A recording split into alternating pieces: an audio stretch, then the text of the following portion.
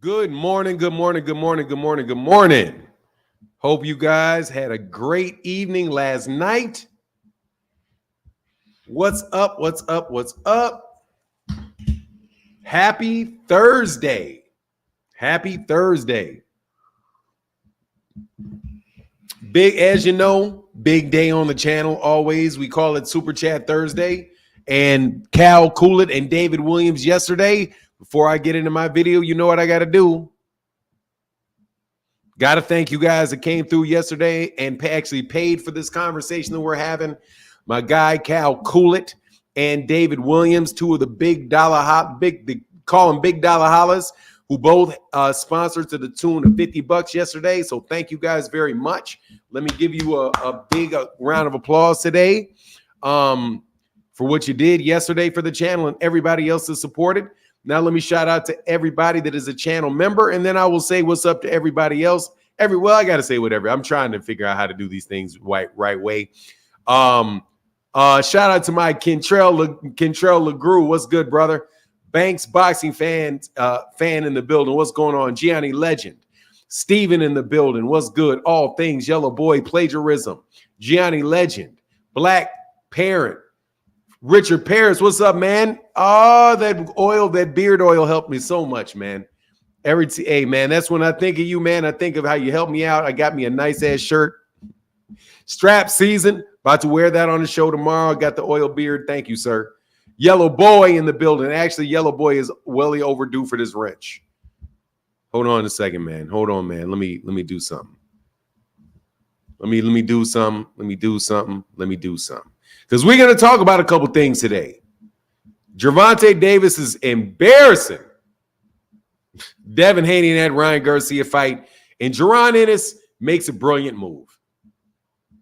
I've done my assessment. Yesterday when it was announced that Jaron Ennis signed with Golden Boy, I had to sit back and think. And I do this, believe it or not. Don't listen to these clowns. I sit back and listen and think about things from a strategic standpoint. And by putting myself in the shoes of, let me get this man a wrench. You wrenched up. Please don't use the wrench. The wrench is not for use. The wrench is to feature you, not to be used. What's up, Yellow Boy? Yeah, man. So I've done my thought. I've done my calculations.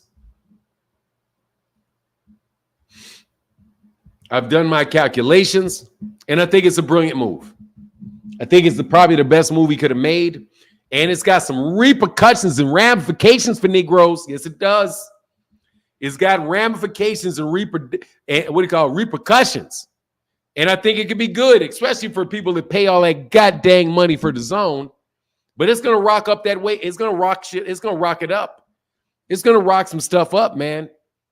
Because that's a huge signing for them. That's a huge signing for them. And that's a big signing for Jaron. Hey, man, I can't lie, man. That's a big signing for him. I think that may be that. I mean, you know, if everything was different and things were different in different promotional companies and boxing platforms may have been different.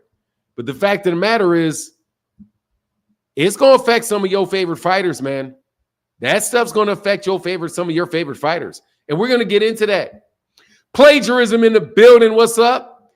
Gianni Legend, if I didn't say it already because I forgot who I said. What's good? Ralph the One in the building. Banks the Boxing Fan, one of the big sponsors of the channel a few days ago. Don't you think I didn't remember that one? What's going on? Edwin Volaton, as always. Marquis in the building. Salutations, Mr. Martin, Mr. Blackwell, and the chat. Thank you, sir.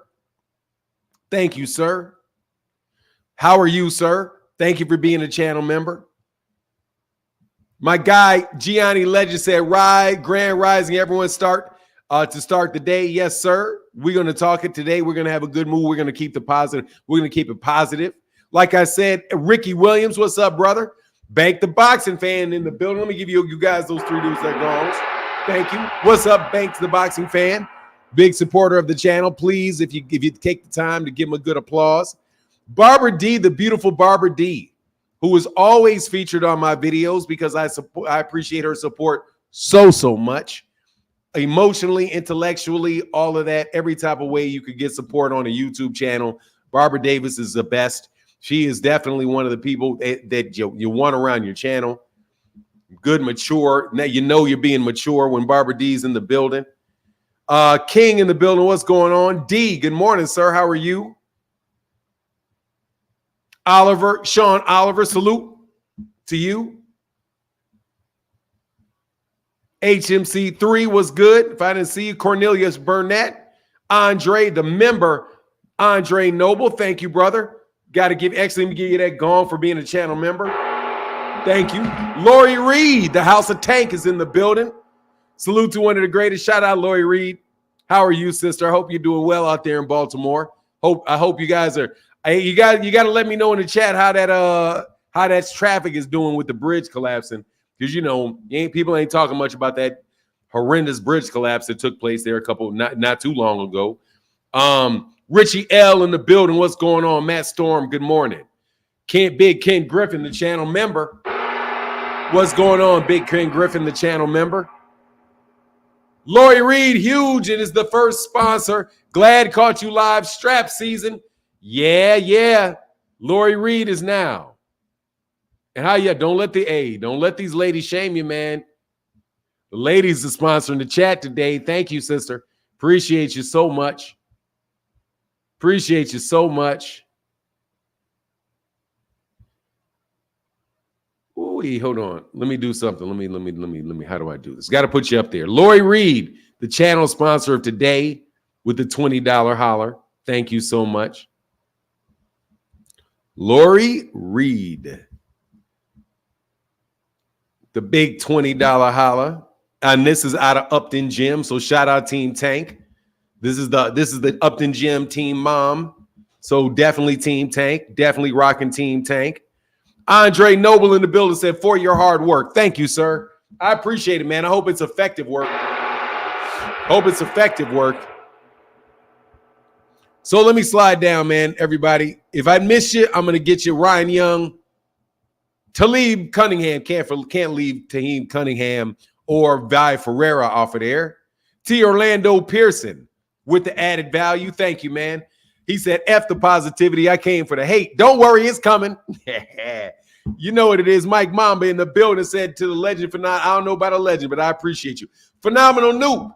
What's going on, brother? How you feeling, man? Finish Electric. What's up? I'm good. Yo, what's up? I'm chilling, man. I'm about to talk about this. I'm about to break down this Devin, Haney, Ryan Garcia embarrassment going on by Tank. Because Tank's going to outsell y'all. Tank, dog, you better believe I'm keeping track of these metrics. And dog, Gervonta, dog, Devin better act right.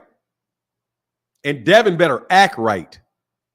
It's mighty funny how people are missing certain something about this deal with Jaron Ennis and who it affects.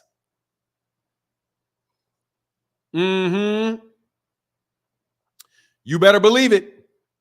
You better believe that that's going to have effect on the Hanos clan. That money just got thin. You got a new home. You got a new fighter in town over there on Matchroom. You got a new Black American fighter over there. The featured fighter. The biggest signing in American history by DAZN. Easily the number one top dude to be signed. Number one American to be signed by DAZN. Jaron Ennis. You better believe it. Ho, ho, ho. And don't you think that Eddie Hearn ain't going to try to throw Devin up in there. Don't you think he ain't about to turn coat, because he already turned coat. He already said we're not paying for that Sandor Martin. He's going to have to drop that belt soon. Well, you know what Eddie's thinking? Eddie's thinking Jaron versus Devin. That's what Eddie's thinking. Jaron versus Devin. You better believe, y'all better think, instead of hating on the PBC, you better think who Jaron just went over there and joined it at DAZN. Things is getting hot on DAZN. What? Things getting hot at Matchroom. We got who signed the Matchroom? At what weight class? Which means Matchroom's going to be pushing for who to get championships? In what city? The city of Philadelphia. big area with a stadium they can sell out. They got a stadium somewhere up there in Philadelphia they can sell out. They got to say, hey, dog, don't call it hating. Just call it real. Call it reality. Eddie Hearn. Ooh, Eddie Hearn he got a signing. Oh, he got him one. Now, I would be a hater if I did not give Eddie Hearn credit for when Eddie Hearn does some shit that's major. That shit's major. Strategically, that's very, very major for him and for Matchroom. And quite smart for Jaron, because better being top dog. Better to be the top dog. Be a big fish in a smaller pond than be the third biggest one over there at the PBC. I think Jaron Ennis came up. I looked at that decision and I thought to myself, why would you do that? And then I thought to myself, okay, you got Canelo over there at Amazon. You got Gervonta over there at Amazon. You still got Errol over there. You got Errol over there at Amazon. They're putting on all Mexican cards over there at Amazon. So you better believe they got an all Mexican card over there. DAZN already proved they can't pay for nothing with Canelo, so Canelo's staying there. That's 4 big dates gone. Maybe 5 big dates gone. If Canelo fights 5 times, 6 of their 12 cards could easily wind up being Gervonta Davis and Canelo Alvarez just by themselves. It's a lot. The big names are over there. Jaron Ennis only 26. You know how y'all like to say that. He's only 26. He's a young kid, young man. And he had hard times getting fights over there on Showtime. DAZN got a lot of dates. DAZN be putting up fights all the time. Trash-ass fights, but they get them. They're going to get the dates. Maybe he can get 3. He can get 3 fights a year. Maybe he can go to Saudi real quick, beat somebody up in Saudi, get a Eurobum tour going on, you know, and just see what's going on, man. See what's going on with that. But that has more effect on the path of Devin Haney. Because you know Devin Haney ain't going to the PBC. Bill Haney said, hey, man, if Gervonta ain't on the contract, why sign with the PBC, Negro? Because you got nowhere else to go. Because it's going to be Top Rank or fuck around with Jaron. Jaron just slipped right in your lane. Oops. Because you know we talk about boxing here. And we talk about the politics of boxing. We talk about the business of boxing. We talk about dollars making sense. And people's motivations. I believe that when Eddie Hearn said, we're not paying for that Sandor Martin fight, you're going to be dropping that belt shortly. Because who's going to pay for it? I ain't dropping nothing. Who going to pay for your fights? Who going to pay for your fights, Devin? That last Regis Prograis fight flopped, and I didn't want to pay for the next one. This one, I'm not paying for. And you know Oscar De La Hoya ain't paying for the next one. You're going to go down to 135 and fight Shakur? Let's look at the strategy behind this. Not just how the Jaron Ennis signing affects Jaron, because honestly, man, it's a smart move from that man. I can't lie. That's a smart move, homie. It's a smart move. It's a smart move. It puts Terrence Crawford in a funny position because now Terrence Crawford's probably going to get stripped. Fucking around with Eddie Hearn. He's going to have a mandatory he's going to have a WBA. He's going to have a WBA order to consolidate belts very, very fast. After Stanley Ennis gets done with that fight with Canelo Alvarez, watch Eddie Hearn force the WBA to have that to make Terrence Crawford fight Stanley Ennis for consolidation. Watch him do everything he can to do that. Because that way, Terrence Crawford's going to drop the belt because there ain't no money in that fight. He'll drop the belt. which means you got standing onus with the WBA. Flat out with the WBA. Why does that help Matchroom? Because then you can try to make a fight between standing onus and Jaron Ennis. See, Eddie, say what you want, and I've always said this about Eddie Hearn. Eddie Hearn is growing. Eddie Hearn is definitely, he's a very young man. You know, like y'all like to say about fighters, they're only, what is he, only 45? Eddie Hearn is entering into his intellectual prime. I always try to tell y'all that from somebody that's 55 years old, see, we know this.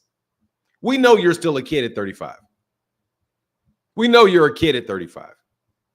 We know you're still pretty much a kid at, you're walking into it around 40. You're really there at 50, 55. You start slowing, 60. If you've made it, you're a puppa-fucking-tearing at 60. 60, 65, that's when you start puppeteering. Like around that age. That's when you start pulling strings because all your relationships and all of that is developed around 55 or 60. When you got your relationships settled. Because first of all, you got your physical shit coming on at an early age. Then later on, you wind up starting getting your mental acuity and you get your experience. Then after that, you get your relationships. That's kind of how it goes when you're becoming a true boss. A true boss. I'm not talking about that bullshit y'all talking about. I'm talking about a real boss. Not the ones that say, oh, well, you got to do it. Not that dumb shit you guys are talking about. Having a company in your name and no goddamn body wants to do business with you. That's not a boss. Not the way that I see a boss anyway. Not the way that I see a boss anyway. Y'all better start. You guys sitting up here trying to wait around to try to drag down the PBC on this. T. Orlando said, so Boots sold out and signed with Hearn and it's not selling out. How's that selling out? I can't even honor that, brother. It's not a sellout. Why would he have to? How's it a sellout if you don't sign with the PBC? I don't see that as a sellout because they don't own his ass. They don't own him. I've never been one to say that signing like Shakur being with Top Rank's a bad thing. It depends on where you are in your career.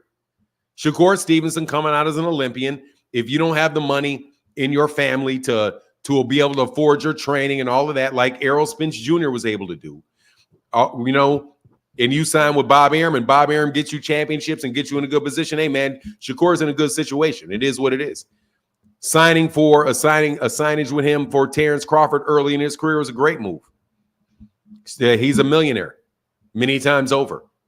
So, look, when I'm talking about the PBC, I'm not saying that everybody needs to sign the PBC. The reason that people consider me to be such a quote-unquote PBC fanboy is because I won't buy into this idea that everything that comes out is negative about the PBC, including this. This is not negative for the PBC because, God dog, the PBC's got Canelo, the PBC's got Gervonta, the PBC's got Errol, the PBC's got Tim Tszyu, the PBC got a lot of fighters, man. PBC got a lot of fighters. They got all the big name fighters in America are over there. So is Jaron Ennis a super big name fighter? No, he's not. Can he be? Yes, he can. But the fact of the matter is that they've got him over there in spades. And they got 12 to 14 dates this year. 12 to 14 dates this year on Amazon. So Jaron Ennis is third fiddle, fourth fiddle at the PBC. So he decides to be number one dog in the United States of America over there at DAZN and Matchroom. Same thing for Bam Rodriguez. Bam Rodriguez is over there doing his thing, getting unification fights over on DAZN. I don't mind that. And when I say, man, I don't like those guys for American fights, it's not that they don't ever put good American fights on, because they do. The problem with me is all them damn Eurobum undercards. Like, Jesus, I don't want to watch 5 hours of that shit. I'm paying. But anyway, you get my point. Like, I'm being straight to the cuff, man. I'm not like, no, man, I don't hate. I'm not going to just, that's negative. I'm not like fucking Rick Glazier. I'm not going to say everything those guys do are bad. I'm telling you, I see some of the things that you see in Eddie Hearn are very commendable. Eddie Hearn supports his fighters. Eddie Hearn gets his fighters fights. Eddie Hearn gets his fighters money. He does. Whether or not he knows how to promote effectively yet in the United States, that's a different thing altogether. But hey, man, You learn. You live and you learn. And if he sticks with it long enough and he puts his energy to it and in his mind and his resources to it, hey, man, that dude will make some good moves. And he just did. We got getting Jaron Ennis. That's a big thing. He didn't play around with that. And I don't know what type of money he gave him, but if he gave him a lot, he would have been smart to do it because that dude's going to win. That dude ain't just got a mouth. That dude's got major fucking ability. So Jaron Ennis gets a multi-fight deal. He's got his own promotional company. Hey, man, let's see what's popping. Let's see what's crackalating. Emmanuel in the building. Thank you, brother, for that support, man. Thank you so much, man. Broderick, Eric Hunter said, I felt like King, Frequent, and other habitual offenders getting timed out. I was timed out for the first time on another channel. I felt lesser than, and I need a support group. Hey, you can come over here, Hunter Young.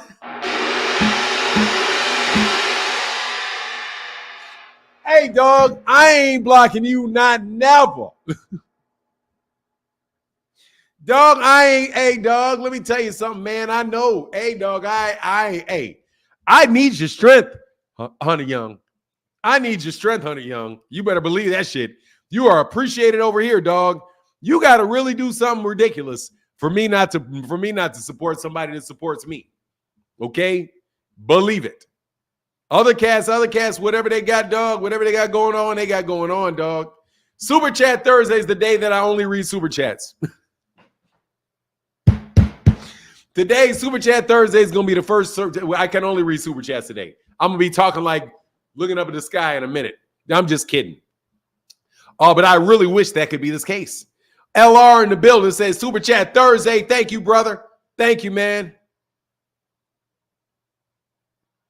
You weren't waiting for shit, you fucking lie. Yo, you a fucking lie.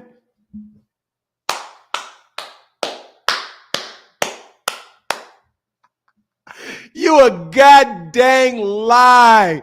Boy, if you don't stop fucking lying, man, look at this clown. I was waiting for you to push the Boots versus Devin agenda. You are waiting. I've been saying that shit for years.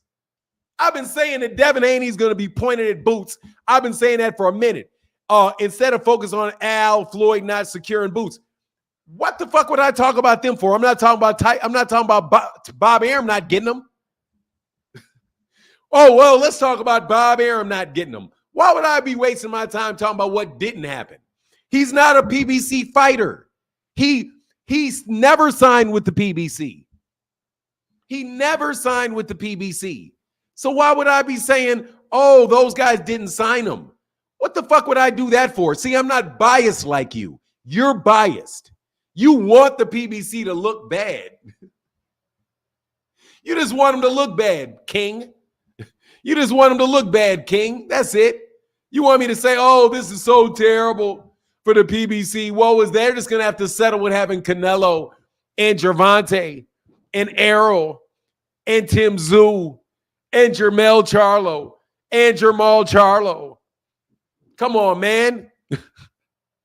They've got 12 fight dates, and they're going to have to find a way to fill them with Canelo and Gervonta and Errol and Keith Thurman and Danny Garcia and did I say Gervonta Davis and Isaac Cruz and Isaac Cruz. Oh, well, how are they gonna live without another fighter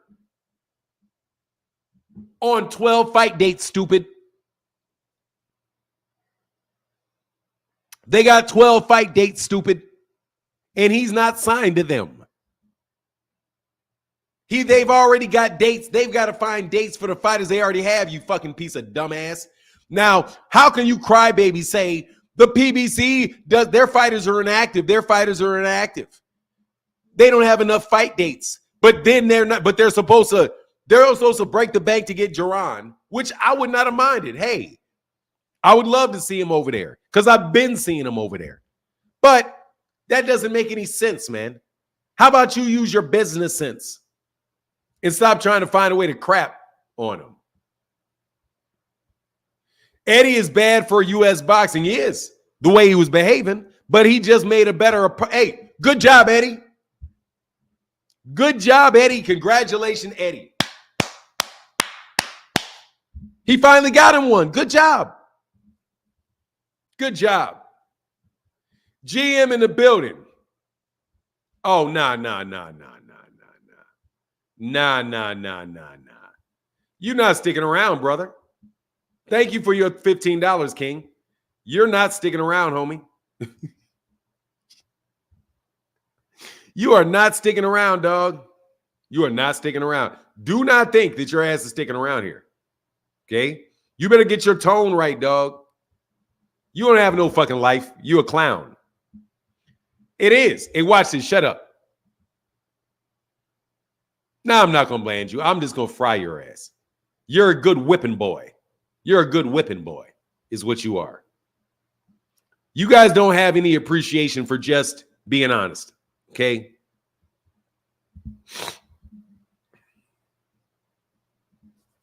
Fanon, you see Ryan say no one cares about Tank anymore because he's not fighting anybody and the Tank needs him to make money. That's just ridiculous. No, I didn't hear that though. Fanon, you think Boots and Bud fight will happen? No, I do not see Dewberry. No, I do not.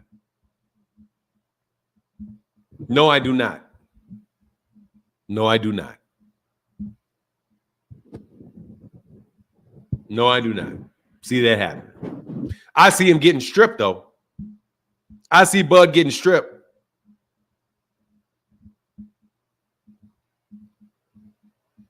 Yeah, I know. I know that's King. Pay, though, bitch. Pay. That clown G-Man was on KO's channel getting bullied last night. Jared Wilson is definitely King, same writing style and everything. Of course, there's only that many people that are that fucking idiotic, bro.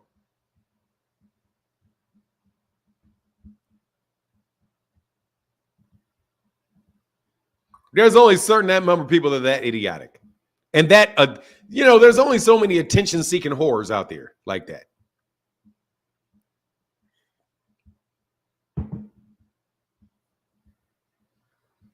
Look, man, if you're going to look at what people do, you got to look at it from their point of view. Devin Haney going to the zone was a good move for Devin. It was a good move for Devin. It just told you that he wasn't that interested in fighting Gervonta, but it was a good move for him. He got featured. He was out there in the forefront. Bro, the PBC is deep. The PBC is deep. They're deep. They've got a lot of big name fighters over there with limited fight dates.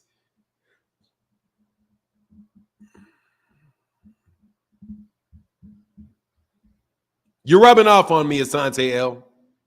You're rubbing off on me. Big Dog Willie. He said 2024 is the worst one yet. 2024 Haney is the worst one yet. The amount of lies. Oh, man. They got a lot going on, bro. They got a lot going on. Look. If it gets him more fights and it gets us good fights, I would like to sign him. But more importantly, it really doesn't. Yeah, free-ish. That's what black people are. We're free-ish. Since 1865. See, I'll show you. Free-ish. Since 1865. Yep. Shout out to Ananda Lewis, who sent me this t-shirt because I paid for it. But I always like to say, she said, thank you for buying it. And I was like, oh, that's so cool.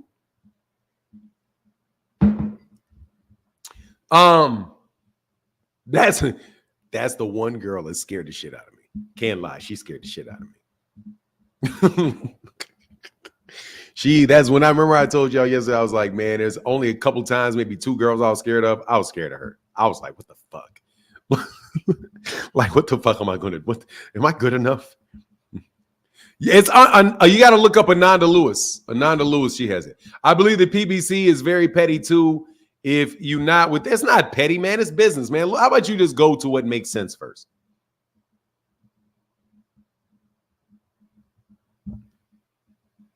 How about we just talk about what makes sense first? Okay? How about we go with what makes sense first? Is it I am Jaron Ennis, and I have to decide who I'm going to go with.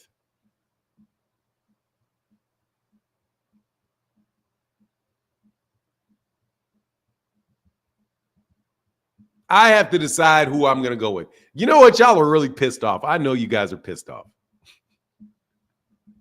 I know y'all fuckers are pissed off, bro. You guys can't. Oh my God, Fanon is all shit. I thought I had him. I thought I had him. Oh my God, I thought I had him. No, I didn't. I could have. I was scared. I was fucking scared. I fucked it off. I was, God, dog. You just got to understand, dude. Like, no, dog, you got to understand, dog. I fucked that off. But, man, oh, my God. Oh, my God, man. My wife was like that. I didn't fuck my wife off. I didn't fuck off my wife. I got that one. I got that one. I didn't, because my wife is bad as shit. No joke. Like, no joke, no joke. All y'all niggas, all y'all cats that were like, if you would have seen my wife at 22, oh, y'all be sick. Y'all be sick, dog. Y'all have been sick. So let me give my wife her credit for being really bad. But oh no, I get a lot, dog. You tripping to Orlando? No. I got a lot, dog. I can't lie. I was in New Orleans. I got a lot, dog. I got a lot of shots. I don't know what you talking about, dog. I got a lot of shots at girls like that, nigga. Who are you? I had a good dog. I had a few shots. I had a lot of shots, dog. No, but it wasn't how she looked, dog. Oh my God. No. My wife, dude, we older. No, I'm talking about you young dudes who were like, at 2023, dude, she looked like them super dime piece ass 22-year-olds. No, it's different now. I mean, we're older. You know what I mean? She's gorgeous, a gorgeous 50-year-old woman. My wife is 50 years old. I'm over 50 years old. We're grown-ass people now, man. Ain't no shame. You look younger. You look more, you're out there on the hunt. I'm not talking about niggas out there on the hunt. She's better than what you Negroes got. I'm sure of it. But that's why every time, dog, no joke. That's how I be thinking. You niggas talking to y'all talking all that shit. Dude, I just go to the other room, kiss my wife on the cheek and be like, thank you, baby. She'd be like, yeah, you're welcome. You don't know them Creoles, dog. You don't know them Creoles. They know what they are, dog. Anytime y'all try to sweat me and say, oh, you're ugly, oh, you're gray hair, you're old, I will literally, because it affects me.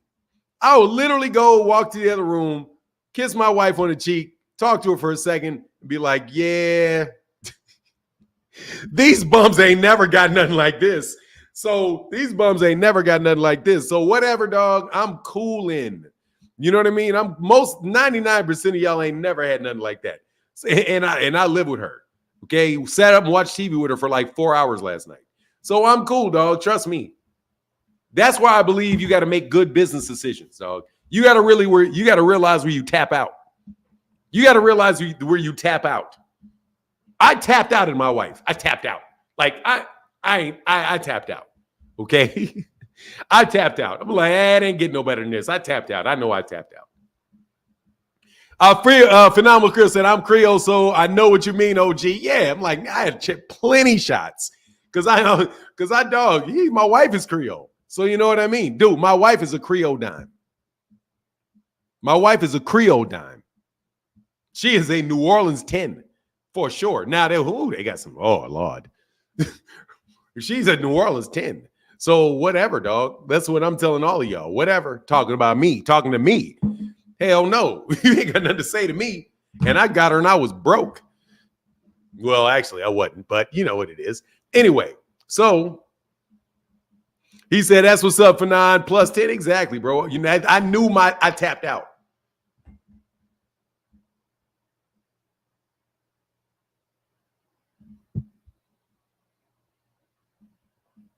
Oh, man, that dude's a fuckboy, Sammy Sosa.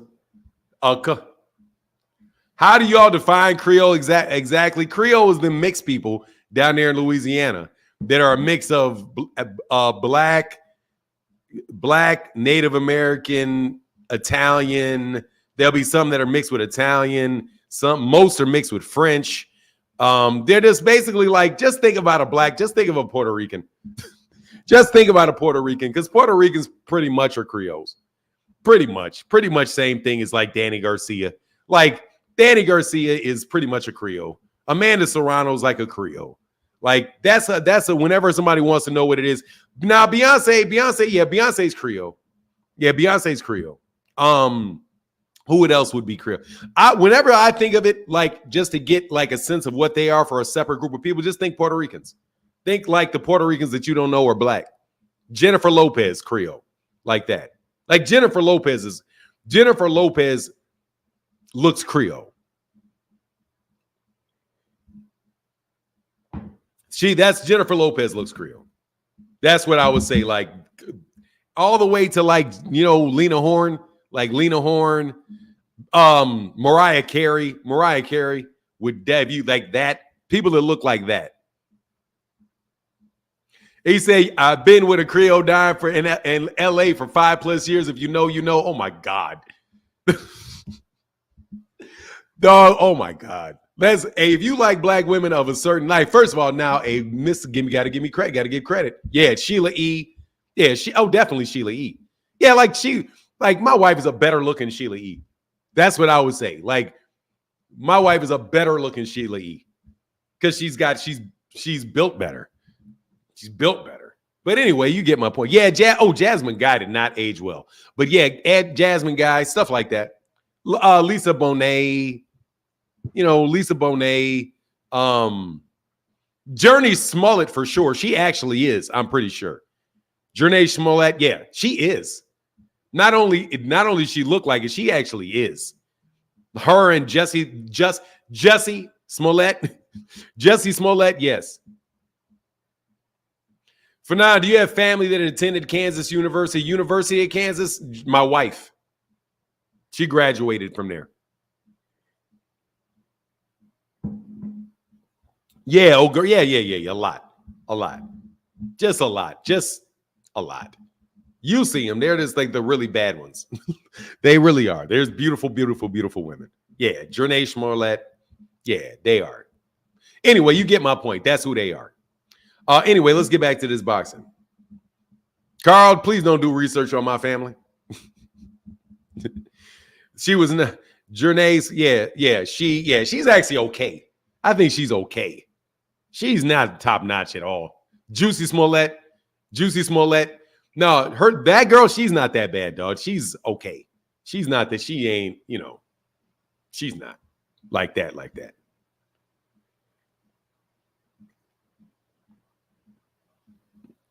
Anyway, so let's get back to boxing. Let's get back to here. Paper Route in the building said, my wife is Creole with a lot of freckles, so I know what you mean. Yeah. Like, yeah, they're bad chicks, bro. Bad chicks.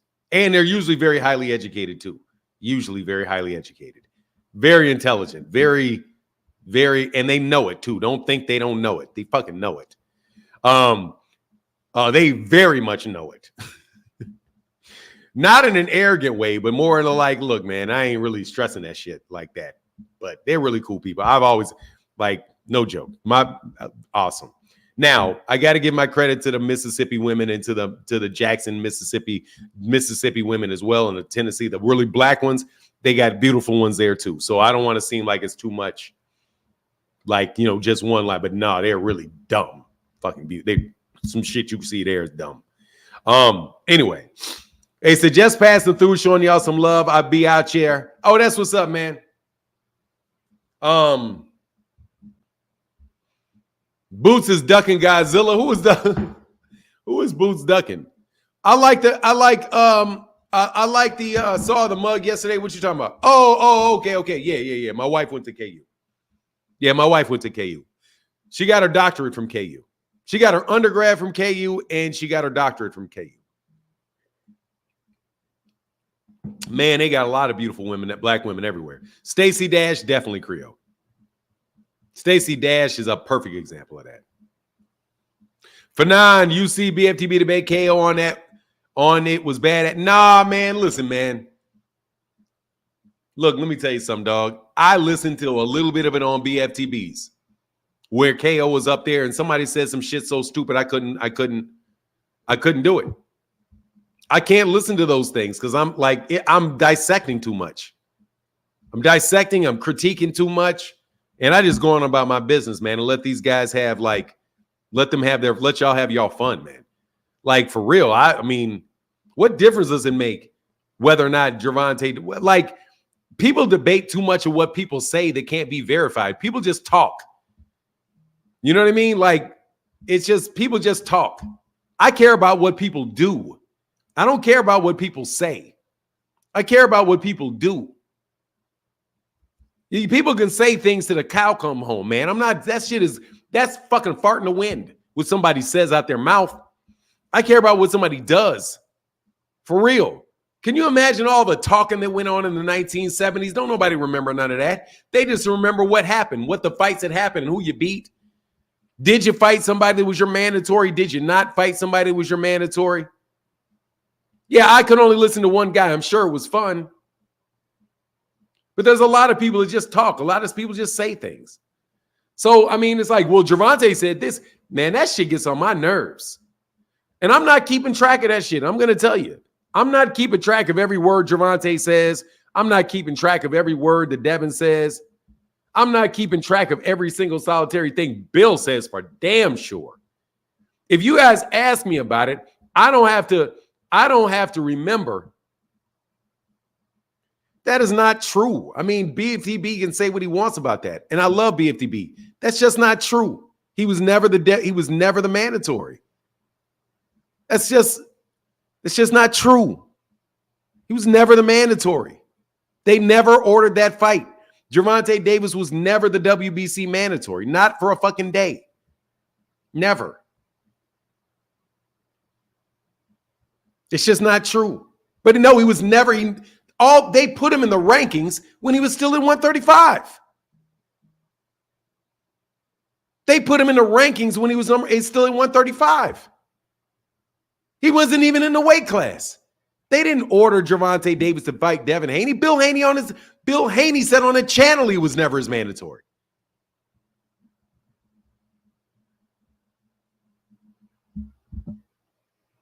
I mean, it's just, no, not at 130 either. Devin was never at 130. So how could Devin? Yeah, Gervonta Davis was at 130 when they ranked him in the weight class ahead. And then he fought for the WBA championship as soon as he got there. He was never the mandatory. They never ordered that fight. They never ordered any mandatory. The only mandatory Devin Haney's ever had was Shakur Stevenson. That's it. That's the only mandatory. And it's just not true that he was the mandatory.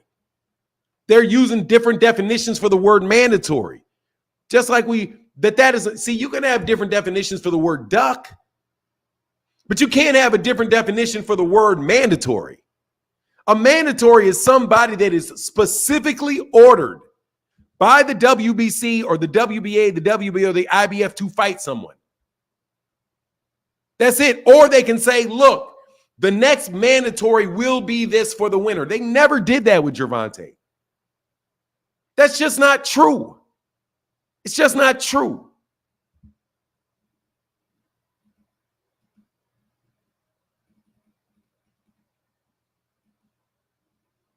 And what's not true is not true. It's just not, it was never the mandatory. How could he have been? How could he have been? His first fight at 135, his first fight for 135, first fight at 135 was against Yuriorkis Gamboa for a belt. They didn't order a mandatory. They didn't order a mandatory. He was not in that position. As a matter of fact, watch this. That kind of gets on my nerves. I'm not gonna lie. That kind of gets on my nerves because don't bring that to me. It's just not true.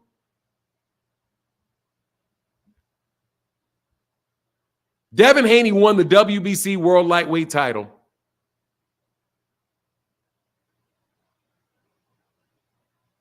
His first fight was in 11-19. His first fight for the WBC lightweight title was November of 2009 against Alfredo Santiago.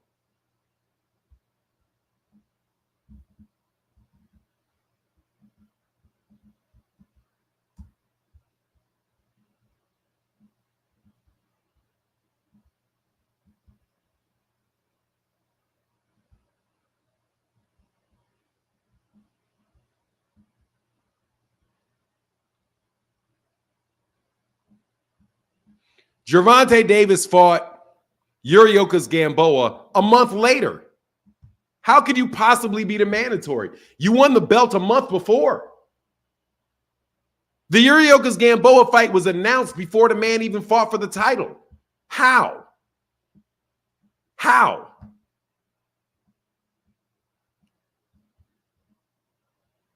Look, I'm going to show you.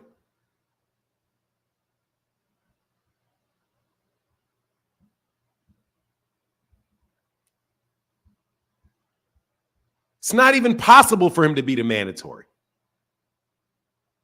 That shit is frustrating to me, man. I can't lie. That shit frustrating. Don't bring that shit to me, man. Look. This is Devin Haney right here. This is Devin Haney, BoxRec. 31-0. The first fight that he had for the WBC world title.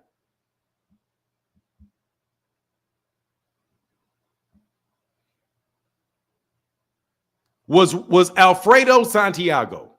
Look at the date. It's 11-9-2019. This is the first time he was the WBC World Lightweight title. Right there. That's the first time he ever fought for it. Before that, he was the WBC Interim World Lightweight title holder.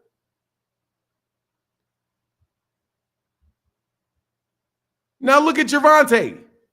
We're going to go to Gervonta. Keep this date in mind.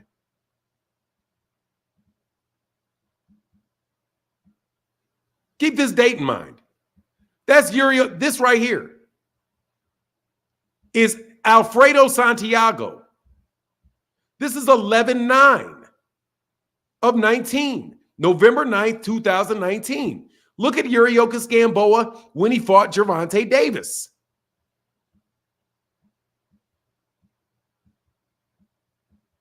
Come on, man.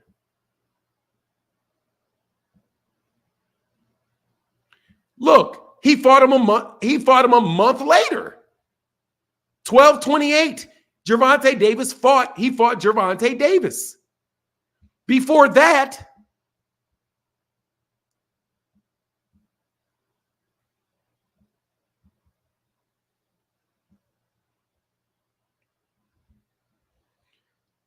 in 3 months before, he fought Nunez at 126 pounds. He fought him at 130 pounds. He fought Nunez. He defended his title in July.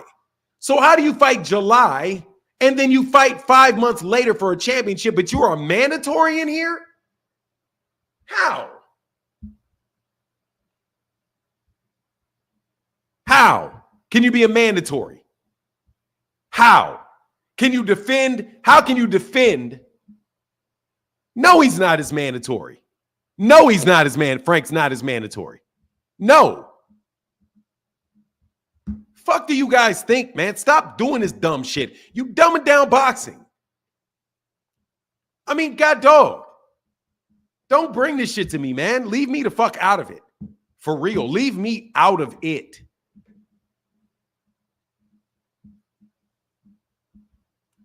I know what they're talking about. They're talking about the fact that he was rated there.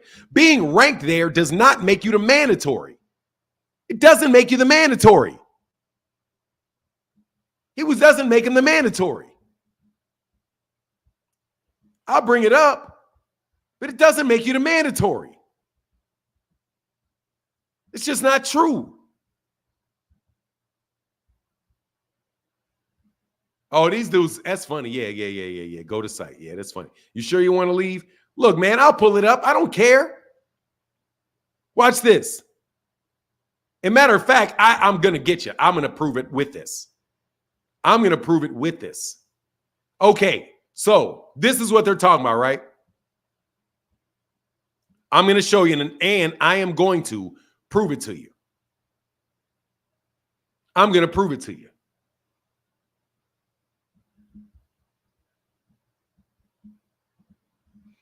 Man, this is the dumbest shit, bro. This is, I mean, for real, this shit is stupid. Not stupid, but it's fucking ridiculous. And this is why they call me a Devin Haney hater, bro, because leave me alone with this shit. Okay, here. The WBC rankings. Gervonta Davis is number 1. Javier Fortuna is number 2. Devin Haney is the champion. Now watch this. Franchise champion Lomachenko. You guys say he ain't even listed as a champion. He's listed as the champion on this. In 2019, he's listed as the champion. But anyway, that's secondary. You have Devin Haney is the champion. Gervonta Davis is number 1, right? This is in November of 2019. Let me go here. Let me go right here. WBA boxing.com. And they actually have the best search. They have the best search engine, so it's really easy with them. Year 2019, November. Search. Lightweight.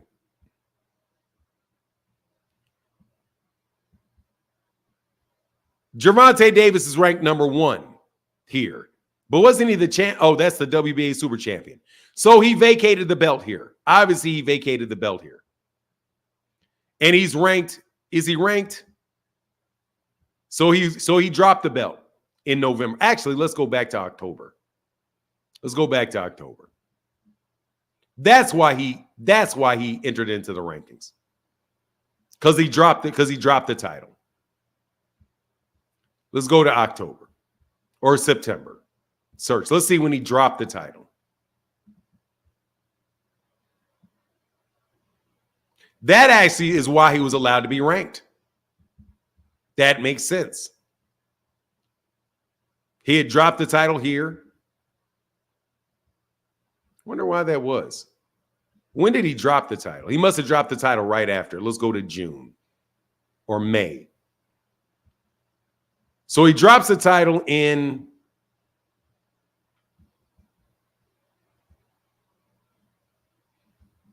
what is this? Vasily Lomachenko. I wonder why they didn't list him as champion. Because he should have still been the champion. Let me see. When was the month that this happened?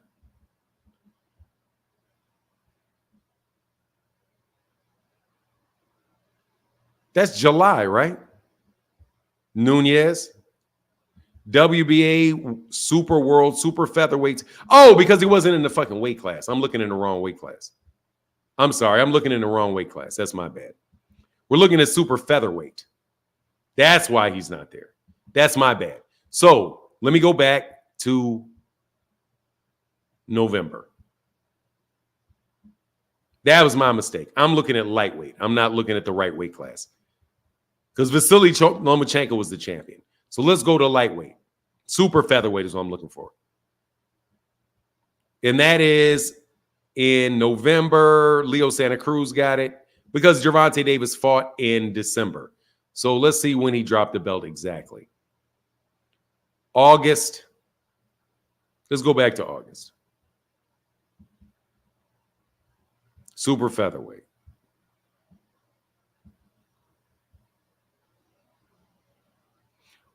Of 2019, when was he listed in this? Why is this super featherweight?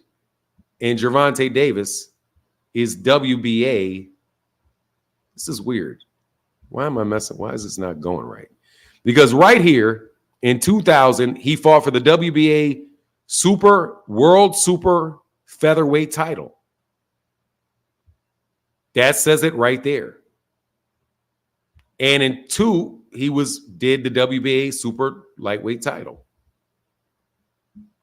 So why does the WBA say he wasn't champion in, because that's still November. In August, search, let me go back to August.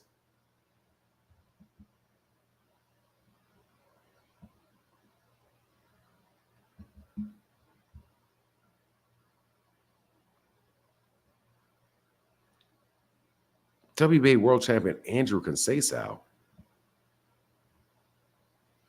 This is something wrong with their site or something wrong with my mind. Super featherweight, right? And this is in August or July. That is, it's August. No wonder. Let's go back to May. So I make sure that this dude was actually the champion. This is crazy. Gervonta Davis. Okay, so Gervonta Davis was the champion in May. Then let's go to June. Search for June. We're going to see when he was no longer the champion.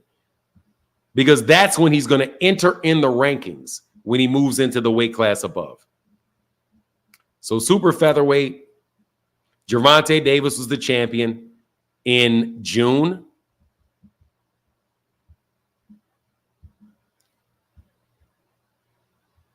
He was the champion in July. And he dropped it in August because this is when he's no longer champion, August. So he drops it in August. Right? Yeah, he dropped it in August. So he drops the belt in August. Let's say August is the date that he drops it. And then he fights is this him? Yep. So he drops it in August, right after this belt. Right after this fight, he drops the belt. September, October, November, December. That's 4 months later. He fights Yuriorkis Gamboa. When does he enter the rankings? The rankings of the WBA. So let's go to the lightweight the same month. Let's go and see if he enters in the rankings this month. So we know the story of it. Gervonta becomes the number one for a vacant title, where Yuriorkis Gamboa and Gervonta Davis are number 1 and number 2. So right there, you know who's going to fight for this belt. Gervonta Davis, Yuriorkis Gamboa for the vacant belt that Vasily Lomachenko had. Now, so we now know that he was positioned 4 months, and doesn't that make sense? Because you have a fight in October, you have a fight in December. 4 months before that, you move up and become the number 1 rated guy. You also become the number 1 rated guy the same month, probably, by the WBC. So he enters the rankings of both, but he's going to get a shot at the vacant belt in his next fight. That's why he's in the rankings. He's in the rankings because he dropped the belt. Now, we're going to look at, so Yuriorkis Gamboa, Gervonta Davis. When was the date that Vasily Lomachenko becomes Devin Haney elevated?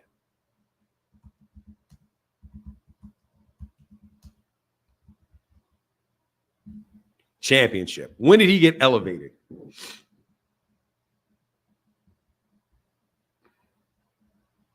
October. On October 24th, this article comes out and says Devin Haney elevated a WBC champion by default. That's in October. So he had a mandatory with Gervonta Davis. After Gervonta Davis already announced a fight between him and Yuriorkis Gamboa. Let me see. Gervonta Davis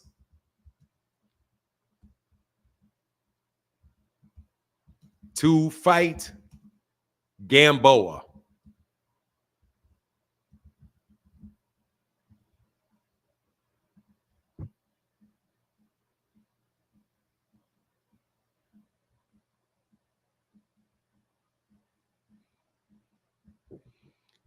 When was this? State Farm Arena. When was the date of this?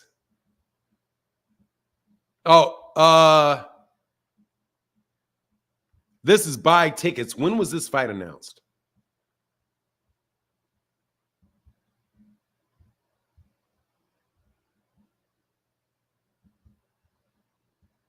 I hate to do this, but I'm going to kill this.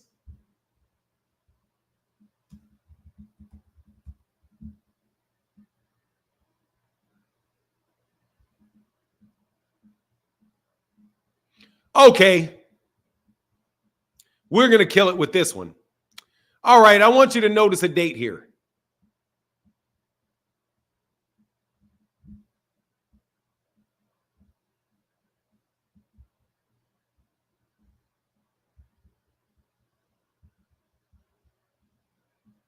I want you to notice a date here, okay?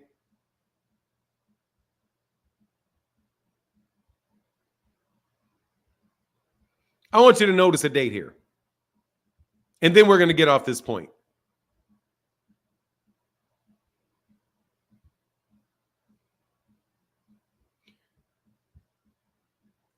This is a news article. Please look at this date. This date is October 25th, 2019. Gervonta Davis moving up to face Yuriorkis Gamboa lightweight in a lightweight bout. Can you see that date?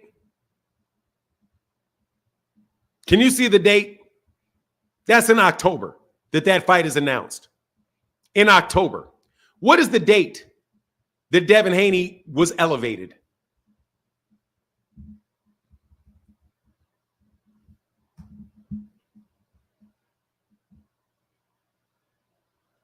Devin Haney was elevated the same day.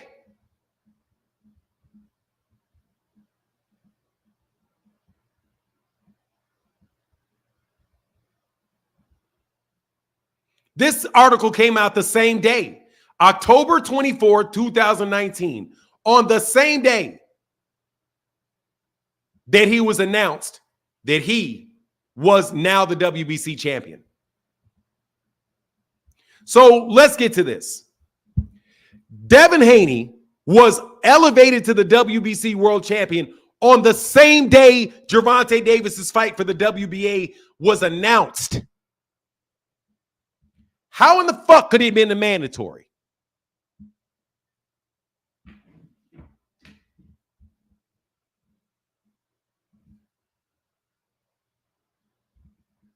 How could he be the mandatory?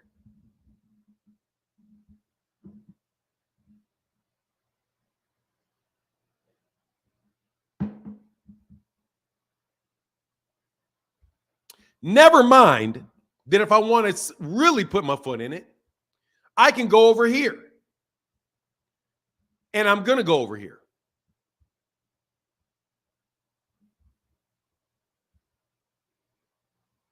He was never the mandatory.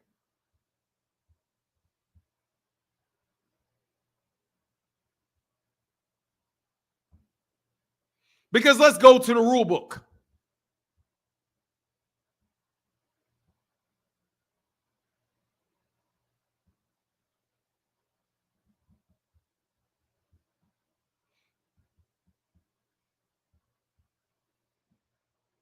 Let's go to the rule book.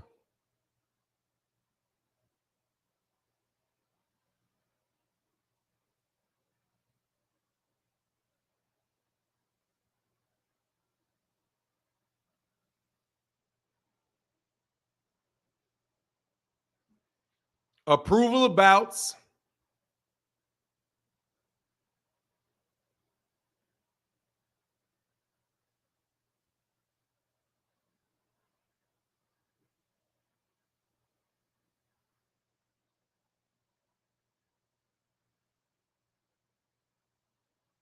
WBC officials, championship belts,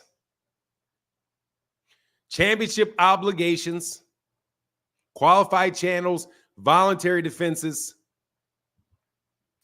mandatory defense obligations.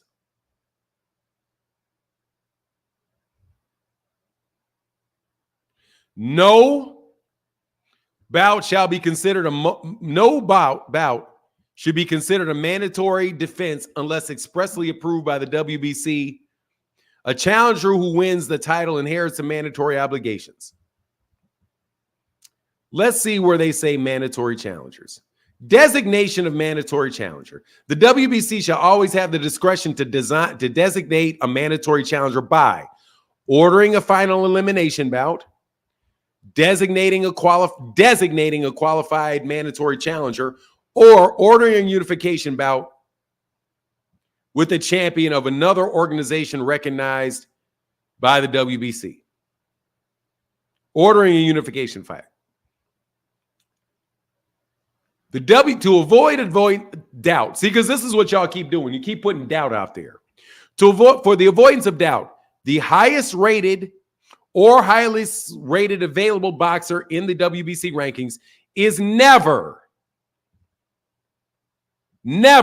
solely by the virtue of such position. What position? Of being the highest rated. The official mandatory challenger. So the fact that Gervonta Davis is the number one contender in the WBC does not make him as mandatory. Number two, he already announced that he was having a fight with Yuriokas Gamboa on the same day that Devin Haney was elevated. And in order for Devin Haney to have gotten that mandatory, that means Gervonta Davis had to be the mandatory for Vasily Lomachenko.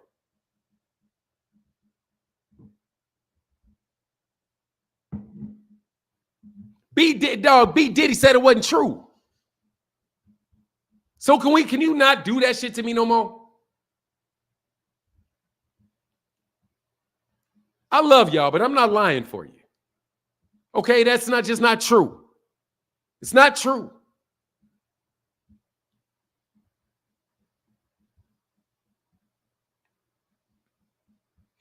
Andre Noble said, change it up. My opinion, I think it was a bad move for Boots, but I understand to stay active. Change it up. My opinion, I think it was a bad move for Boots, but I understand stay active. No, I think it's a good move for him. I think it's a good move for him. Just like I think it was a good move for Devin Haney to go to Matchroom. Kyle Porter said, good morning. What are your thoughts on Boots to Matchroom? Thoughts, Shields, diss track, and being better rap? Fuck that. I didn't give a shit about it. I didn't listen to that shit. I don't listen to regular rappers. I damn sure ain't listening to that. My thoughts of Boots moving to Matchroom, I think it's probably a good move for him. I think it's a good move for him. I think it's going to cause a lot of problems for other people at Matchroom. I think that Devin Haney is going to have to stay at 140 and try really and re-sign with Top Rank if he's not trying to run into that guy. I think Sheikh Aladepio, whatever his name is, could pay big money for that fight. Jaron Ennis and Devin Haney is a big fight. I think it's a big money fight that Devin cannot win. But yet and still, I think that's what they're aiming at. That's the person that I think it affects the most. Big Dog Willie in the building said, I told you if B. Diddy says it, it's fact. Look, man, I know he said that shit. That's a fucking lie.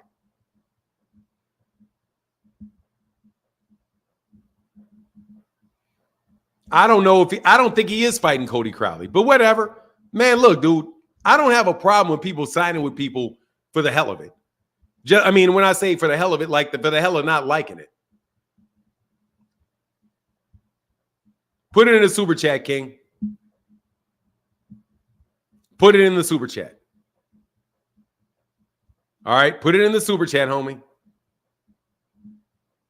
Oh, Eddie said that's who he's fighting next. Well, okay, he's paying big money to see that dude get beat up. Good. Then it's definitely a good sign. He's going to get a fight. Good. What are Boots' options at Matchroom? Same options he got now. You got to understand, like, I don't know. Actually, I don't know. I don't know what his options are at the PBC either. I don't know. He's in a difficult position of being very, very, very good. He's a champion. And overall on the Amazon, they're stacked with fighters on Amazon. So what fight dates is he going to get? You're going to be an undercard fighter? You're going to be an undercard fighter to Canelo, an undercard fighter for these guys? That's my take. But look, man, I trust the kid. Trust Bozy. Those guys are doing the best decision for them. And you got to do with the best decision. He should have had Spence. No, they're not going to give him Spence. He's not signed to the guys. He's not signed to Al Heyman. If he signs to Al Heyman, they still may say, look, man, we're trying to make money and you're on your way up. And they can catch him. They eventually wound up getting Canelo Alvarez if it winds up being a situation where they really grow him and he winds up being a really big name and he's killing it. His contract will be up. And if they got an offer, hey, man, look, I'm not going to criticize Jaron Ennis for making a decision that they feel is necessary for their career. I don't know how much money the PBC offered him or how much I don't even know if the PBC offered him anything. People are just making the assumption that Al Heyman and those guys tried to sign him. You know, I don't know. I don't know. I don't know what that deal is, but I know this, that he's the best fighter on DAZN. He's the best fighter on DAZN. And as somebody that pays monthly fees to DAZN, man, I'm glad that I'm paying for the shit. At least I get to see him. And I'm hopeful that we get to see fights. I don't know, shit. Ryan Garcia may go up there and get beat up. Who knows? You may be able to get Sabril Matias to go up there 147. Who knows? No, I don't think he advised. I don't think Al Heyman advises Jaron Ennis. But, I mean, he could be Tevin Farmer 2.0, but look, man, that was a smart move. Actually, that was a smart move for Tevin Farmer, too. Tevin Farmer wasn't getting nothing outside of those contracts that he got with Matchroom. Wasn't nobody putting him up there like that.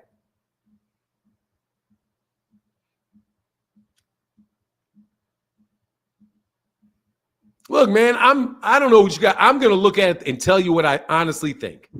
I'm not going to do a one-sided camp, man. It is not.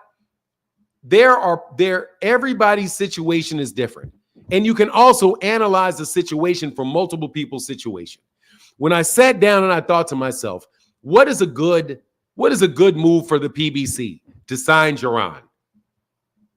And I'm sitting there thinking, well, I've got Canelo. I'm not giving resources to Jaron over Canelo. I've got Errol Spence. Man, if I got an opportunity to build Errol Spence, I'm donating, I'm putting my time and energy behind Errol Spence before I put it behind Jaron Ennis. I believe you, GM. You ain't got to put the link in the chat, man. I believe what you said that. I believe it. Because they said they were going to announce it, and he said it's on Matchroom. That's cool. And if they didn't want to, and if better not put that shit on pay-per-view, even if they do, I'll buy it. But yeah, man, look, I can look at it from multiple situations. If you look at it from the point of view of the PBC's already stacked. They got Canelo. Do they got Canelo for this? Do they got Canelo, period? They've already proven they got Canelo. Do they got David Benavidez? They got Canelo. They got David Benavidez. They've got David Morrell. They got Jermell Charlo. They got Jermall Charlo. They've got Errol Spence Jr. They've got Danny Garcia. They've got Landy Lara. They've got Gervonta Davis. They've got Stanionis with the WBA. They've got a lot. Well, Stanionis is probably, I wouldn't count that. I'd switch out Stanionis if I was them in a minute. But, man, look, the fact of the matter is Jaron would be third fiddle. He could probably work his way up to third fiddle. It's going to take a couple years before Jaron gets to second fiddle, third fiddle with the PBC. Right away, he's top dog. Right away, below the heavyweight division, but right away he's top dog. Below, I mean, you got Anthony Joshua. Who else you got? Beterbiev. I mean, no, they got Bivol. Who do they got?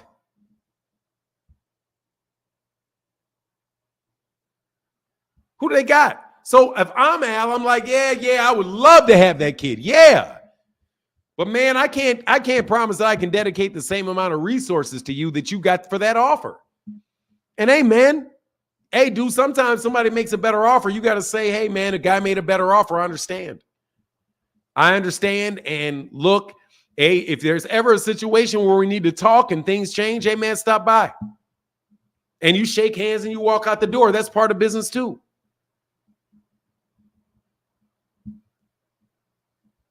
I'm going to be honest with you guys. I'm not about to sit up there. You guys are the PBC haters and just saying stupid shit to fucking say stupid shit. I'm telling you, man, I'm not doing that shit. You guys ain't, man, the reason y'all ain't mopping me in no shit is because I ain't about to say no shit that you can mop me with. You know what I'm saying? Y'all ain't about to mop me with no shit like that. Oh, my bad, man. I'm a little late on these super chats. Mr. Henry Dog said, hey, Mick, thank you, sir. Thank you for the personalized $1 cash. Thank you, brother. Appreciate you so much.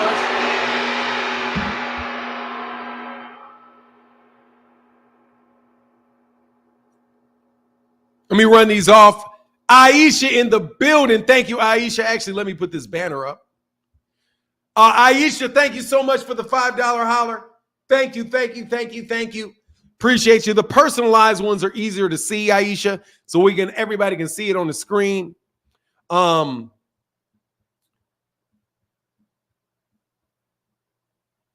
Rodriguez Williams joins the channel membership crew.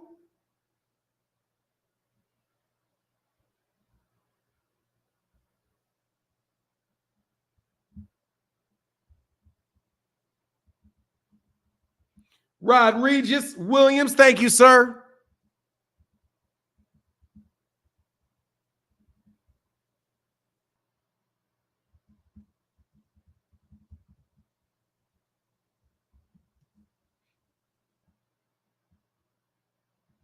Thank you, brother. Thank you for that $20 donation. That is huge. Thank you for keeping the channel popping and crackling on this Super Chat Thursday and Cash App Thursday. Adrian Molina, brother, always got to give that gong. Said, hope all is well. Blessings to our Boston family. Adrian Molina, an hour ago, brother. I'm sorry it took me so long to get to that. I may start doing them in 15-minute intervals. I think that's how I got to start doing. I'm going to start checking in 15-minute intervals. My guy, Marcus Preset, for the show with the big $5 holler, brother, keeping them lights on. Thank you, sir.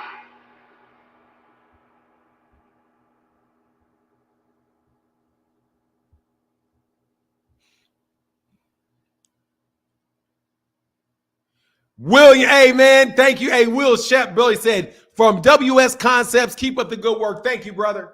Thank you, man. Big $10 holler. Big $10 holler. Thank you so much. Mr. W2 in the building. Hey, Blue 5. Hey, man, shout out to, man, I forget the Sigmas, bro. Man, what's the Sigmas, man? Them great brothers of Phi Beta Sigma. Said Blue 5 with the $15 holler. Shout out to the great brothers of Phi Beta Sigma. You know what I mean? The Divine Nine. The proof that black people are constructive human beings.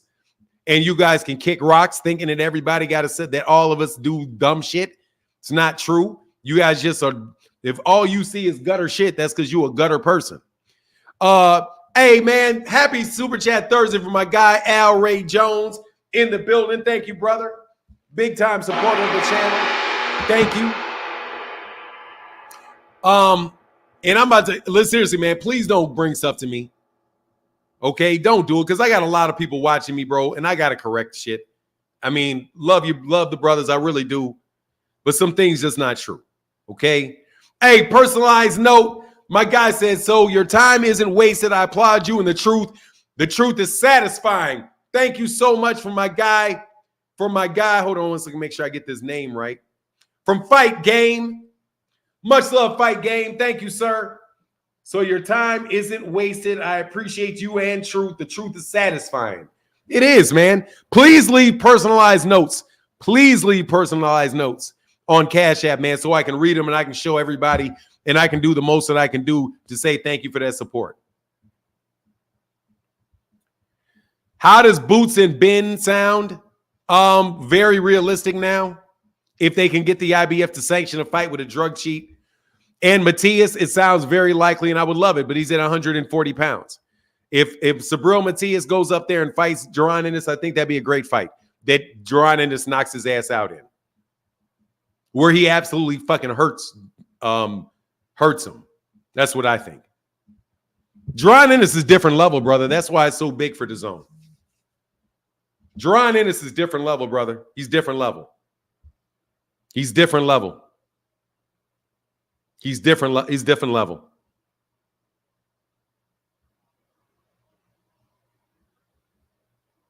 That's just a different level dude, bro. It's a different level dude. It's a different level dude. Jaron Ennis is nasty as shit. No joke. Dog, he is. Dog, God, dog. That's, man, you know what he is? Like how everybody talking about Ben Whitaker? He does, dude, oh my God. Man, he's nasty like that, dog. Dog, seriously, he's nasty like that. That's a huge signing for the zone. It really is. And you got to give people credit where credit's due, man, or you come on, man. Like, come on, man. But again, the only issue that I have where people talk about the PBC is their intent to make them look bad. And I'm not going to do that just to make I'm not going to do that and just try to make Matchroom look bad. Because, dog, no joke, that's all I would be doing if I didn't look at it and say, okay. Then you're just, dude, you know what I mean? Like, you're an advocate. You're an advocate. I'm not advocating. I'm not advocating. I'm just telling you what I see, and I'm being straightforward about what I see. What do you mean? No, it ain't what for him? Yeah, it is huge for them. It is huge for them. It makes me not regret paying for that. They say O.J. Simpson passed away. Really?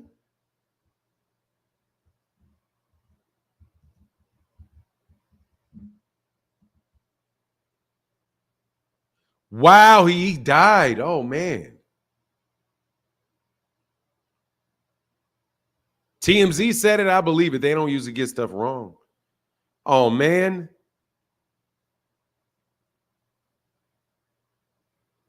Man, rest in peace, man. Oh, battle with cancer.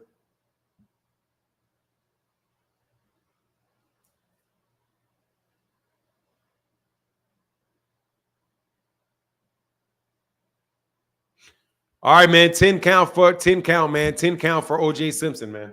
10, 8.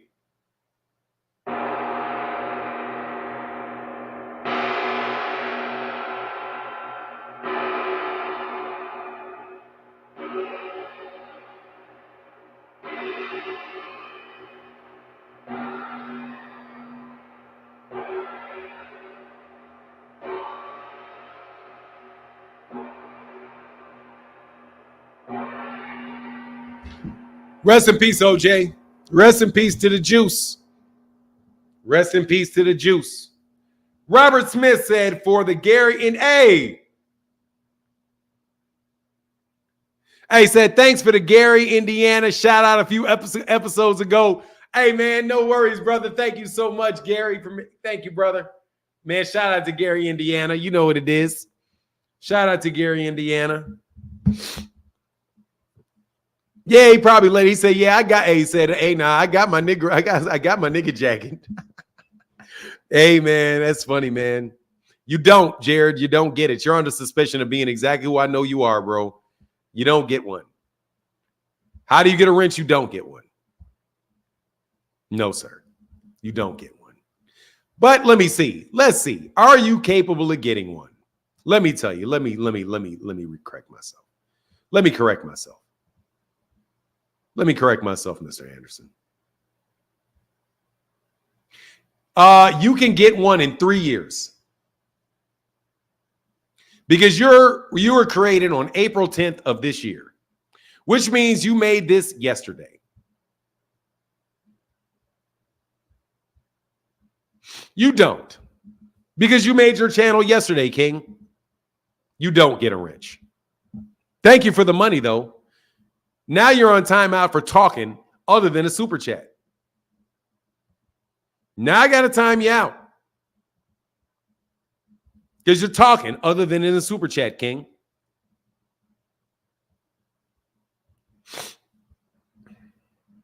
Oh, don't worry. I know. I checked the date. You don't. I just want to make sure. I just want to say, hey, maybe there's a chance that you created this 5 years ago. If you would have created it 5 years ago, if you can find a way, dog, it's the same dude, Kyle. It's the same dude, Kyle. It's the same dude. Put it in the super chat. And I didn't ban him. I timed him out. Timed him out. He can talk with super chats. Okay? Dog, you not fooling anybody, man. If you're of age, get your prostate checked out. Dude, I go to the doctor 2 times a year. Actually, I'm kind of slow. I got to go. I'm supposed to make an appointment for one next month, but I think I'm going to wait a couple months until I, I'll let everything. Dog, don't tell him. Don't tell, hey, dog, please don't say 2. I ain't no joke. Hey, like, if you're going to do a $1, $2 super chat, please do it in Cash App. Please do it in the Cash App. If I can ask you, please. If you're going to do $1.99, if you're going to do $1.99, $2.99, please put it in a personalized super chat. Please. Because that way I can show it to you. I can give you your credit. I can hit the gong and all of that stuff. But dog, them things disappear, man, on YouTube. So a lot of you guys, it's like I got to go back and please do it there. Please do it there. Please, and you chopping off, like, the value of it really goes down for that. It really does. And Big Dog Willie, except your big man, fuck that. Big Dog Willie, do whatever you want. Nobody wants to see Bud fight these no-name fighters. Everybody wants Bud in boots. Well, if he's going to pay for that fight, but I still don't think he will. Okay, thank you, brother. 5 and up on here. Benny Perry did it to insult me, but that's all right. Thank you, Benny Perry. Thank you. Your Cash App not on the secret on the screen.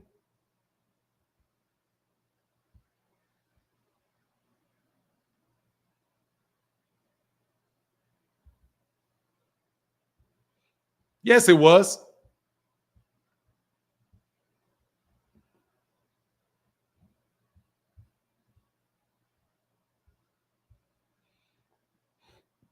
It's right there. Support Cash App for non-INT. My Cash App is right here in red. It's in red. It's right there. It is absolutely positively right there.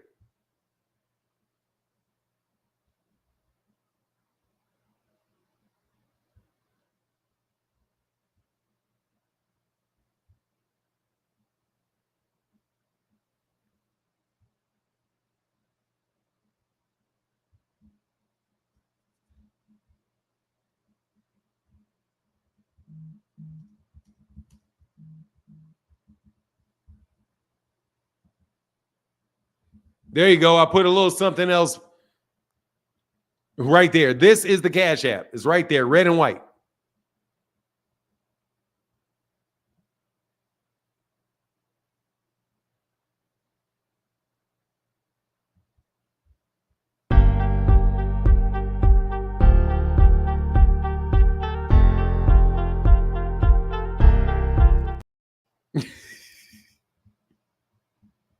Hey, man, they got all kind of new stuff back here I never seen before, bro.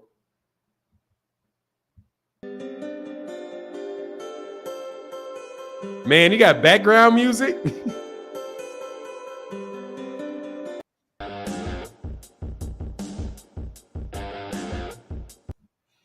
Man, they got all kind of good stuff, man. I can put my gong on here. Dope.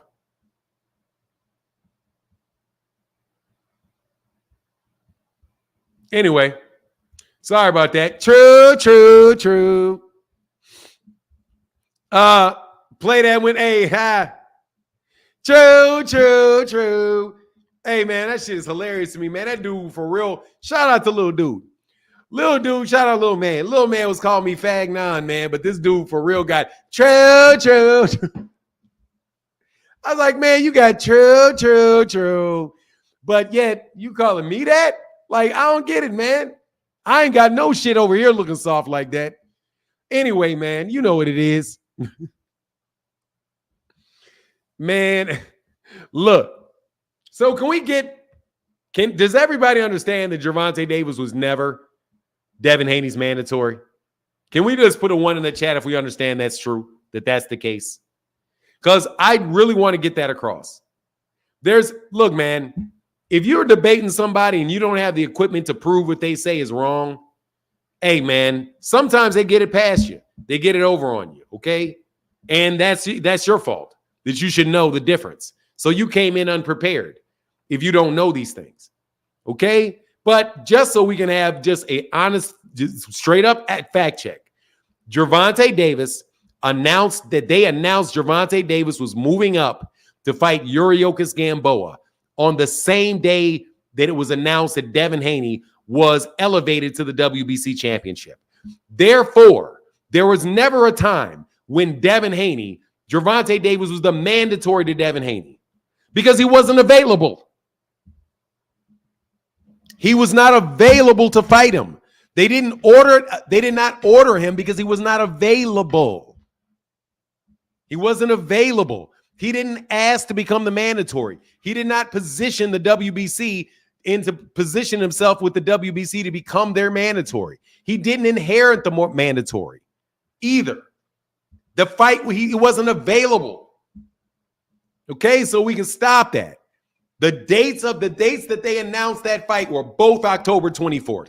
October 24th, the news came out that Devin Haney was elevated.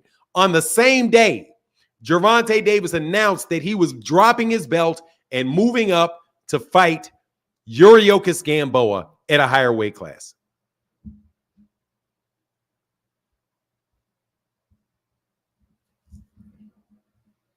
No, you're going to create an entirely new name, fuckboy. You're going to create you beat him, dumbass. BFTB can whoop y'all asses in a debate every day for the next 25 fucking years, as far as I'm concerned. BFTB is my guy. You bozos come over here. See, I want to explain something to you. Do you see how Knockout Boxing was on BFTB's channel and BFTB was on Knockout Boxing channel, but they disagree with each other? That's the game they play.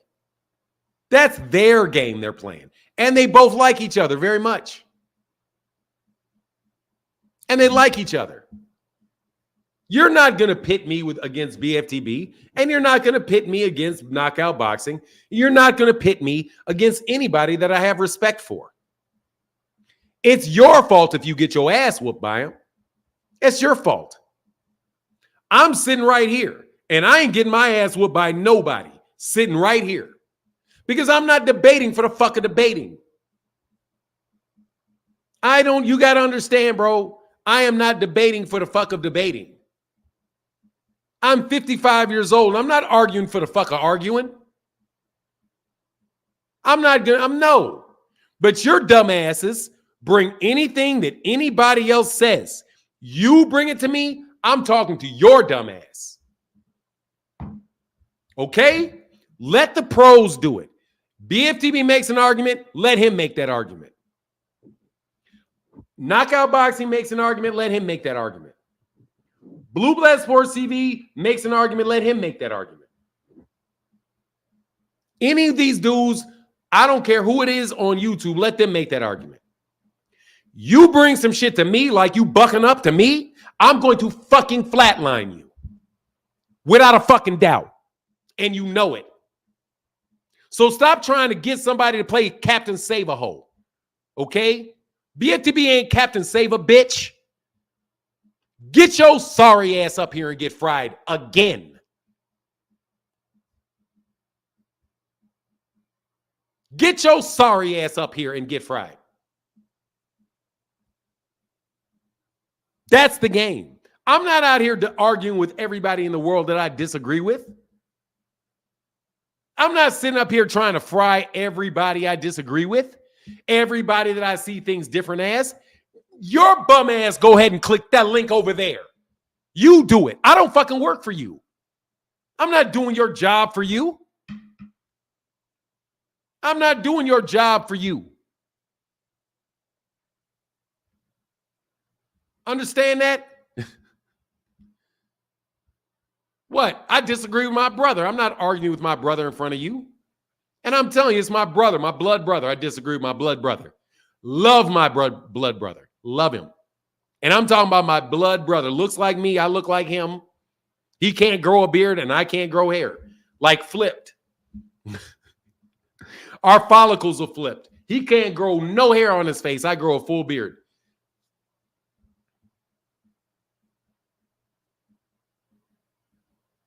Oh, for now, what's that, man? Champside's a dude. Shout out to Champside, bro. So, hey, man, go subscribe to Champside. Great channel over there at Champside. Absolutely. Got nothing but love and nothing but respect for Champside, bro. Nothing but appreciation for Champside. Shout out to the great Champside. The baddest brand in the land. Go make sure y'all go subscribe. Make sure y'all listen to that man. Appreciate that, man. Definitely do, brother. Definitely do. Anyway. Yeah, man, I don't care. Dude, I don't like, dog, look at me say it's just boxing. At the end of the day, it's just boxing.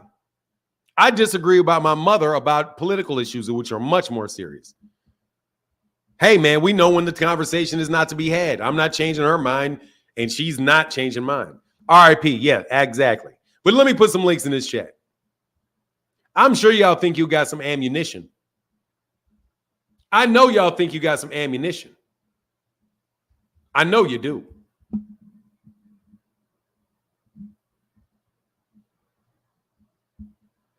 Yeah, Emmanuel, you're probably being rude, man. Be polite. Cats, you gotta understand, man. We talk to a lot of very rude people. People will make your day as a YouTube content creator. There are people that wake up in the morning with their mission being to make you feel bad. That's their mission. Rollo's number one joy is that, man, if he could just make me feel bad or look bad, it'll make his entire day. If he can make me feel bad or look bad, it motivates him immensely. So if you're joining the crew of people that either want to make me feel bad or make me look bad, I'm going to fucking fry you because I'm going to make you feel bad and I'm going to make you look bad. I'm telling you, man, that's me. Other people can have different opinions. I'm not going to lay down and let internet bullies, cyber bullies fuck with me because I'm a better bully than you. I've got a platform to bully your ass. That's why you don't show your face. I do credit though Rollo for showing his face. He's shameless. He's shameless like a mug. Shameless like a mug.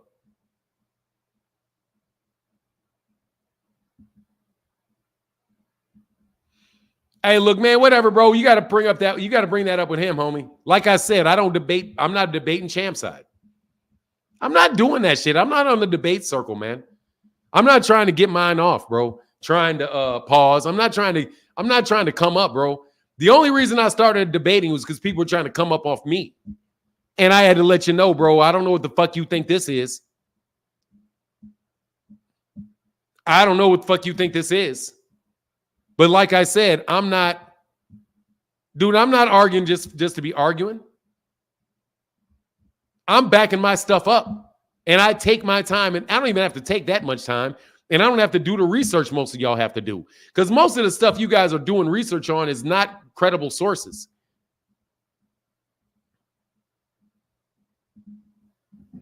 Most of the stuff I don't care. It's not reliable what somebody says in an interview. It's not reliable. So it doesn't matter to me. You have to say, somebody put you in a position to interview you, you have to respond a certain way. You may not have ever said it at all if they didn't force you to say it. So right there, whatever somebody says in a given circumstance, you got to take with a grain of salt. Because somebody got a camera in their face, a mic in their face, and they're asking them a question that they wouldn't want to answer. So they either got to say no answer or they got to give you an answer that they think is going to cause them the least problems. Right? You can say sometimes they'll give an answer that will make them look the best. Other times they're giving answers that are going to make them the least bad. If they don't answer the question, oh, you're ducking because you didn't answer. Like, that's why I'm saying I don't do that. I don't do that. I don't need that. Because people say is what people say. What do they do? I lost a friend on something because the friend said, do you remember what you said? It's like, nah, quite honestly, I don't remember, but I know I never did anything to you. I know I never did anything to you. So if you remember, you think I said something, you took it the wrong way, bro. I know I never did anything to you. I know a whole lot of people that never said anything bad to me, but they did fucked up things. So I'm not judging off what you say. I'm judging you off what you do. I'm not giving people credit. I'm not giving people credit for the fights that they say they want. I'm giving them credit for the fights they took. I want it. Oh, everybody, I don't give a fuck if you want smoke or not. Nigga, did you buy the weed? Fuck, broke ass. Oh, I want the smoke. Yeah, but you ain't got no money for the weed. So fuck out my face. I'm sure you do want to smoke, but you ain't paying for it. You didn't get it. Get the fuck out of my face.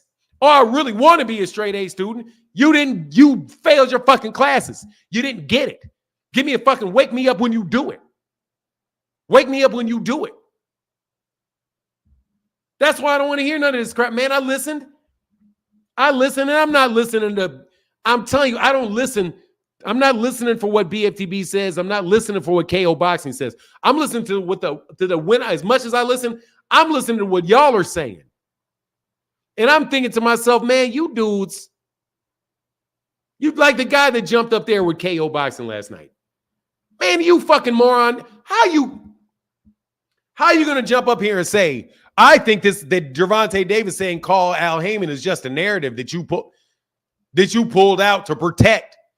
Man, the whole statement is stupid. If you would have thought and if you would have think and you would have thought, you would have stopped, you would have thought about what you were saying. First of all, you said June 6th. June 6th is a fucking Thursday. You just made a fucking date up. You know the first thing people are going to look is to validate what you're saying. When you said somebody on Tank's team said.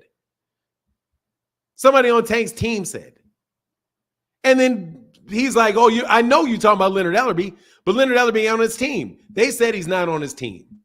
Now, I could probably disagree a little bit with that because he's with the PBC. If you're with the PBC, you're on the team. He's partnered with Al Heyman. If you're partnered with Al Heyman and everything you do with Al Heyman, and then Al Heyman's on the team, you can connect the dots on that. However, the definition of whether or not somebody's on their team or not, that could be loosely interpreted, right? Immediate team, whatever. But anyway, all that shit is obviously stupid because clearly you got to talk to Al Heyman to make a fight with him. Anyway, I just thought it was a really dumb argument on the part of the guy that was talking to KO Boxing. And so that's what most of you guys are doing. You're just making stupid-ass arguments you never actually think about. And you're trying to talk to guys that literally talk about boxing, these same subjects for months at a time. How are you going to get anything over? With misstated facts. But you guys bring to me the facts that are incorrect. And you think you can get over on me with that. You're not going to get over on me with that. Never. Okay, maybe, but probably not. Because when you say something I don't know to be true, I'm going to put your ass in the back, and then I'm going to pull up Google, and I'm going to start searching for that shit my damn self. And if I don't find it, and you can't tell me where it is, and it's a relevant fact, I'm not talking about an irrelevant fact, like whether or not whether or not Leonard Ellerby's on the team or not. That shit is completely irrelevant. I know June 6th is a fucking Thursday, though. Why? Because he did what? What did KO do to your dumb ass? You said June 6th. I never heard no damn June 6th. I heard after Clarissa Shields. But let's look at the calendar. You said it was what date? Because I know you're lying. Oh, June 6th, a Thursday? You said they were going to fight on a Thursday? Okay, yeah, you just made that shit up. No. Then you jump off. Thinking you're going to cheat your way to something. Anyway, here's a link. I know some of y'all got brave after last night. I know y'all was sitting there just churning on my brothers, like listening to everything they had to say, thinking, yeah, I can use that. I can use that. Come over here and use that. Come over here and use that. Come over here and use that. Try it. Try me out for size. I'll be your Huckleberry. Hey, man, Chi-Town Brothers, solid. Mike Stearns, thank you, brother. Chicago is undefeated around this mug. No. They ain't nothing safe. They ain't nothing safe about the graveyard. You're going to get buried over there because y'all don't know what the fuck you're doing. Anyway.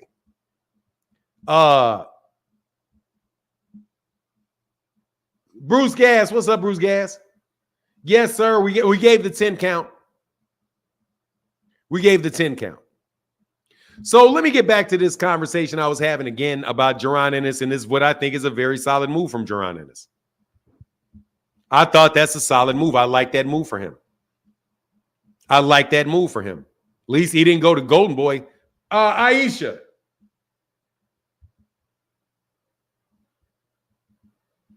Oh, Aisha said, is this better? Yes, it is. I'm sorry. Yes, it is. The personalized ones, no joke, because it makes me happy, man. The green, and it's green too. Is this better? Yes, ma'am, it is. And shout out to Aisha. Thank you so much, sister. Yes, I know OJ Simpson passed. We gave him a 10 count and everything. Shout out, rest in peace, and condolences to their family. And condolences for their family. I mean, look, man. Look, Eddie Hearn be on some dumb shit, bro. I see you, upper echelon. Eddie Hearn be on a lot of dumb shit. He does. And you can say whether or not you like it or not, and there's valid reasons why people wouldn't like it. But if you ask me, my thoughts on it, I'm never going to stand in the way of these dudes getting money, these dudes getting fights, man. You know, Keyshawn Davis. T. Orlando is a hypocrite. That's because T. Orlando's a hypocrite, bro. T. Orlando's a hypocrite. You know what it is when when the police perjure themselves. You know what it is when the police perjure themselves, T. Orlando, and the person that perjured himself was the one that was responsible for all the evidence. You know what you do. You throw that shit out. It's the state's fault, man. Fuck the state. OJ. Then they fucked over OJ and still put him in jail. Upper echelon, what's up, brother? Oh, I put you on, upper echelon. You jumped off right when I put you on. I jumped off right when he put you. Why when he put you on? Mr. 85 Nov ATL, what's up, man?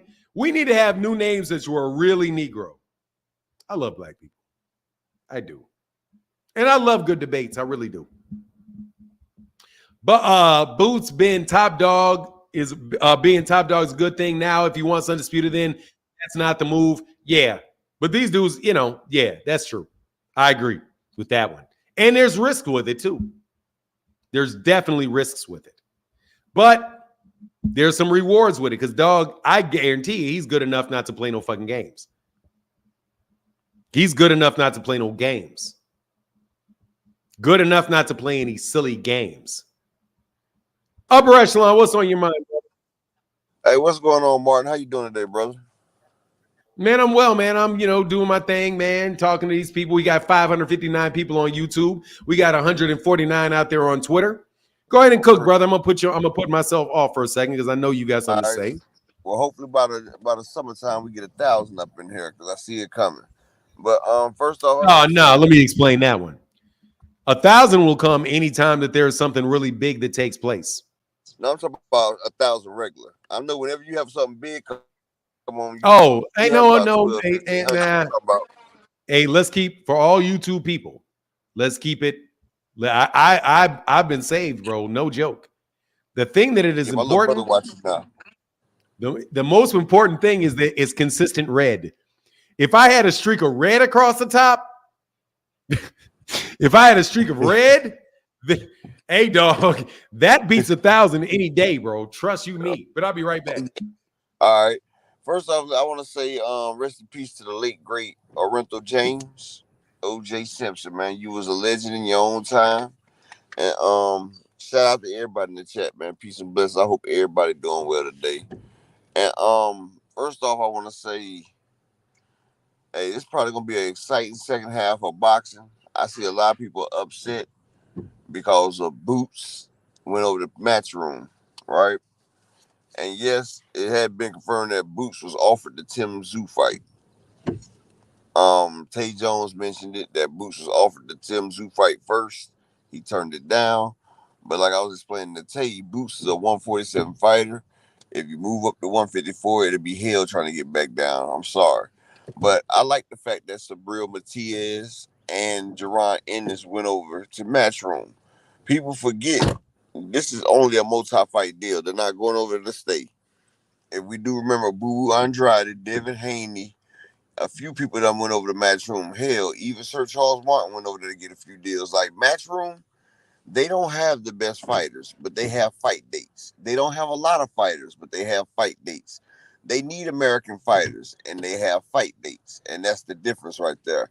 And with Jaron Ennis over there and Matias over here, I expect to see them in about at least 2 to 3 fight cards this year because Eddie Hearns is going to get them out there. He's going to make them work, just like he did Devin. You see, Devin got over 31 fights. He was getting his fights in over there because Matchroom, they trying to get the American audience. And Eddie Hearns, he may be a snake sometimes. And Eddie Hearns may say he's trying to daggone steal boxers from the United States, but Eddie Hearns will put them guys out there. We'll let them fight. That's why Richardson Hitchens is over there. Because Eddie Hearns, one thing he will do is give you the fights. Now it might be a lot of bum bashing going on, but I'm pretty sure Boots got that Conor Ben fight. So if Boots has to fight a bum or two to fight Conor Ben, I'll take that. I want to see these fighters in the ring.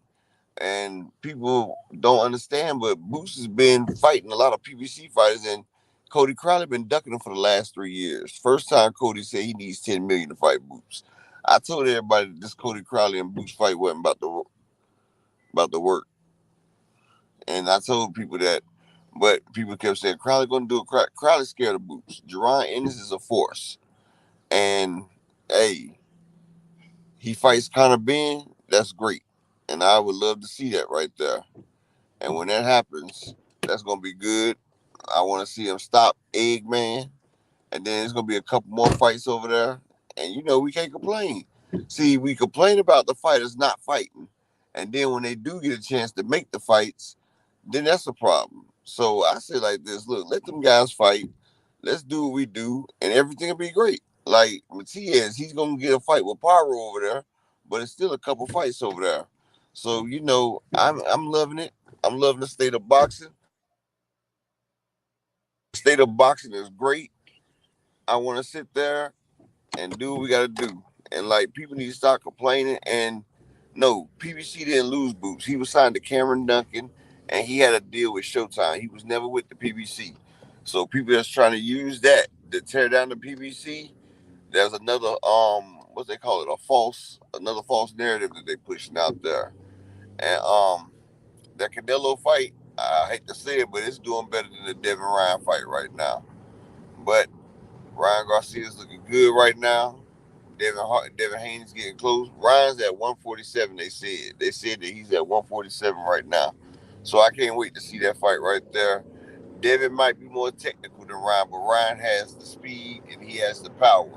So that's going to be a brilliant contrast between them two fighters right there. We get to see the difference between a boxer puncher and we get to see against a real boxer. And in this fight right here, Devin Haney's going to do what Floyd Mayweather says. Sometimes you can't just outbox your opponent. Sometimes you're going to have to fight. And if you look at what I remember, Superstorm Johnson and Tank, like he showed you on that video, even Loma, they showed that Devin has one key weakness in that boxing. That's fighting up close. If Ryan Garcia rushes him the way he rushes Tank Davis, because I've been watching, if he rushes him the way he rushed Tank Davis, he stays within 1 to 2 feet of Devin and don't let Devin be able to fully extend. Ryan need to make this fight dirty. It's going to be a dog match. Devin's going to have problems. He's going to try to get away. Anytime you get up on Devin, he tries to get away. He's not very good at fighting close. That's why he tries to keep the distance. Ryan's going to have to cut off the point. He can't play follow the lead like Regis Prograde, or he's going to get demoralized and he's going to get demolished.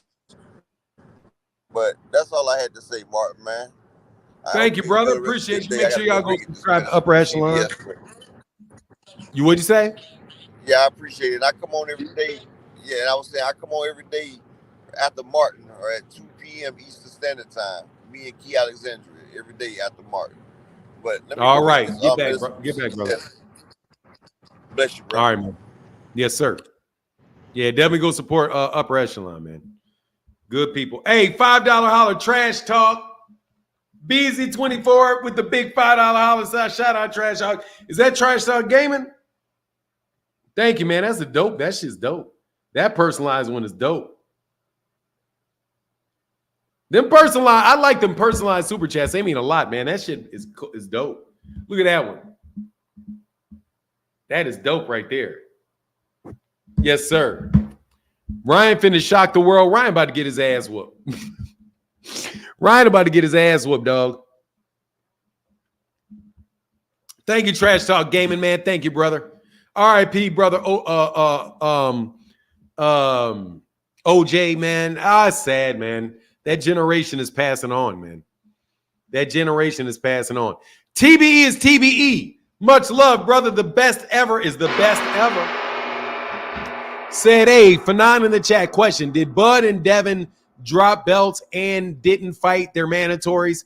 Bud has not dropped a belt. He got stripped. And yes, he did, though, against Sergey Lipinets. He dropped all his belts and moved up and didn't fight Sergey Lipinets, who was his mandatory.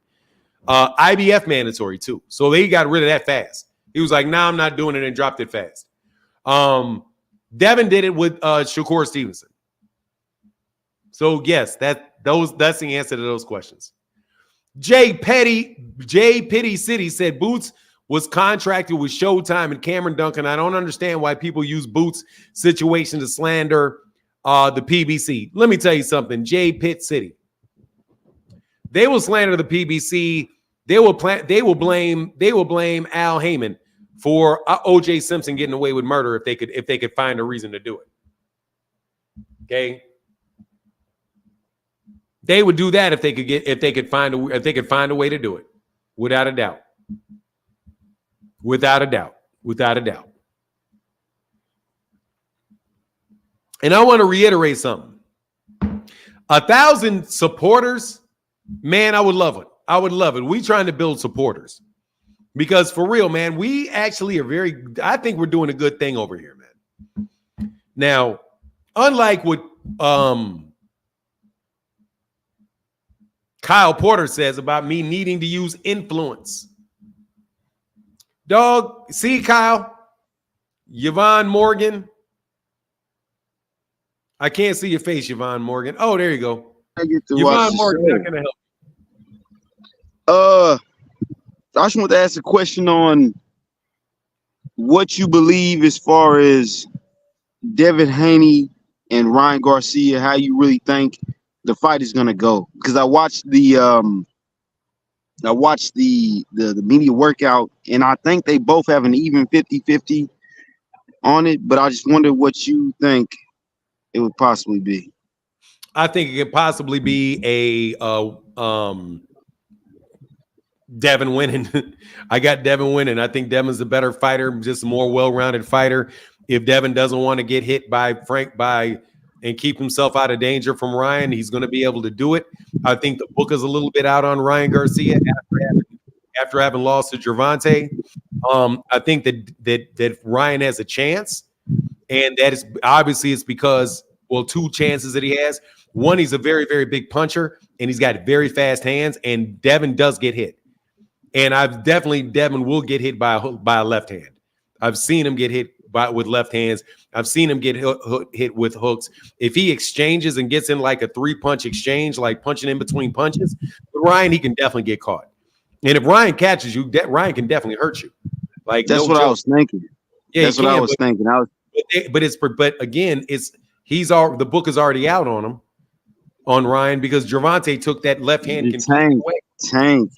So Devin likes to copy off Tank. So don't think it's going to be I thought the copying off a Tank though was just a swag. I didn't think it was the boxing style. He's going to do if that's when you're supposed to copy off of him. When you fight somebody and you see, okay, this makes it easy if you do this, then you take that same strategy. You know what it is. I'm going to get underneath that left hook. I'm going to get underneath that left hook. I'm going to kill that left hand. I'm going to make him have to try to beat me with straight right hands.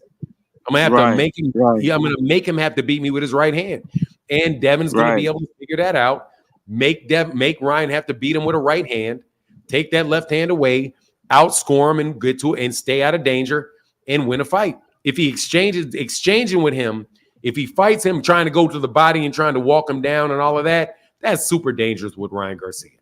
Even Gervonta didn't walk him down. Gervonta Davis was fighting off the back foot with Ryan. And Ryan was coming in with the jabs, and he waited for his opportunity to slip one of them suckers, and he boom came over the top of that mug with that left hook. Came with that left hook, dropped him dead to the middle of his face, and then let the same thing repeat itself. Boom, left hook, right. Yeah, and the guy Jack Jim said that's the process of watching film. Yeah, you're supposed to do that. I just try to do it to be a little bit dramatic and say, hey man, they studied that film for sure. They also, I'm sure, studied Luke Campbell and the success Luke Campbell had with him. What do you think Derrick James is going to give to Ryan Garcia's game as far as this fight? I mean, I don't know, man. I'm not a trainer, so I don't want to get in the mind or act like I know what Derrick James knows because I don't. But I do know that that Ryan Garcia he got a knockout in his last fight, and he did some different things. Like he basically fought a little bit on the back foot, fought in a defensive stance a good amount. When people were complaining about the shoulder roll and all of that, he let Duarte get aggressive. Like I think that was one of the smarter things that I've seen in a wrinkle in the game of Ryan Garcia that took place in the last fight. I'm not a trainer, but I do pay attention and can recognize the. You do your analytical process. Yeah, like look, I can recognize the flow of offense and defense. Like there are times when fighters will let you come in. There's other times when they will go at you. Floyd Mayweather Jr. sometimes, like with Zab Judah, he went to Zab Judah. Like from the beginning, he walked down Zab Judah and he beat up Zab Judah. With Oscar De La Hoya, he's more on the back foot. More with Manny Pacquiao, he's more on the back foot and reactive to it. So I saw Ryan Garcia do that with Duarte. At first, he was being aggressive with Duarte. Duarte was being a little bit more defensive, and then Ryan stopped it, and he started kind of just like doing what they said was that bogus shoulder roll and all of that. But then once Duarte got more aggressive, then he hit him. Then he was like, okay, now that you're opening yourself up, boom, let me hit you with this, and he got out of there. Yeah, that's what I think. I appreciate it, brother. Man, anytime, man. Thank you for coming by, man. Yes, sir. Yes, sir. Thank you, Mr. Morgan.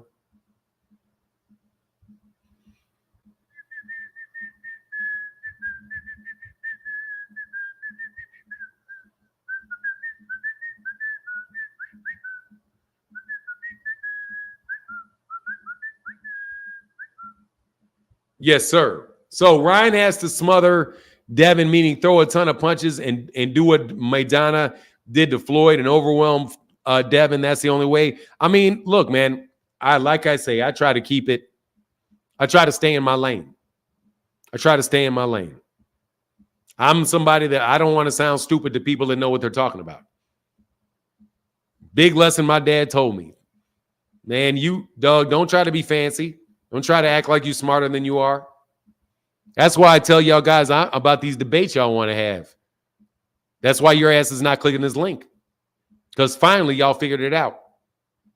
I'm not about to do that with somebody like Kevin Cunningham or Jonathan or Breadman Edwards or Derek James or Bo Mack and start having conversations. I think y'all sound like buffoons talking to those guys. What's that dude's name? Respectfully. Dog, you listen, and I know you're listening. Dog, you be sounding like a buffoon talking to these dudes. Random shot at you. Y'all be sounding like buffoons, man. Talking about things you do not understand. And the problem is that you don't recognize you don't understand it. That's what makes you a buffoon. You're not a buffoon because you don't understand something. You're a buffoon because you don't know that you don't understand it. I don't understand the technique of boxing inside the ring well enough to make comments about what Derek James says. I don't. Now, if Derek James was to say Gervonta Davis was Devin Haney's mandatory, then we can talk. Then we can talk because he's wrong. Simple. I know the rules. I got all the research of it. I know that's not the case. 100% know that he was never the mandatory. Just like I know 100% for sure that Devin Haney was never Vasily Lomachenko's mandatory. Not a day. Never. He was never that. Now, if you want to say that he's ducking, find another reason for saying it. You can't say he was ducking because of that, because that's not true. It never happened. I know that it never happened. That is a matter of fact. You just want to make me prove that it's a fact. I now have done the research. I can prove it's a fact. I could actually probably get Mauricio Suleiman on the channel and ask Mauricio Suleiman directly if I got to go all the way there. Mauricio Suleiman, I would love, and I might have to send 10, 15 letters to him to see if I can get him on my channel and say, Mauricio Suleiman, was Gervonta Davis ever Devin Haney's mandatory? And Mauricio Suleiman will say, no, we never ordered that fight.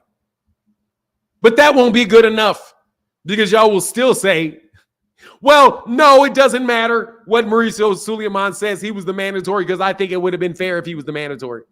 It's not fair to Devin. It's not fair to Devin that Gervonta wasn't his mandatory. Like, you know what I'm saying? That's because you're an advocate. I am not confusing advocacy with truth finding. Okay? I'm not confusing advocacy with truth, with finding out the truth. This is why you investigate. Only the prosecution has a responsibility to release all the evidence. The accuser has to release all the evidence, not the person being accused. Just so you know. Because it's your duty to prove it, not mine. If you say Gervonta Davis was Devin Haney's mandatory, you got to prove that. Show me the order.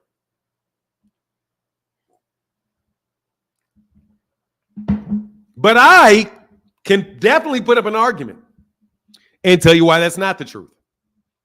Because Gervonta Davis was already signed to fight Yuriokas Gamboa before Devin Haney was elevated to the championship.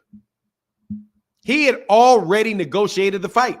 It was already done. If the WBC called him and said, hey, we're about to order this mandatory, what would they have said? Dude, we're fighting for the WBA championship already. We're already fighting for the vacant belt. We've already talked to the WBA. We're fighting for the championship. The WBA had already given Gervonta Davis a WBA championship fight before the WBC elevated Devin to that title. So how are they going to mandate that fight?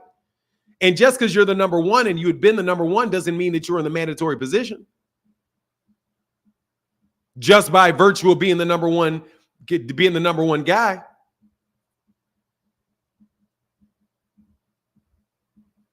Too much no. No.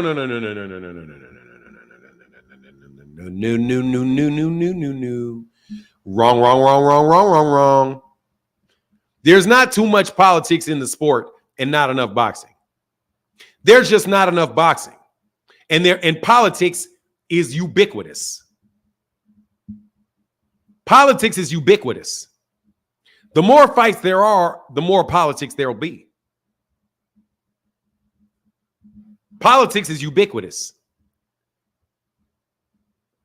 That's like they saying there's too much politics in America. What do you mean there's too much politics?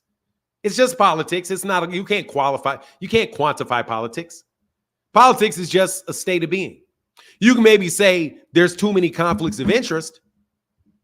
Too many conflicts of interest. That I'd agree with. There's too much conflict of interest. Well, then it's the fighter's job to reduce the conflicts of interest.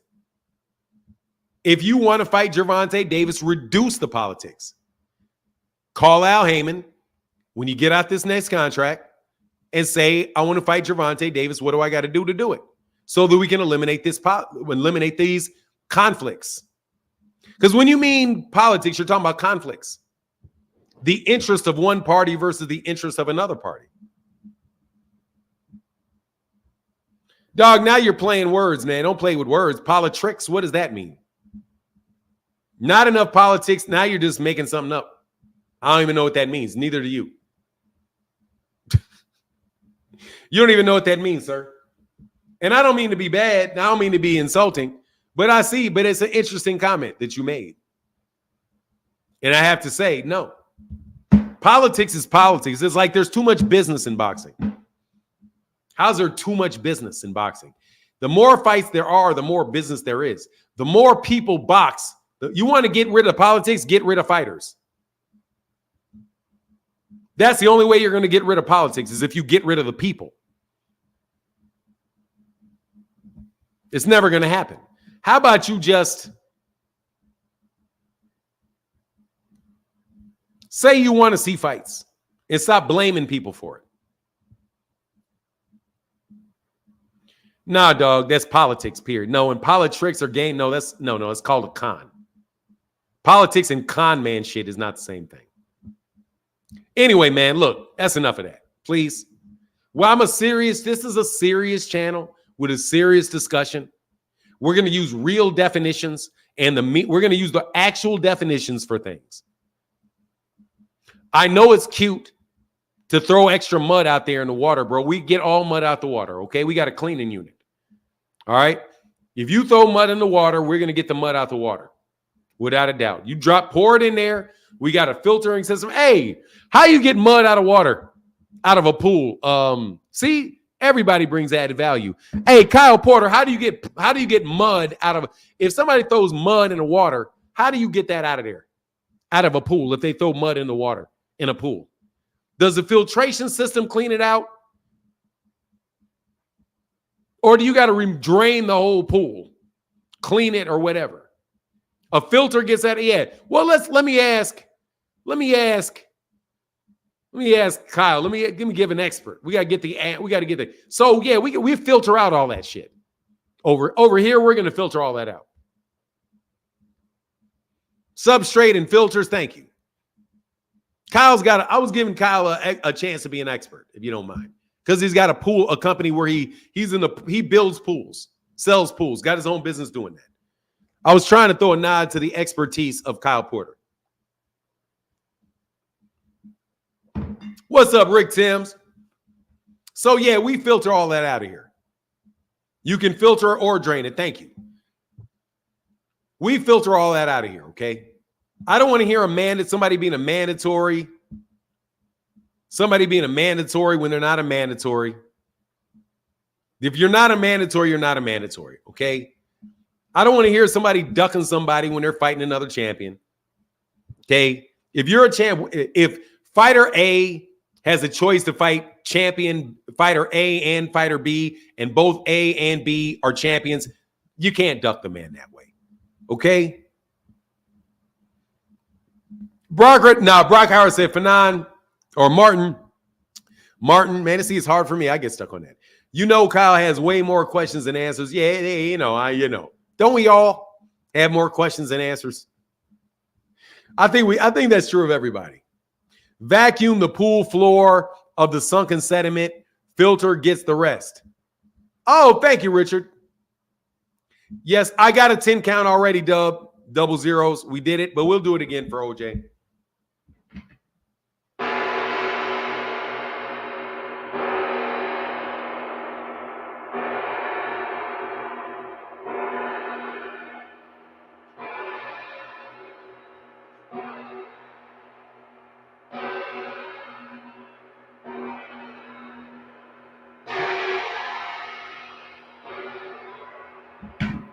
Rob Unique, you're doing too much.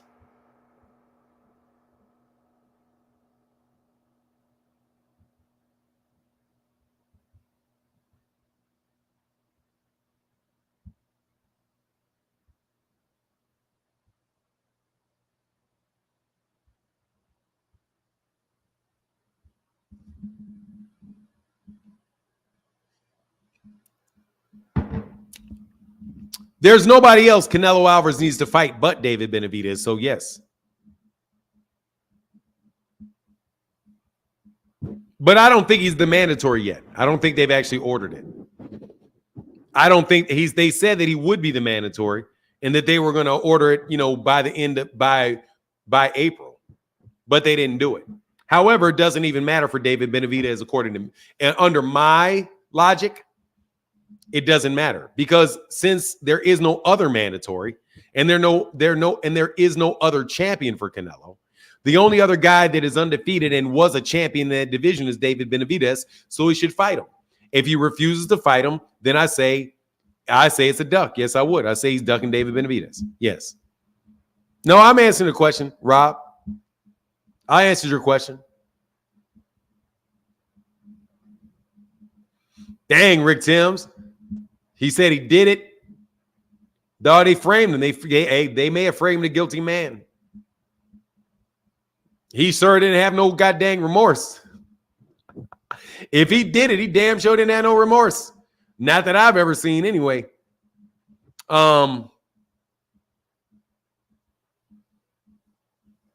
Rest easy to the San Francisco legend.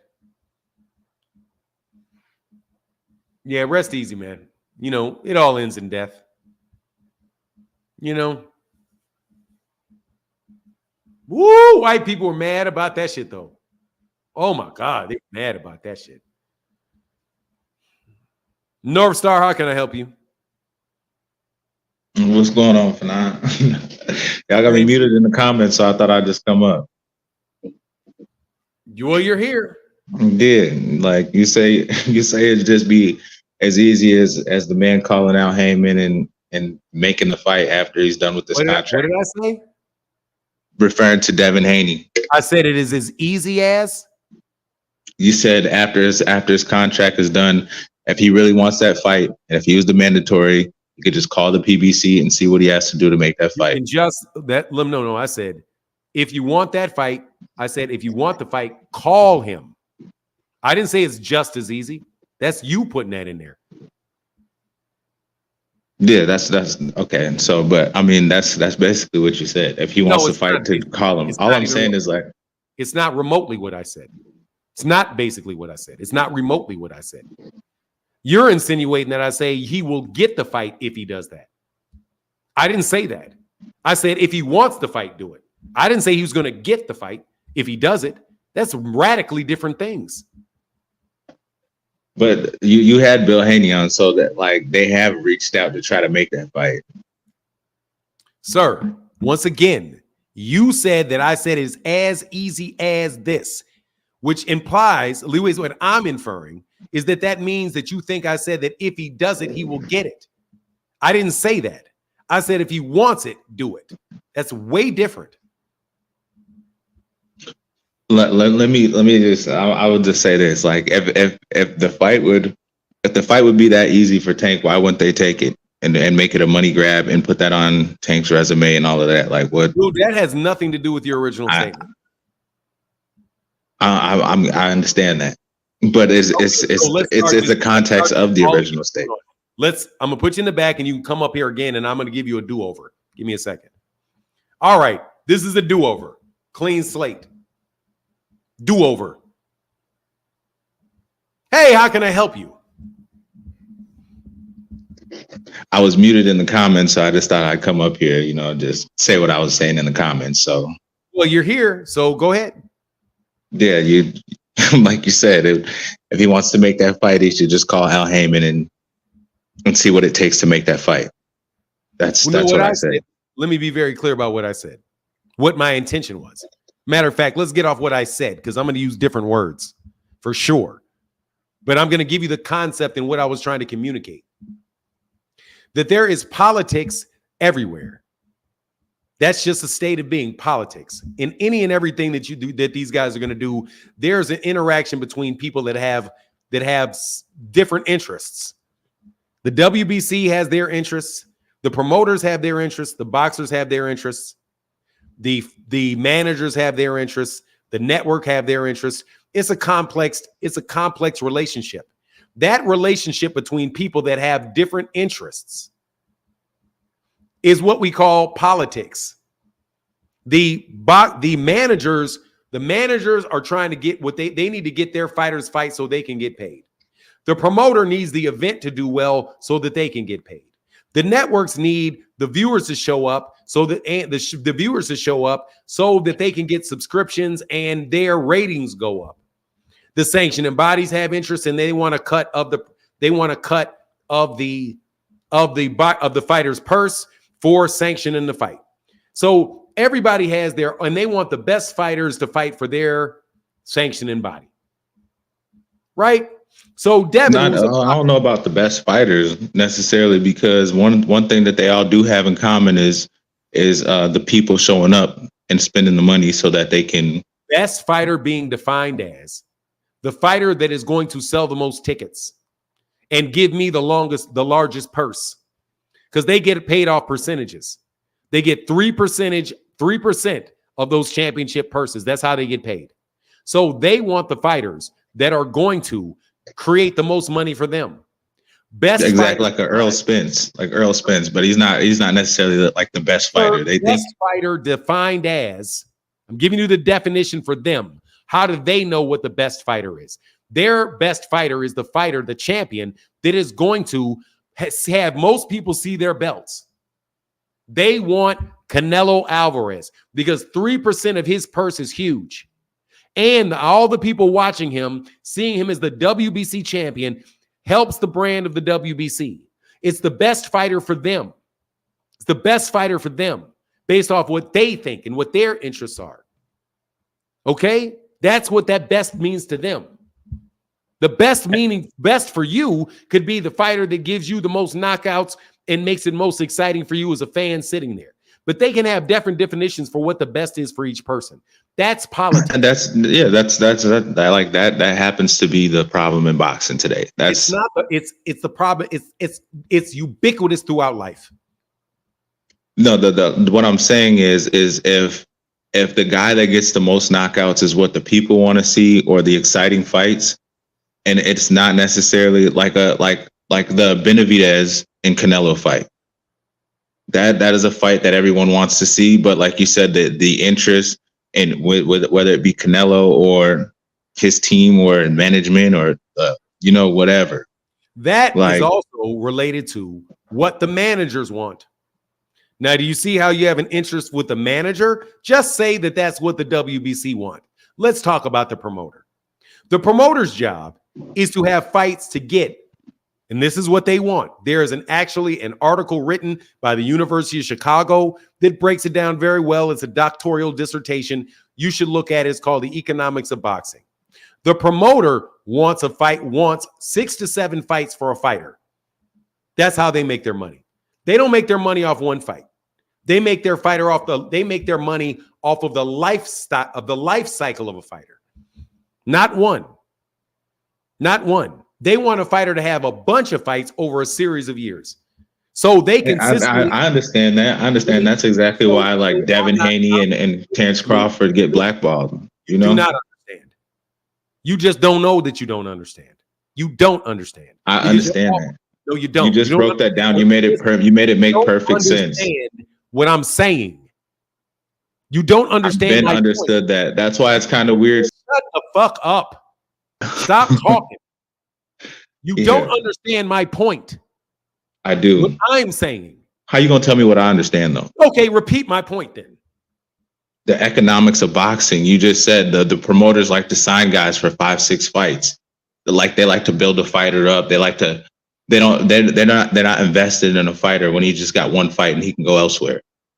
This is exactly the reason why Devin Haney or Terrence Crawford. You don't want to hear that. So let me educate you. That's not what I'm saying. That is something that I use to support what I'm saying. That's not what I'm saying. That's what I'm saying, the Terrence Crawford, Devin Haney thing. I'm speaking. I'm delivering my point. Yeah, your point makes that point valid. Sir, you don't know what my point is. Go ahead. Thank you. Devin Haney. The reason that I said Devin Haney should call Al Heyman in order to figure out how he can get rid of the obstacles. What do I have to do to get rid of the obstacles is the question that I said he needed to ask. How do I get rid of the things standing in the way of me making this fight that I want? And then you figure out a game plan about how you go about doing it. That's what you do anywhere in life. Anything that you do, you have to do that for. If you want to have a big house, how do you get it? You have to figure out what the obstacles are that prevent you from having it, and you have to proactively correct them. Well, I need to get my credit score up. How do I do that? Well, I'll get a credit counselor, and he'll advise me on how to get my credit score up. Also, I would need to be able to afford these monthly payments. So what do I need to do? I need to stack a bunch of money so that I can put it down on it, which means that my monthly payment is going to be lower. Also, I may not be able to afford it in California. I may have to relocate to Louisiana. So how can I get from California to Louisiana so I can get this big house? Oh, well, then I guess maybe I need to get a job over here.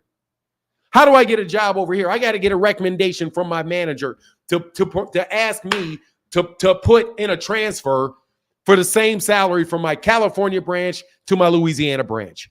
You have to deal with all of these different people in order to map that out and get what you want. You cannot name an area of human endeavor where that is not there. If you think you can make it go away you can make it go away in boxing, but you can't make it go away in truck driving, being a medical doctor, being anything. It's the natural state of human beings. You have multiple human beings with multiple interests that you need to work through and work with in order to get what you want. Brother, that's called life.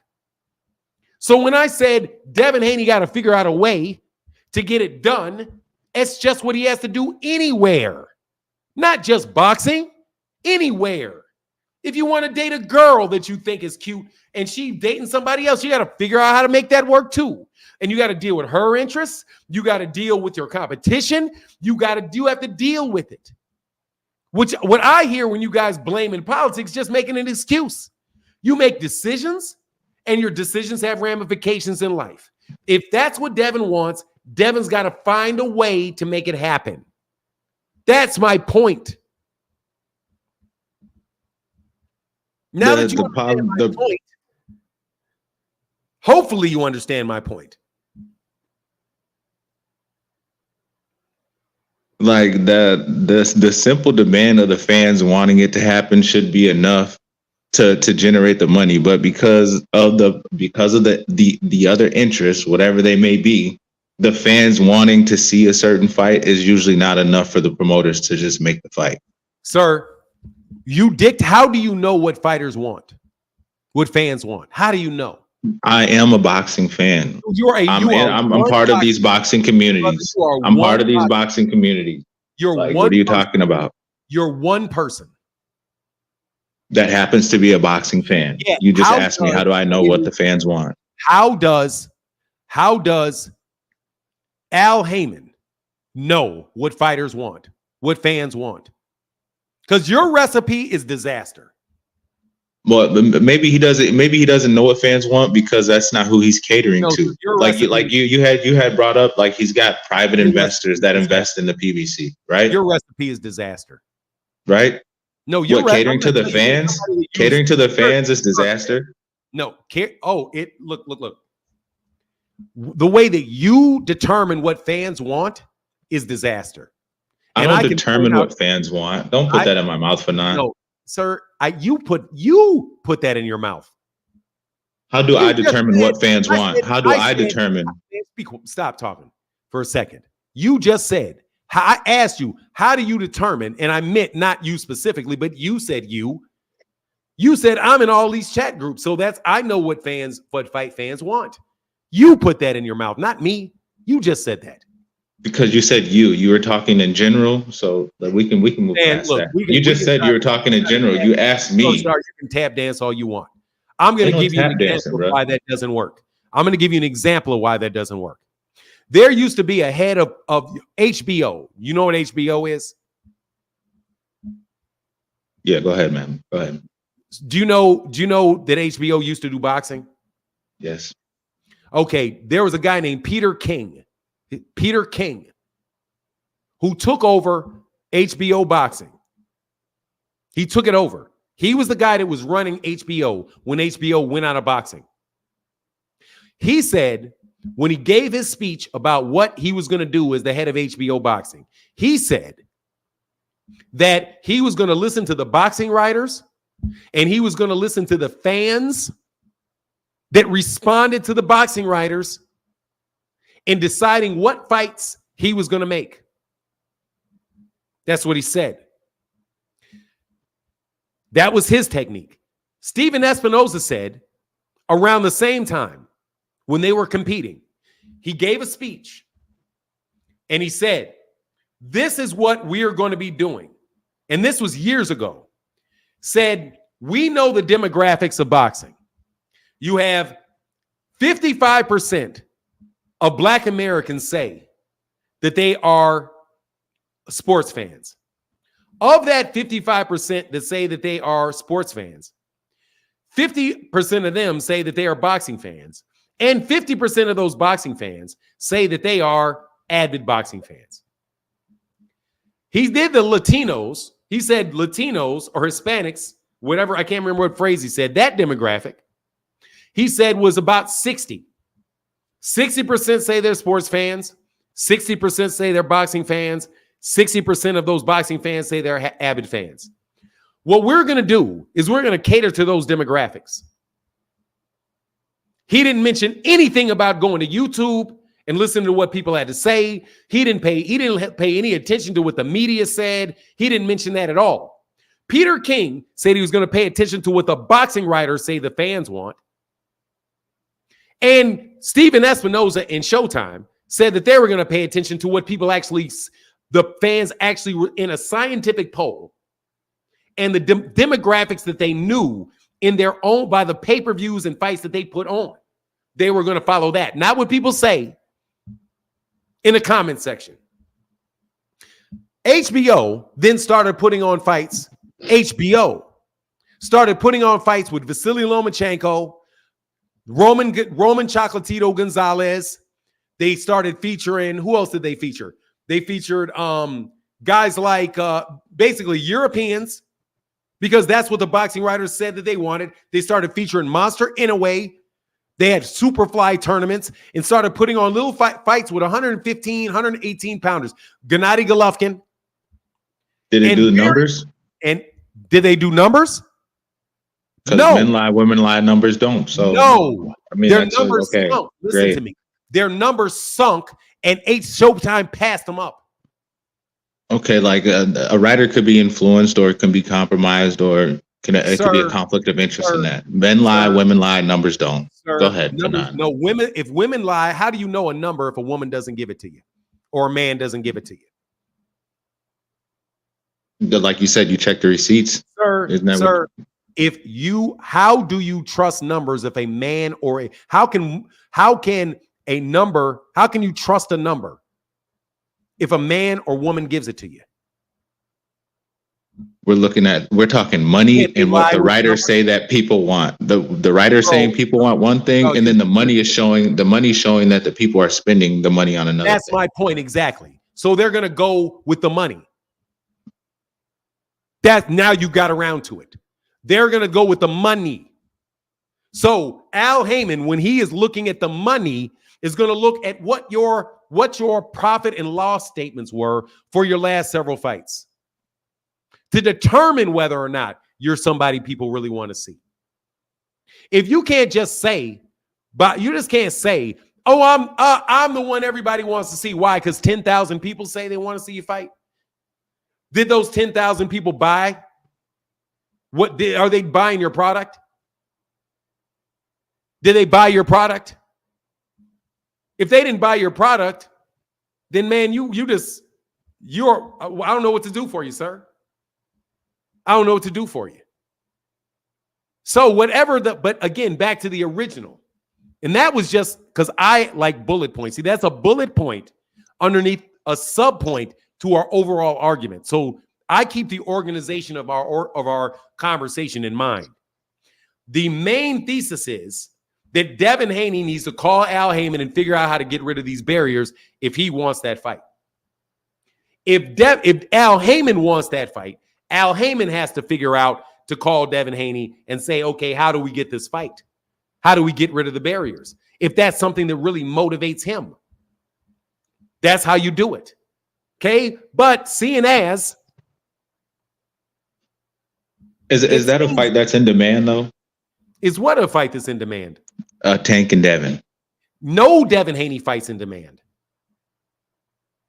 So you would say no, nobody wants to see that fight. Dude, excuse me. I will tell you this. I'm maybe not nobody, but I mean you being as a commentator to the sport. Let me tell you what I would look at if I'm investing my money. I'm not asking you as an investor, Fanan. No, I'm telling you as an investor. I don't care about the investors, bro. Again, I'm an investor myself. Again, we're talking about the politics. If I'm going to answer the question, I'm going to answer the question not from my point of view. I'm going to answer the question from Tank's point of view. I can answer the question from Al Heyman's point of view. I can look at it from Devin's point of view. I can look at it from Bill Haney's point of view. I can look at it from you don't like when I do that. I can look at it from a bunch of different points of views.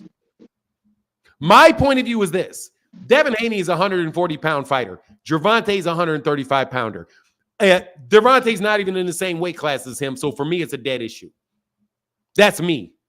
Because you're trying to say, well, don't you think this is a great fight? Let me tell you, man, I think Terrence Crawford versus David Benavidez is a great fight. Why? Because it's two fighters that I want to see. They're both great fights. You just talked about two fighters that are one weight class away from each other, and then that's out of the question. But Terrence Crawford and Benavidez, come on, Fanan. I didn't say it was. It is out of the question. Come on, it is man. Out of the question. Make it make sense. Sir, make it make sense. Did you hear what you just said? Did you hear how you just sounded? You're slow, so let me make it make sense for you. Bruh. I am talking about from my perspective. Bruh. I do not think... From your perspective. Listen to me. I don't think that it is reasonable at all for for Terrence Crawford to fight David Benavidez. I'm not calling for that fight. That fight is not even real for me. So I don't know why that came out your mouth. You don't want to hear what's coming out of my mouth. You don't want to understand, just like you didn't want to understand the other point. I am telling you, there's a lot of fighters as a fight fan that, hey, I would like to see it, but I'm not losing any sleep on it, and I'm not thinking it's something that either fighter needs to do. Terrence Crawford does not need to fight David Benavidez, and David Benavidez does not need to fight Terrence Crawford. Even though if the fight hypothetically happened, yeah, okay, cool, I'd be cool with it. Similarly, Devin Haney and Gervonta Davis are two weight classes apart. If they were in the same weight class and they were both champions in the same weight class, okay. But Devin left the weight class. So for me, I'm past it because Devin's at 140. What is Devin going to do at 140? What's he going to do at 140? I don't even know if Terrence Crawford is ever going to leave 147. So what's he doing at 147? Is he going to fight Jaron? Is he going to fight anybody there? What's he going to do? I'm not focused on him and Canelo because people started talking about him and Canelo. There's no difference between him and Canelo right now. To me, is from my vantage point, is there is from Gervonta to Devin. Devin left the weight class. He's not a 135-pound fighter anymore. That's what I'm doing. But again, you don't want to listen for understanding. You want to make an argument about a sub point that you don't take the time to understand. Now, does that make sense to you? Devin had all the belts at 135. Like, he moved up to 140. I mean, you talk to Bill. We watch boxing. We've seen what's going on. He moved up to 140, but at the same time, a lot of the times the argument that you've had on this platform is that Devin Haney is not the face of boxing. He's that Tank not. is the face of boxing based on not. And why are you getting the off receipts? The point? Dog, let me tell you something. As you know right now, this is a fucking slaughter. Now you're going to get slaughter off. On what? What are you talking about? You're going to get to some argument. Dog, you know what the fuck you're trying to do. Anyway, this argument that you're trying to make is now shifted to whether or not Tank Davis, you want to take it back in time to when Devin Haney was the undisputed champion. No, the argument was like why that fight isn't important, or why it wouldn't want to be seen or whatever. Important. I originally said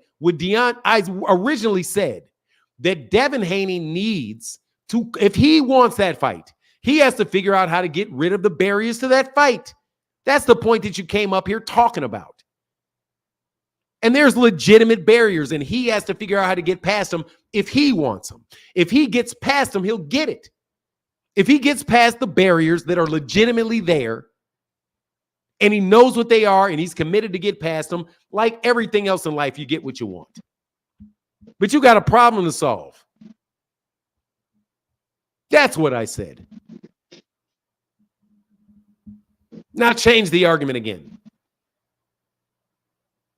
There's no changing in the argument. Like, as far as like Devin's resume looks better than Tank's resume. We're not talking about his resume.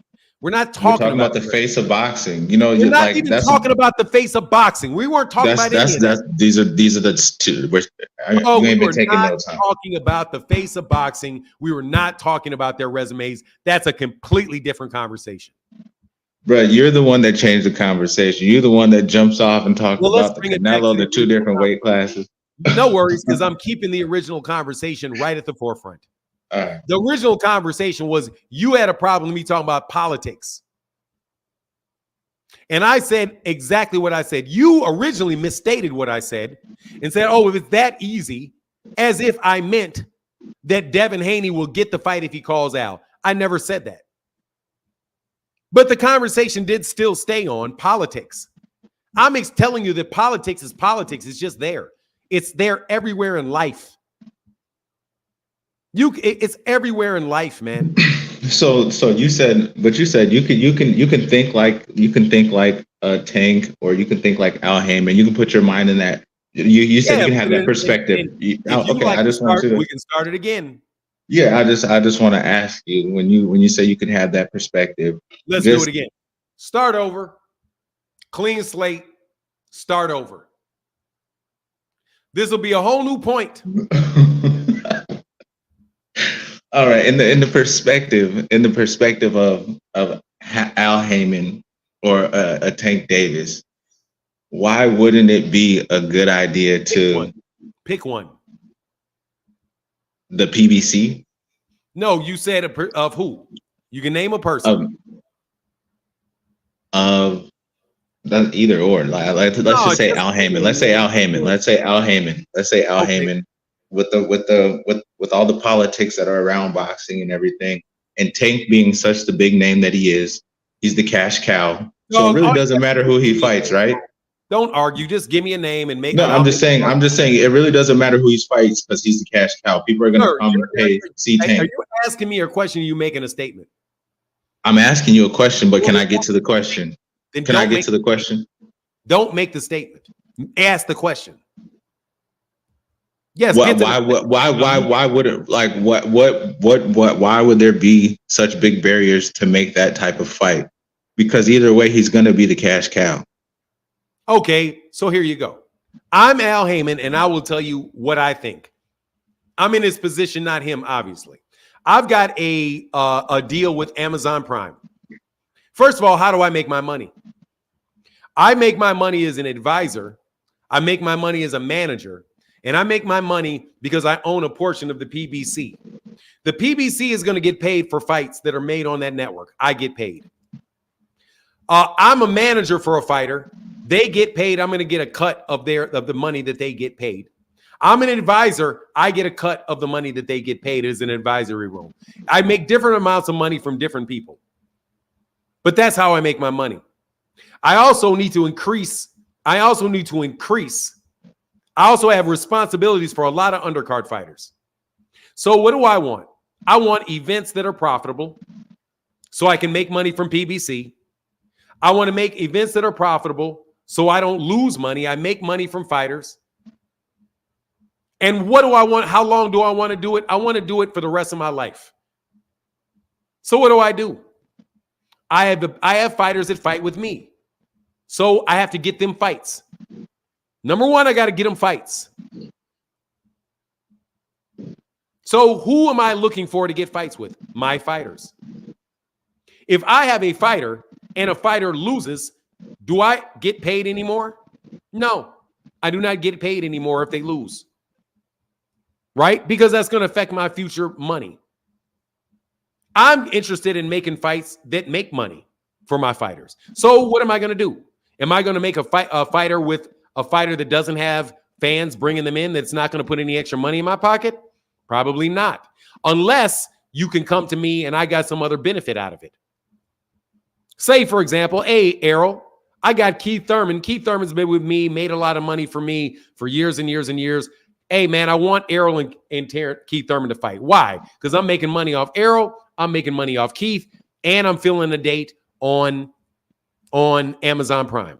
Also, I only have so many dates. Every pay-per-view card is probably going to have 4 cards, right?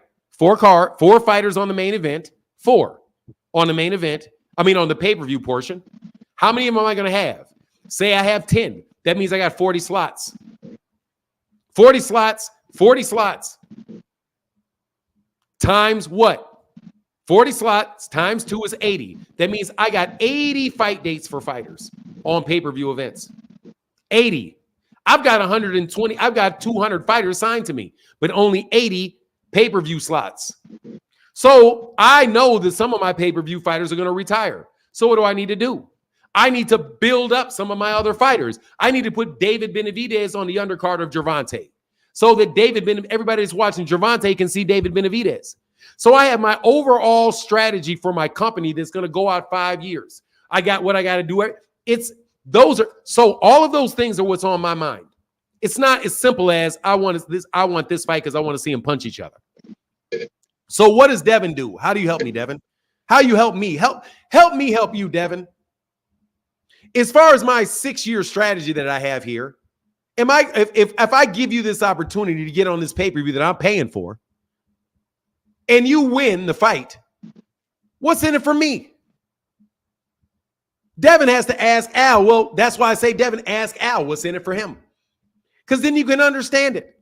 Oh, well, let me tell you something, man. If say, for example, you are willing to hire me as your manager and your advisor, and we guaranteed that I was going to be that for at least 15 fights, 1 or 2 of them slots might be very available for you.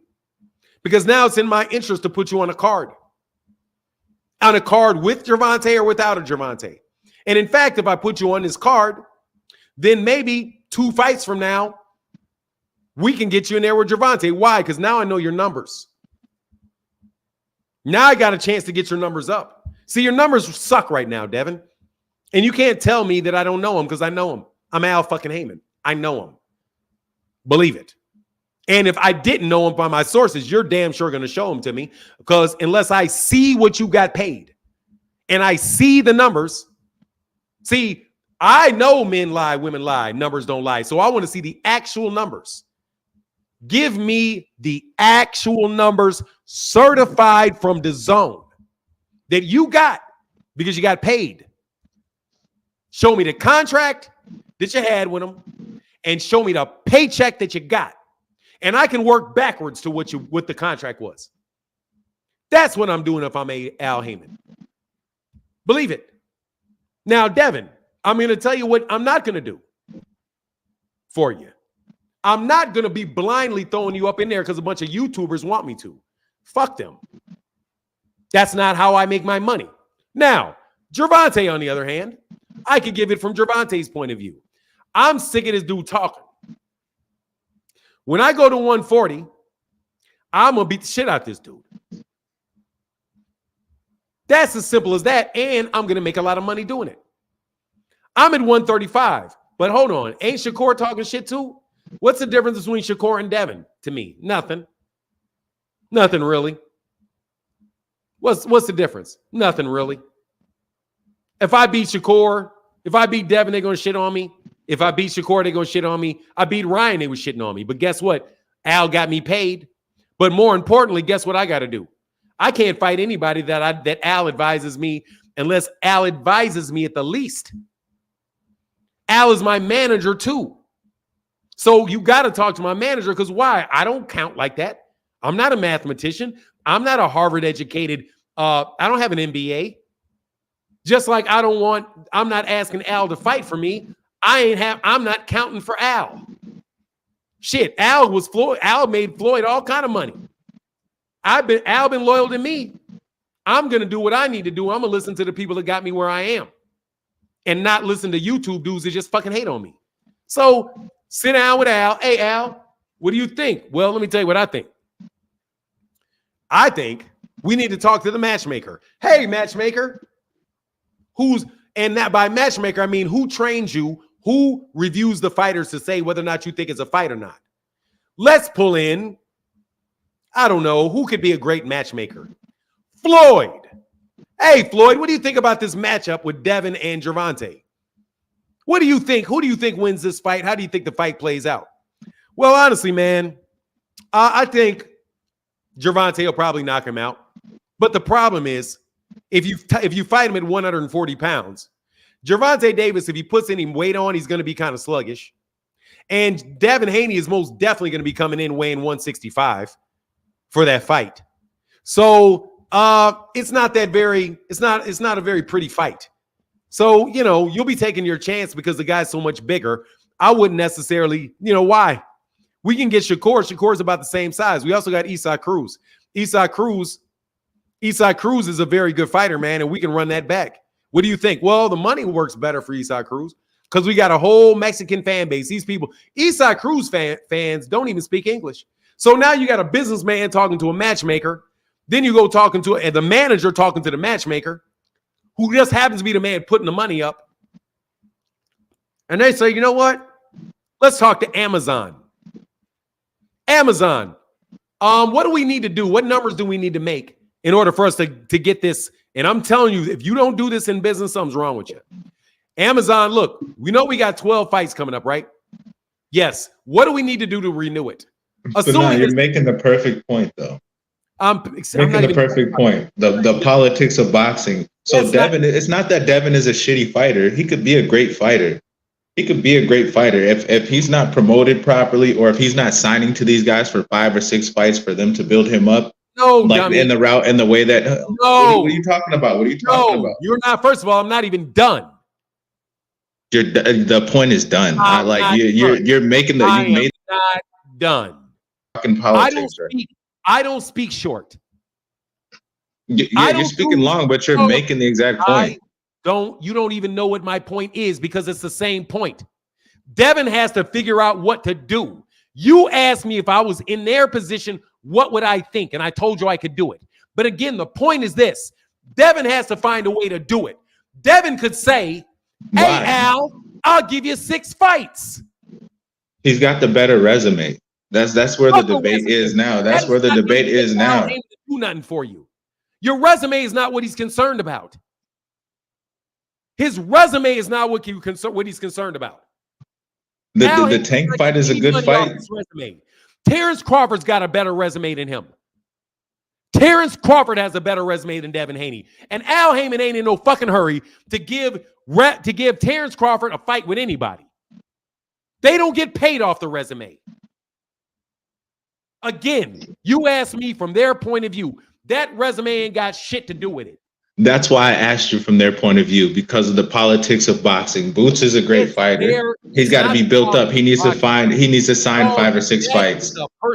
That is the interest in the person that you're asking to do something for you.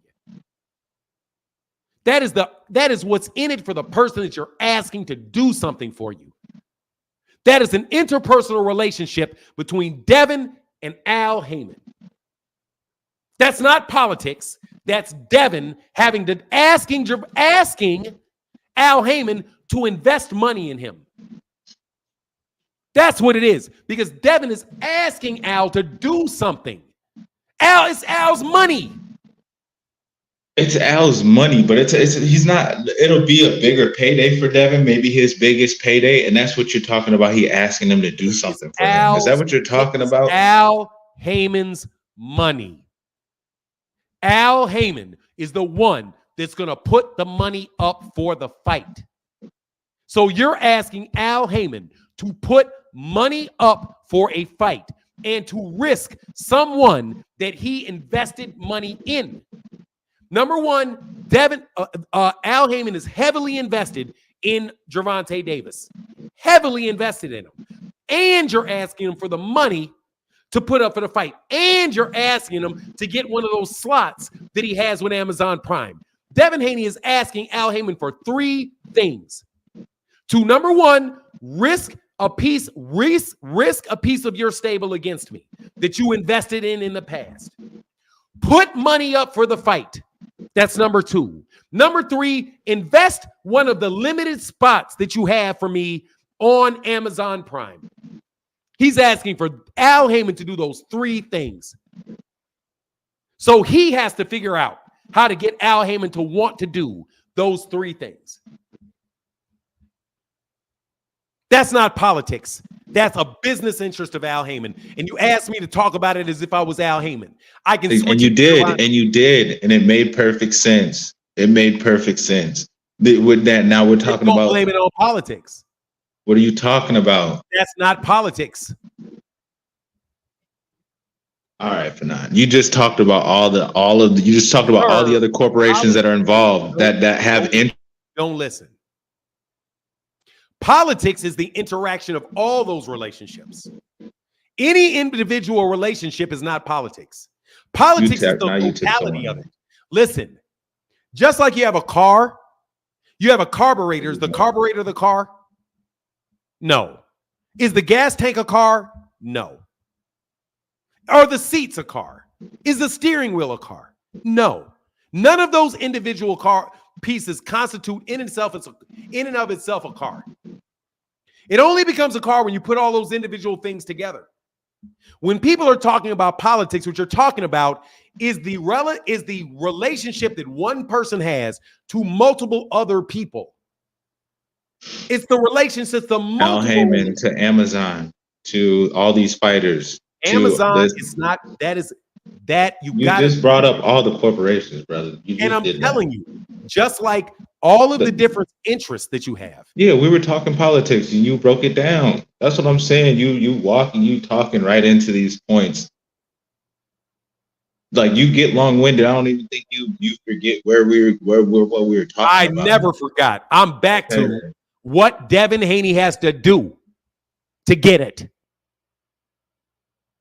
And then in the mind of Al Haymon, you just listed off the politics, that one person and all those things, and dealing with Devin Haney. I listed off what's in it for him. From Devin's point of view and Al Haymon's point of view, Devin has things he considers. Al Haymon has things that he considers. It is up to Devin Haney to figure out what he can give Al to make it worth his time.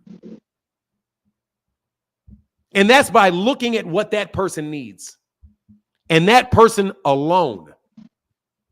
Him alone. Because if he gets to what Al Haymon needs, which is maybe to stop shitting on his fighters, could be one of them, then you can work around to getting something done. Is there any other points you have, sir? Yeah, I don't think Devin needs Tank as much as Tank needs Devin. Not talking the money aspect to it, because the money aspect to it isn't strictly based on the consumers of boxing.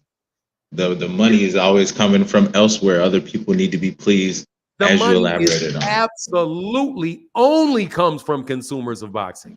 Okay, then let's talk about it. Let's talk about it, because what? That shit is a fucking fact. The money comes from the consumers of boxing. so then the consumers of boxing, even your average fan or whatever, like why it's easy to build up these fights that are like a Tank or Devin Haney type of fight. No, it's not. No, it is not that easy. No, it's not easy. How do you do it? Okay, first of all, both of those fighters are like, have you ever done it? It's easy. Let me ask you for your qualifications. What fights have you put on?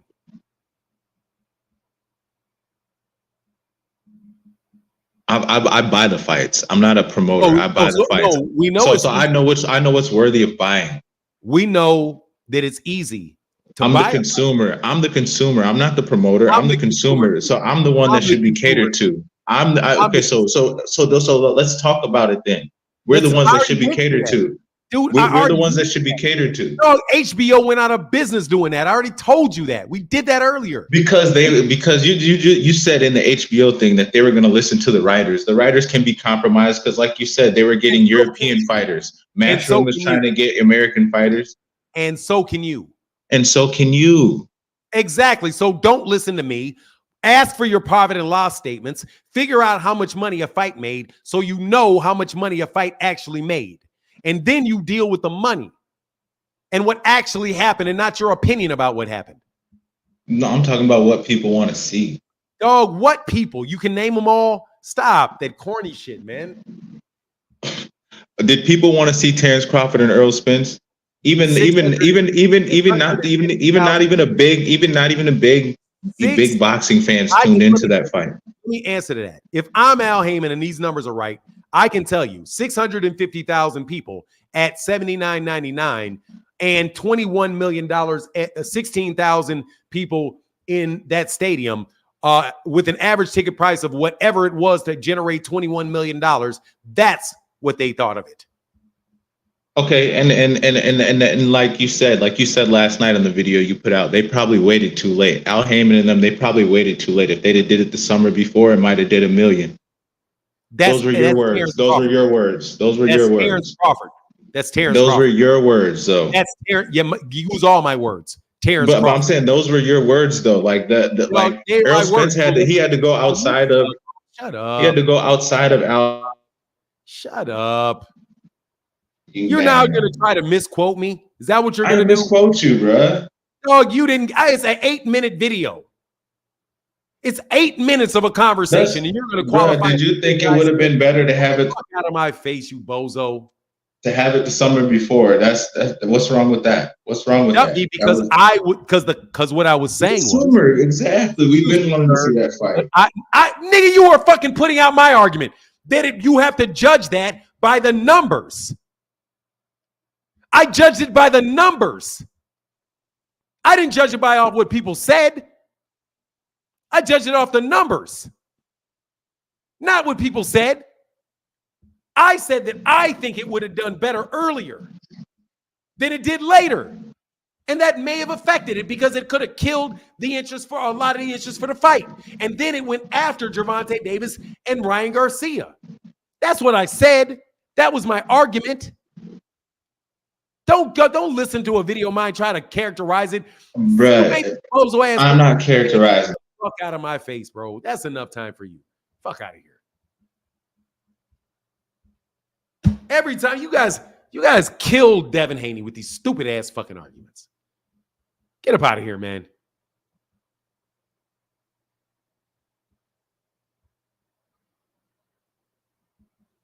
Sounds like two Karens. What do you mean two Karens, Rob Unique? What sounds like two Karens? Fuck the content. I mean, not fuck my content, man. Fuck all that.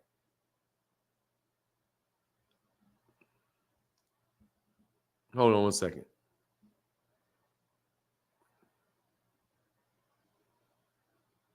He ain't the A side. Oh, Ray B. Devin is taking a 45-55 split with Ryan Garcia despite being the A side.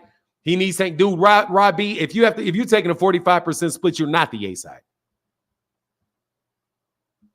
He's not the A side. He's not the A side. He's not the A side.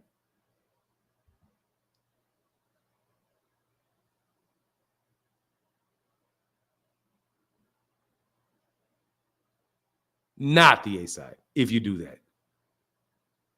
Hold on one second.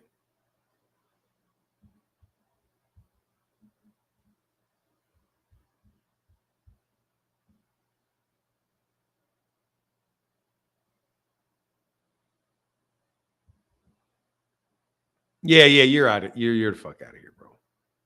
Don't nobody want to hear that dumb shit from you. Click the link, bro.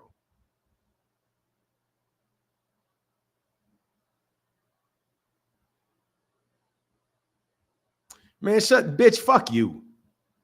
Fuck out of my life. You gonna call me a white woman? Get the fuck out of here. You don't see shit. That dude didn't have a point of view at all. Get the fuck out of my life.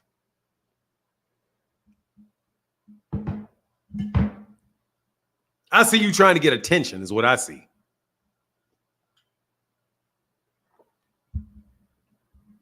That shit didn't make no sense at all.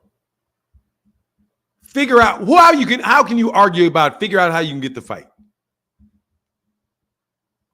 How does it that shit make no goddamn sense? You fucking kids.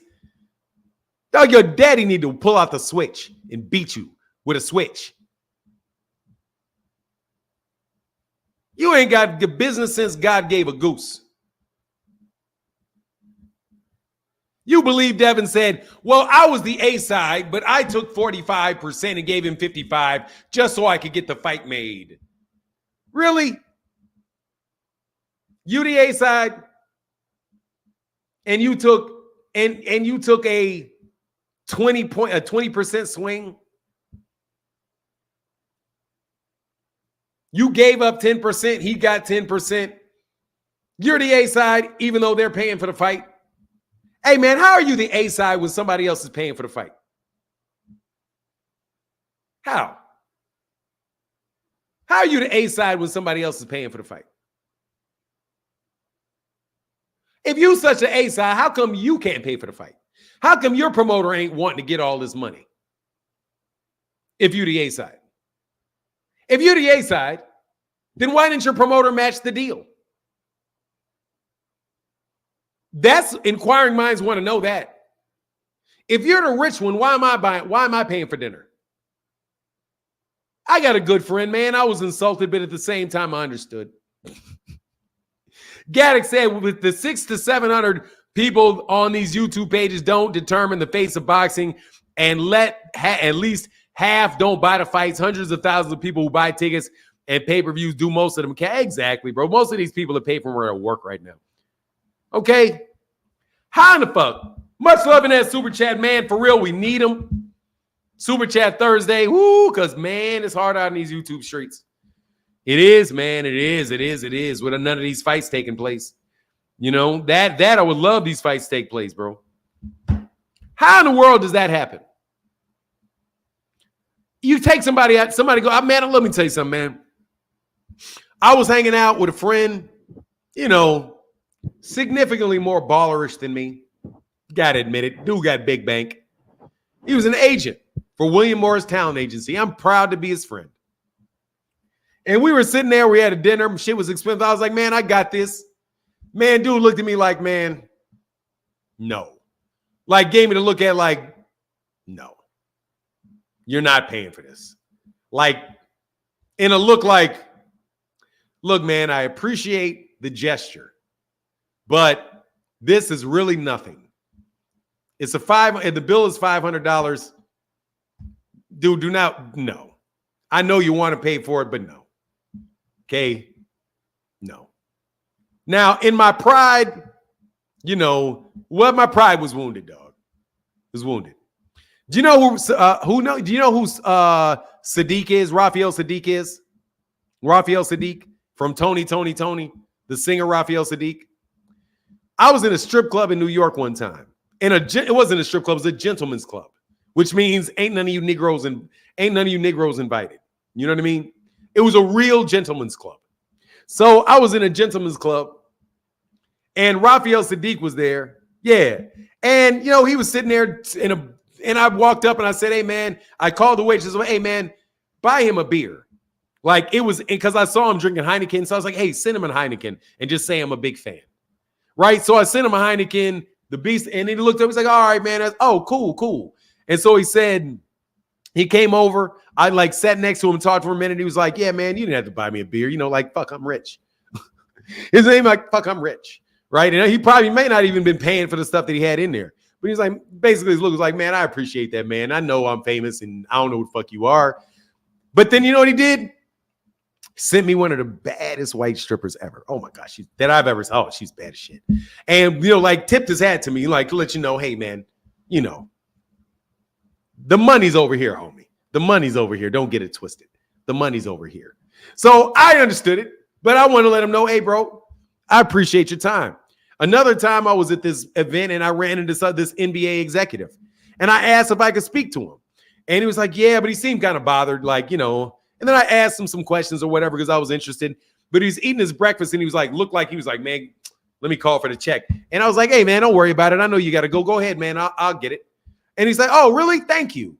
And because I was like, hey, man, you know, I appreciate your time, bro. I appreciate you asking a couple questions. I was probably never going to see you again in my life. But I appreciate you, man. I'll buy it.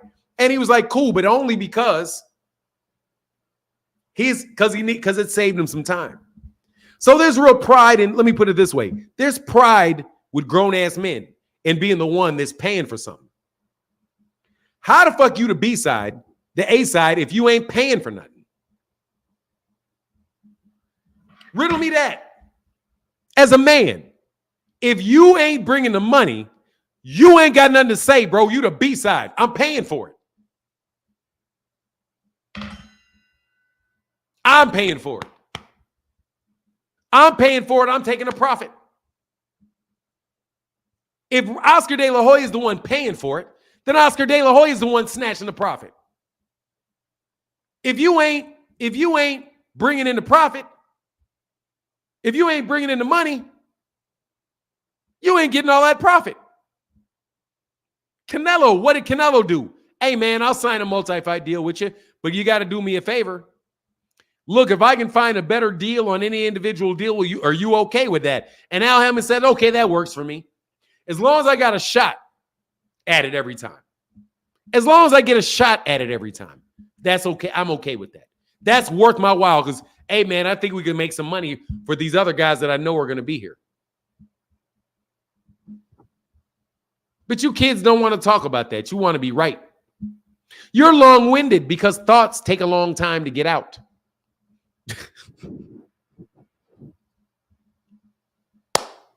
It takes a little bit of time. You ever went to college? You know how long lectures are? They're an hour.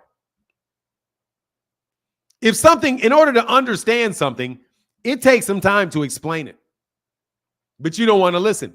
You want to hear, oh, I see a point. Oh, I can run with this. Man, sit your dumb ass down. Then you talk about, well, I'm not really trying to debate you. I'm trying to have a discussion. If you were asking me a question for understanding, you would wait till I was done.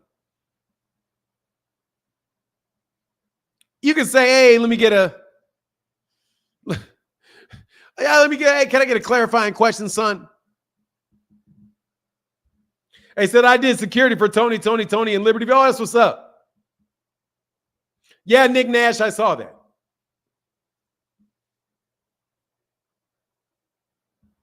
Exactly. Hey, dude, look. If you want me to explain to you the business considerations from the outside looking in for Al Haymon, I can do it. Because I got to know what's in it for him. Number one, how do I get paid?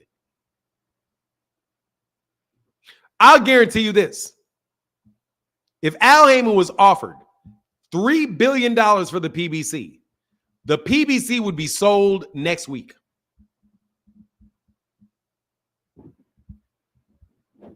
let me repeat this. If Elon Musk said, hey man, I want to buy the PBC, I give you $3 billion. I want all the fights on Twitter. You know how Adrian Bronner said we're gonna be fighting on Twitter next. Adrian Bronner's prophecy will come true. If Elon Musk offers $3 billion for the PBC, you guys will all be fighting on Twitter. Immediately. Well, I guess we go into Twitter. Hey, OG, salute OG, upper echelon, all things Daryl McKinney, provided that he can negotiate to get those channels. I don't know about $1 billion. I don't know. But yeah, probably. I'm just going to go with something I know for sure.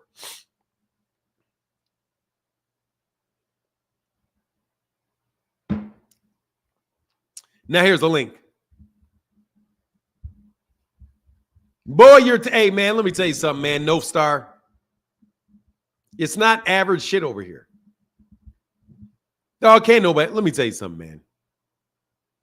Dog, I spent a lot of years getting in a boardroom. I hate boardrooms. I hate boardrooms. Hate them. This is what you do half the time in boardrooms. Yeah. Oh, shit, will this motherfucker stop talking? Oh, God, I get the point. That's boardrooms. That's boardrooms. And then you'll do some shit like, you got to figure out how to wave your hand and say, I got to use the bathroom. You got to figure out how to get up and get out of there. Hey, I'm sorry. I'll be right back. Please, everybody, excuse me. Oh, no worries. I'll be right back.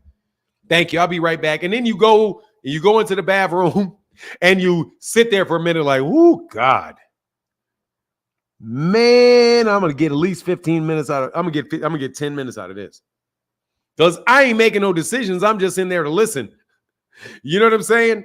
God, dog, them boardrooms. Woo, them mugs be painful. And then other time it's tooth and nail in there, bro. Am I missing super chats? Thank you, LL Music. Oh, I did miss them. I'm sorry.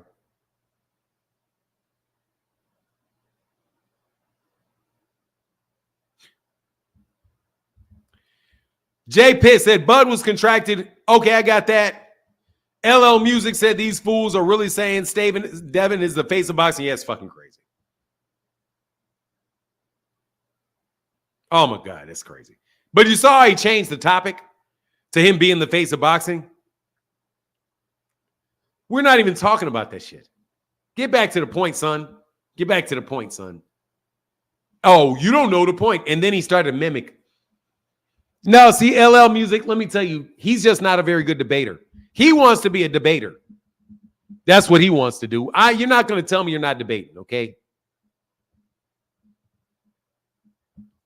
Justin Henry in the building with the personalized $1 holler. Sheeping these dudes. Thank you, brother. Appreciate you, man. Thank you for that support, bro. Gaddix the Great said, if people learn to shut up and listen before cutting people off, they might learn something. You're good. I can't do stupidity. Man, I can't do just a blatant willingness not to. First of all, you're debating, okay? Dude, you're not going to say, where's T. Orlando, okay? Just because you call a conversation doesn't mean that you're not a debate. You're debating, okay? I know it when I see it. I don't need for you to call it that. But for you to act like you're not doing it, to me, either you don't know what one is or you're just being dishonest, okay? And I'm leaning towards both of those. This is not amateur hour at the Apollo over here, partner. I have depth. I have depth. I have context and I have depth. You're not going to be able to research everything that anybody said and be able to repeat it verbatim to get me. It's not going to work because I'm going to dismiss all of that. I don't give a shit what Bill Haney said. I don't care what Devin said. I don't care what Gervonta said. I don't care what they say. I don't care because I know talk is cheap. And you can change your mind. And you can contradict yourself. You can do all kinds of things. That doesn't prove anything. Devin's ass signing with a 3-fight deal with ESPN is all I need to know. He wasn't available to fight. Okay? You can say you're in Colorado, and you can say you're in Colorado 15 times. You can. But if somebody catches you on the phone in New Jersey when you're saying it, I don't care what you said. Devin Haney can say he wants to fight, but dude, he's in New Jersey. Talking about he's in California. No, you're in New Jersey. What? He said he was in California, but he wasn't there. Why? Because he's in New Jersey. He's right there, standing and taking a picture next to the mayor of New Jersey in the office and the date. And he says, I'm in New Jersey today. And the date is in the article. So he couldn't have been there. I don't care what he said. Devin Haney said 1,000 times he wants to fight Gervonta Davis. I give not a fuck about how many times he said it. When you leave, when you will not sign where you need to sign to get the fight, you leave the network and you go find sign a multi-fight deal with somebody else. Bro, you got something to talk about, Superman? Or are you trying to get... I don't want to break the flow, bro, with that again. How can I help you, Superman?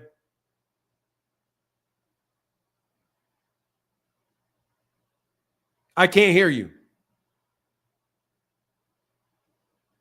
I can't hear you, man. Can't hear you.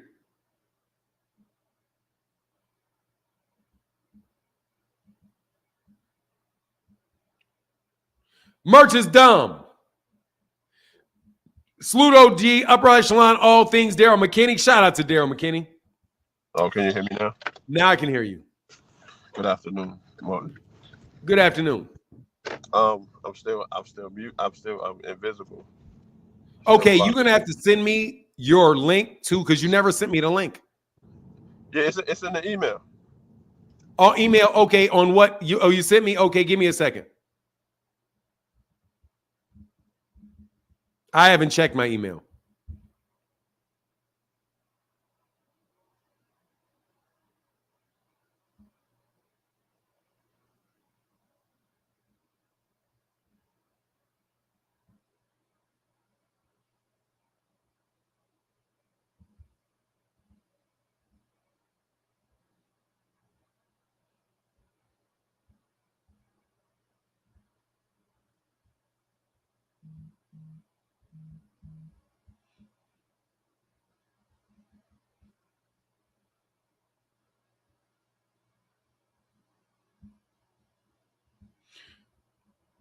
All right, you're unblocked. Thank you so much. But all right, man. Thank you. Enjoying the show as always. Thank you, brother. All right, man. Thank you for coming back up. My bad. No problem. And I'll give you a wrench. Leave a comment and I'll wrench you up so you don't get blocked. All right. All right, man. The situation with Tank and Dev is different because unlike Errol, Tank is not going to go against his team's wishes, advising in better judgment and chase Devin the B-side. Well, look, it is the same thing, though. No, why? It's the same situation. Let me disagree with that. It's the same situation because Errol is not allowing Al to earn any money. Al has a slot he needs Errol in. If Errol will not do anything other than that, then that creates pressure on Al Heyman to make that fight take place. So look, man, Errol says he really wants it. I'm his advisor. I'm his manager. I've had multiple fights with him. He wants this fight. He's not willing to fight anybody else. So I got to make the fight for him that I may not personally want to fight, but it is what it is. I got to it's a business decision that he made. But that if Gervonta Davis steadfastly refused to fight anybody other than Devin Haney, then Terrence Crawford then Al Heyman got to figure out how to get it done. The idea that he has to do that, though, that's something mandatory for Tank is ridiculous because he lost the weight, because he left the division. You know what I mean? But again, you guys are asking about, anyway, man, you know what I'm talking about. Look, man, you guys want to live in La La Land, go ahead and live in fucking La La Land, okay? The fucking La La Land crew. Y'all stick with the La La Land crew. I'm not trying to hear that shit. Okay? I'm not judging people for being smart. Okay? I'm not doing it. Because, bro, you guys want people to be stupid. Hey, man, thank you. Donation from my guy, Super Lou, with the $5 holler, brother. Thank you so much. Give me 1 second. Now, next, fucking brave man. Next. And I'm talking about people that are halfway serious. Not somebody who's whole. Dog, and let me tell you something, King, you're never getting back on here.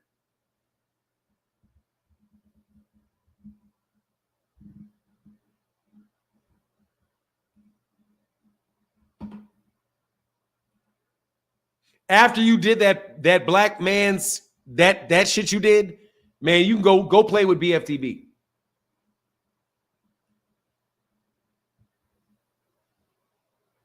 Go play with BFTB.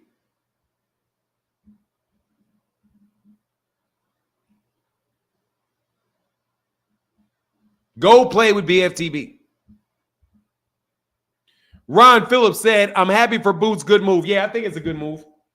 I mean, there's no bad move in that situation, though. Much love, brother. If Devin goes to 140, he's going to get killed. Dog, I'm telling you, man, he's going to have to fuck around and fight Boots. You know the day of reckoning is coming. Y'all talk too much shit. The day of reckoning is coming, dog. You're going to have to fight Dog, you're the same size, same age as Boots. You're the same size, same age as Boots.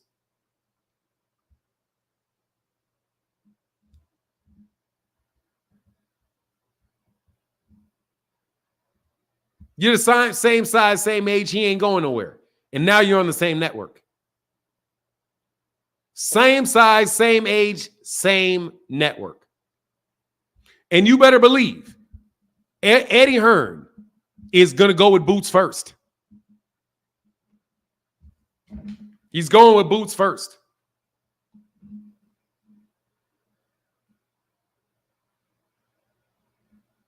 He's going Boots first.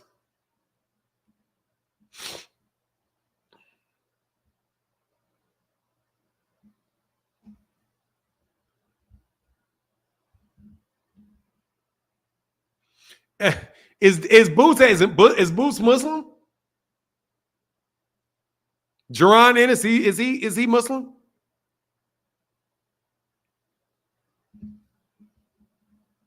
Give me 1 second.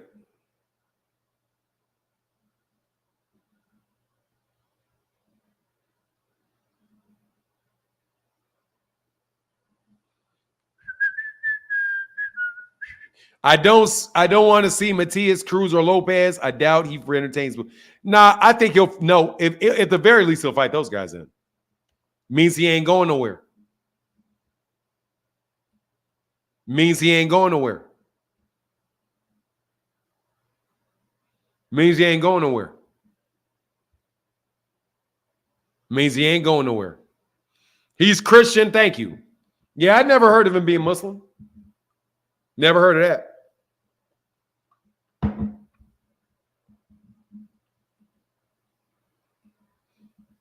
Give me 1 second.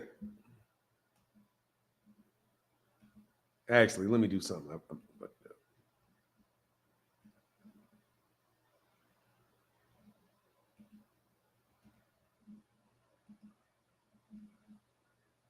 Man, I know y'all salty. Some of y'all got to be salty. Haters I think I figured out something, man. Oh, Cool Boy Stats Muslim? Yeah, I do believe I remember that being the case. Oh.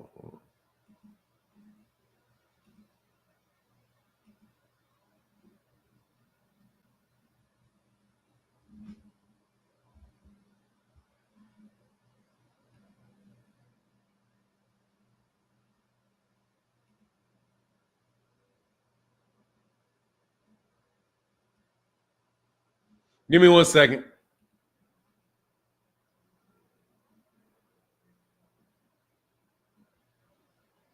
Hey, what's going on? Hey, for not Big Noop. Give me 1 second, Big Noop. Let me get that. Let me give me 1 second, Big Noop.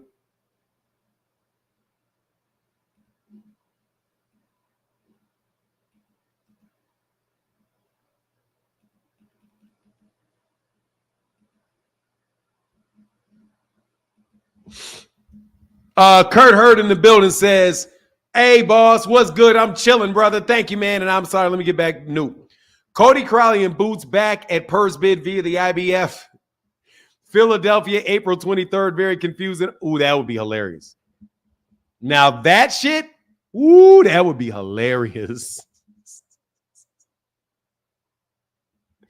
Dog, what if the PBC outbids Matchroom on that fight, man? Man, that would be funny if they snatch his ass back. Like, nah, dog, come on over here, bro. Let me go ahead and show you, bro. Kurt Hurd said, "Hey, boss, what's good? I'm chilling, man. You know what it is, man. We just having good conversations on this boxing, looking for a good debate. I heard that there were great debates on KO boxing and BFTB boxing. You know what I mean? You know what I mean? I should say something, but I don't want to divide. I don't want to divide people." Dog, I'm so happy that BFTB is doing well, man. BFTB is like one of my prides and joys. He's like, serious, man. I really, really, really rock with BFTB. I really, really rock with BFTB.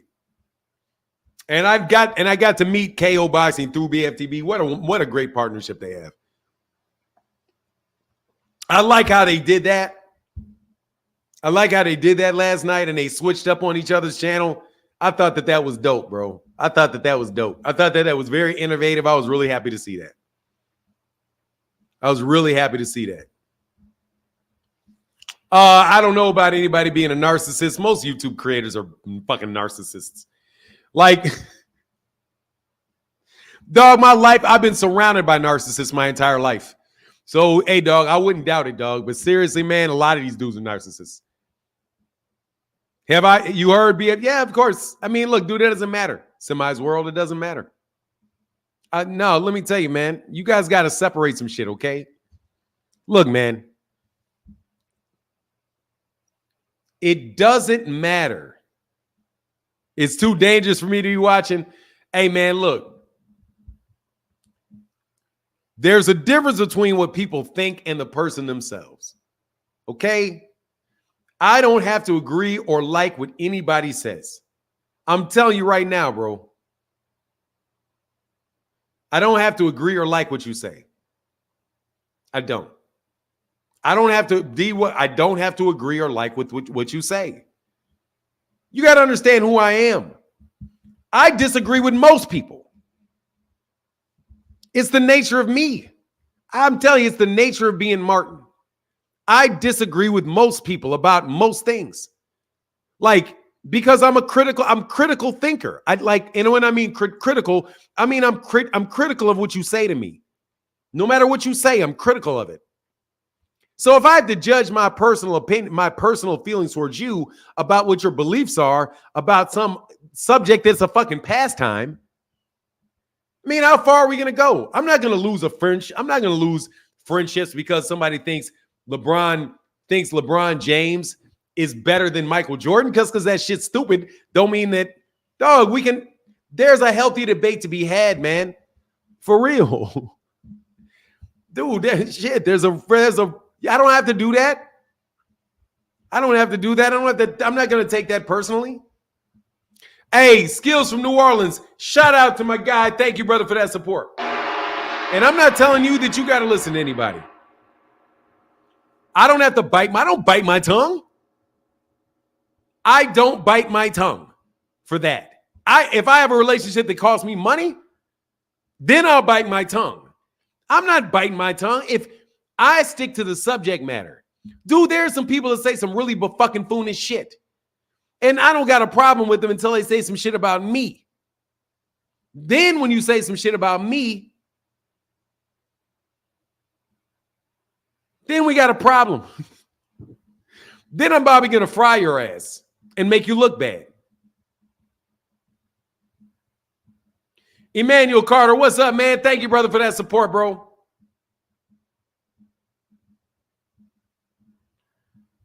If I can't have an argument with you in my personal life, you're not my friend. I have several friends I call up with and we argue. It's fun.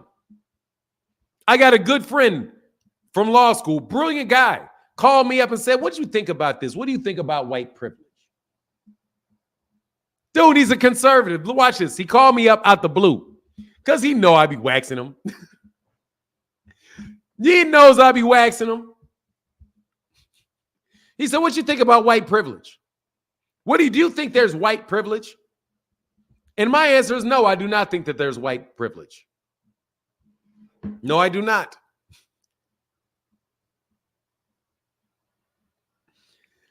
Listen. I said, no, I do not believe in white privilege. No, I do not. Does anybody want to debate me on the existence of white privilege?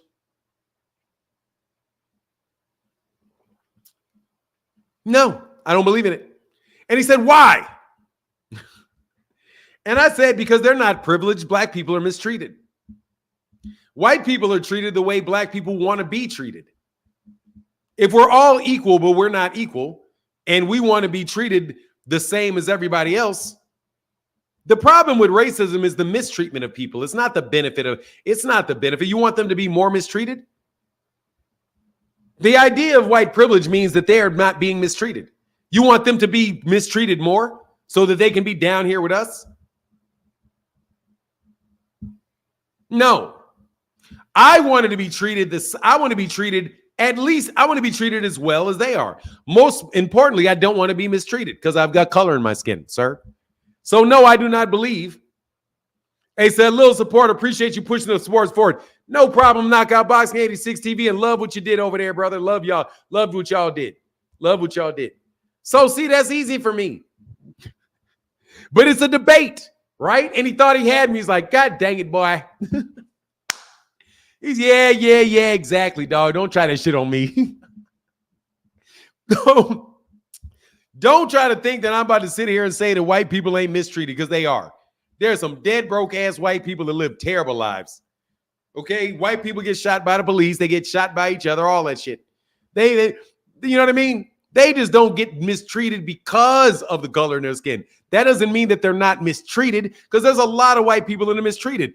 Unions, the breaking up of the unions, the wages, all that stuff they complain about, man. They actually are actually mistreated. But they're not mistreated because they've got color in their skin. So what we have is all the mistreatment that they have, plus we get an extra layer of it. Number says, scared me a minute with that topic, though. Exactly. See? I don't like bad arguments, man. I'm not making bad arguments. I would beat the shit out of that argument right there. Bro, I would absolutely mop any conservative with that shit.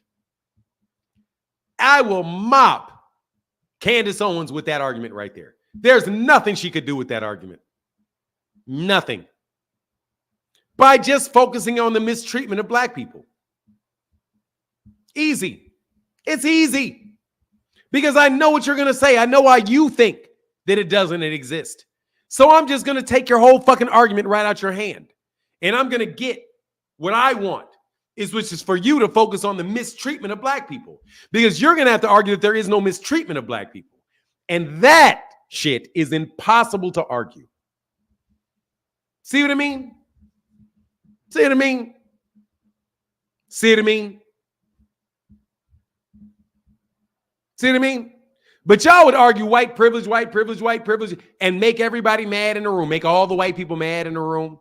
Because they're sitting there with their lives like, what you talking about, dog? You went to college. Your daddy paid your way through college. What do you mean?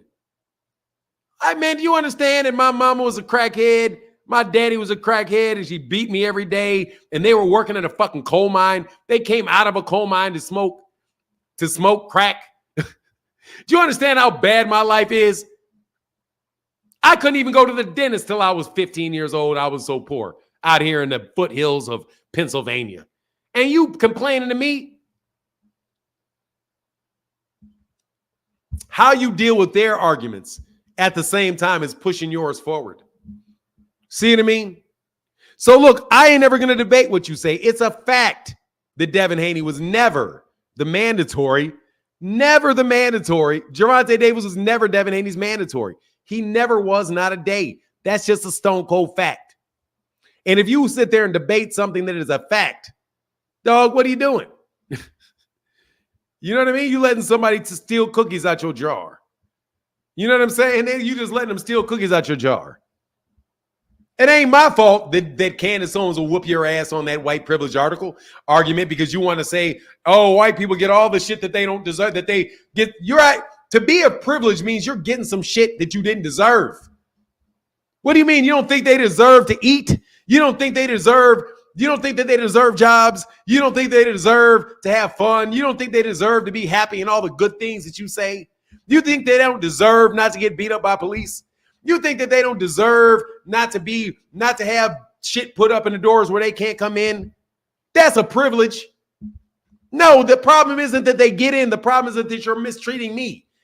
I don't give a shit. And I'm going to tell you, that's how these people be doing the shit. They'll do it as this. If you want to make somebody feel good and you don't want to pay them any more money, lower everybody else. No worries. I'll treat you all even. I'm going to treat them all like I treat you. That's when you say, oh, they got a privilege. Okay, no worries. Let's take it away from them. Do you want them to lose those privileges? Or do you want the same privileges? Well, we want the same privileges. Well, then don't call it a privilege. Call it a right. Notice how they changed the word from right to privileges?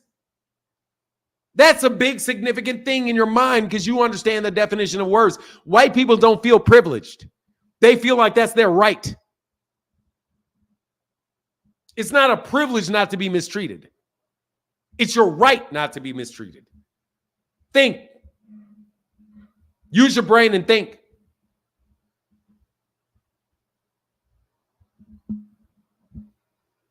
Because y'all listen to, you got spokesmen out there. Spokesman. For real, I hate that take. As soon as I heard that, I was like, that's a terrible fucking word. That's a terrible word to use. Because I grew up around white people. Man, let me tell you something, man. I was chilling with other than them calling me nigga, I was chilling. Other than them calling me names and the fact that you could tell them police might shoot you at any given moment. You could get hurt.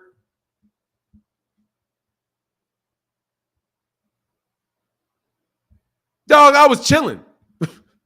Fuck, I had clothes. I had clothes. What? I was a good-looking dude. I always knew I was good looking. I could look in the mirror. I was like, shit, I'm good looking. I got straight teeth. You know what I mean? I feel pretty good about myself. There was other ones, dog, that lived like some ways away, dog. They were sheet metal workers, boy. Their teeth was all like this. Their malnutrition was on their face. Trust me, there are some white people I would not switch places for nothing. I would not switch places with them for nothing. So I was good. They sell you that shit. Anyway, I'm telling you, there's white people I would not change places for. Pauly Spatafora. I would not change places with Pauly Spatafora to say, hell no. You know how hard a life Pauly Spatafora had? Hell no, I'm not fucking with no Pauly Spatafora life. No, thank you. No, thank you.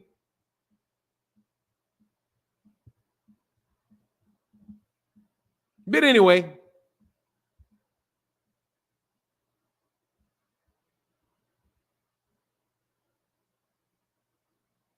No, I'm sorry. I'm cool, boy. I don't need his money. I'm straight.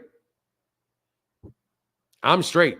I just need, I feel a little stressed because my son is about to go to college. That shit's about to be expensive. God, dog, that shit's about to be expensive on a brother. Boy. And he better be, I ain't gonna lie, I gotta have a talk with him, man. You gotta be focused in this shit. This shit's expensive. Okay? You got to make this shit worth your while, bro. Or don't go. If you're not going to make it worth your while, don't go. Oh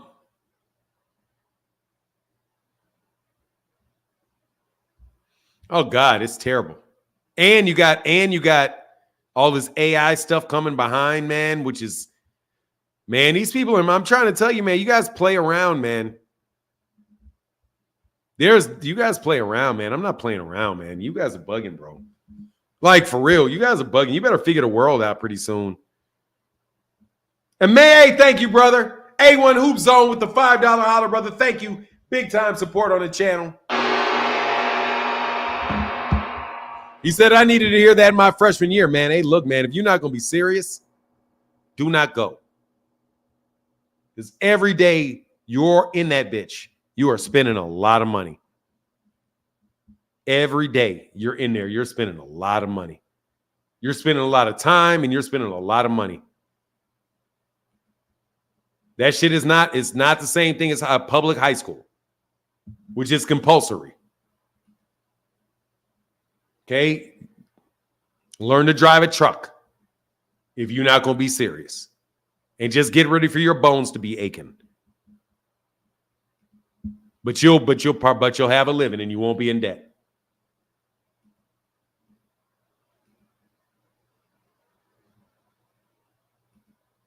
Give me 1 second.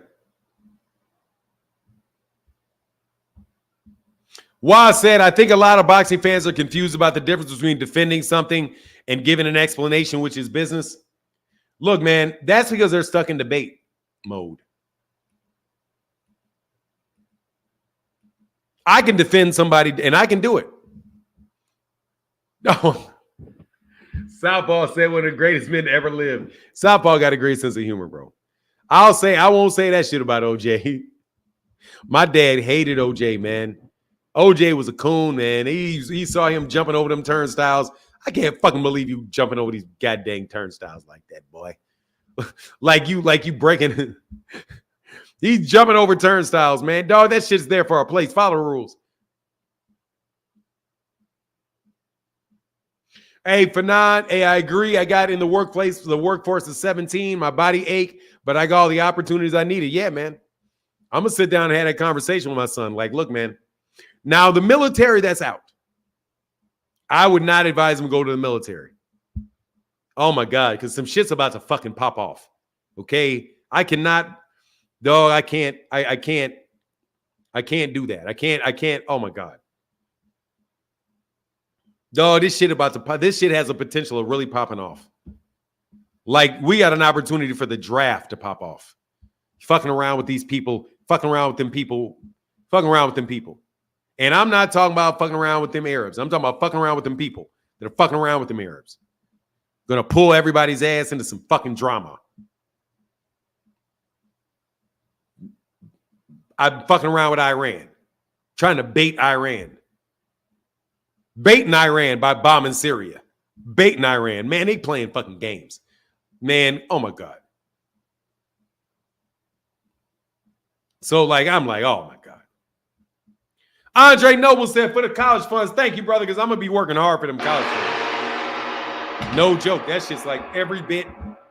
To get my son through that, like a lot of my disposable income. A lot of my disposable income, bro. Or him in great debt. Which is like, oh, so tough.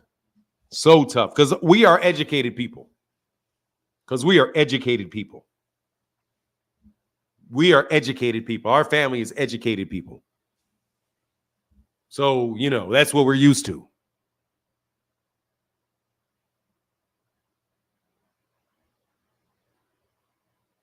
Said they already calling retirees for necessity jobs. Like, man, I'm not fucking with that.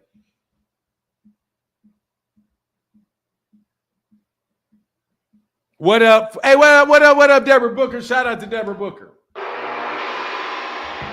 He said, what up, Fanon? Fanon, just listening and enjoying the show as much as I do, as much as I can. Always support. Much respect for you and your family. Deborah Booker, thank you, and I hope you're doing well. Let me give you a gong to one of the biggest supporters of the channel. Rampage said, son, so is your son following in your footsteps and going to go to law school? Let me put it this way. I think he would be good with that. And I'm going to try to get him to do that as a backdrop. But before that, I got to try to get him to major in English. I got to get him to major in English. I'm trying to convince him to major in English. Like, I think that just, I don't want to get in my son's business. I really think that that's the smartest, safest best. And then though, that's something you can use. That's something you can use in other areas. It just depends, man. It just depends. Greatest show, Gianni Legend. Thank you, brother. Yeah, he's done with basketball. He's just playing it recreationally now. And I'm okay with that. He's not going pro. Since he's not going pro, I don't have a problem with him not playing in college. My daughter went to play it in college because she got a full ride. Tennis is less competitive. I mean, he could have got a full ride to different schools, but now he's okay with it. So no worries, man. I'm in favor of sports it kept you energetic, kept you busy, kept you from doing a bunch of dumb shits. Basketball actually got him really focused on school and knowing how important school is. So I'm cool with it. You know what I'm saying? I'm cool with it. What are you talking about, Zenith?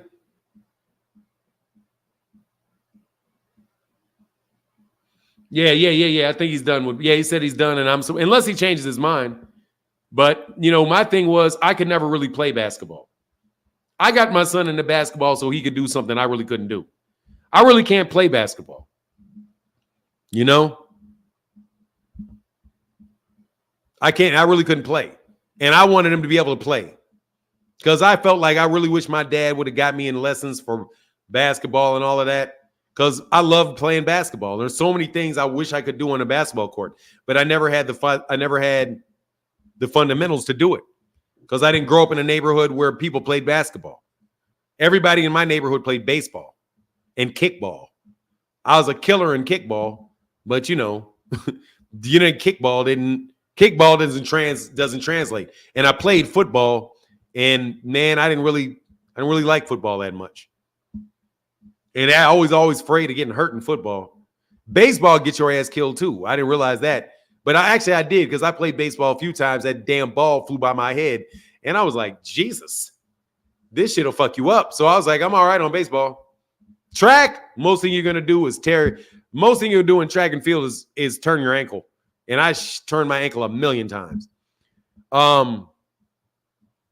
Anyway. Zenith be up in here talking. I don't know what that is, but Zenith got privileges. Dennis, what's up? Anyway, so no, I did not play baseball. I played baseball. Like I was on a baseball field a couple times and played like recreational baseball against people that played baseball. So the guy that I was hitting against was a pitcher, and better believe that ball is really, really hard. Position that I play in football, I played nose guard. I originally played nose guard because I didn't play in high school, so I played nose guard in high school. Nose guard, and what else did I play on offense? On offense, I think I can't remember what I played on. I recovered kicks and I returned kicks. It's weird. Why not boxing? Because there was no boxing around where I was. I was in Hapkido. I'm sorry, I was in Hapkido. Hey, New Boy Jet said that's why I tune in for 9. Most every bit of resource that you relate is informational. Thank you, brother. I appreciate that. No, after football, I went into Hapkido and I went into track and field. So I could always fight. I didn't want to box. I was fighting all the time. Fuck that. I was on street fight as a sport. Why the fuck would I need to go to boxing? God dog. I was tired of punching people and getting punched. Fighting sucks, man. And I'm not of that mentality. I'm not a killer like that. My mentality is not, I want to hurt somebody. That's not how my mind is. That's not how my mind is framed. So, it's just not how it works. You didn't play? Yeah, I played multiple. I played football. I played pickup football, obviously, and I played, like football on a team. I played track. I ran track, and recreationally, I fought, but out of necessity, not out of wanting to. But Hapkido and basketball. But I played a lot of pickup basketball, but I wasn't any good. I was athletic, but I didn't have any skill. For now, even Tank says that I like punching dudes, but getting hit is never fun. Yeah, that getting choked, and more importantly, getting choked sucks. Jesus, getting choked sucks. I'll take James Toney over Andre Ward. I might take James Toney over Andre Ward. But I don't know. It could go either way. That's a tough, at 168, that's a tough fight. Andre Ward it's hard for me to gauge Andre Ward. Andre Ward is really, really talented. Andre Ward, I mean, it's what and what, really. But if I had to, really put some money on it, I might mess with James Toney, because James Toney is just it's fucking James Toney. You know what I mean? James Toney's nasty like that, man. James Toney's nasty like that. Yeah, Ward, yeah, and he's so smart. And Andre Ward is so intelligent. That's another aspect to it. I don't know, man. James Toney, if James Toney's mind is right, dog, that's trouble, man. James Toney's like that, man. James Toney is like that. Cornerback. Yeah, it's a tough fight. All right, we're at 4 hours, man. Let me put these links in here, man. Yeah, they're really great fighters, man. Yeah, Ward is very underrated. I think Andre Ward is underrated as a person. There's been some things that I haven't, that I was like, but that's like with anybody and everybody, you know what I mean? There are some things that Deontay Wilder said. I was like, yeah. Some things that Errol Spence Jr. said. It was like, yeah. Gervonta, sometimes. Like with anybody. You know what I mean? Anybody. But Andre Ward is just the person that he is. I think highly of him as a person. And I respect his talent. I really admire his accomplishments. Probably nothing impresses him more than his knowledge that God is real. That impressed me about Devin Haney too. That impresses me about Gervonta. That really impressed me about Gervonta. Because man, if you don't know that, then I gotta really wonder what's up with you. I don't give a fuck what you do, what other things you're doing. I need to understand what you think God is. And if I understand what you think God is, okay, all right. But if I tell you what I think God is, do you believe that? Oh, yeah. And most times that people call themselves atheists, that's because they don't believe what people tell them about God. And I complete that. I understand that completely. I understand that completely. I told my son, when my son said he was, man, I don't believe in God. I was like, okay, tell me what you mean. Do you mean you don't believe about a white man in the sky floating up there? Is that what you mean? He said, yes. And I said, okay, no problems. I don't believe that either. So we're together on that, because I don't believe that shit's stupid. The clouds up there, you fly above it in a plane. He ain't sitting there. Ain't no white man in the sky up there. Okay, I got a problem with that. And God is unfathomable anyway. So it's unfathomable. You can't have a set idea about that anyway. So when he said that, I'm like, cool. Because I took time to understand what he means. Hey, Jay Mill said, blessings, Mr. Martin, in the chat. Just getting on. I'm way behind, but wanted the show to some level of love. Thank you, Jay Mills. Daily dues paid. RIP OJ. Yes, sir, brother. Yeah, exactly. Believe in something. I'm okay with that. All right, give me one more caller, man.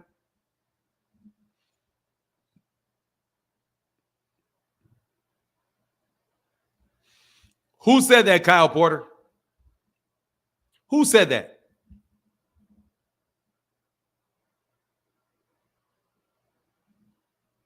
Kyle Porter, who said that?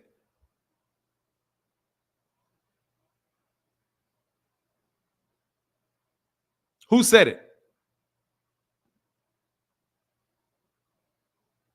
You got to start saying people's names, bro, or don't do it at all. I've changed my mind. Say the person's name or don't say it at all. Because you got to put that shit on somebody. Because you guys just be making shit up. See, now you're going to have to actually label that since you want to do it. He's right, though. Who's right, though? He's not right. That shit is fucking ridiculous. That's blasphemy. That's blasphemy. That's blasphemy.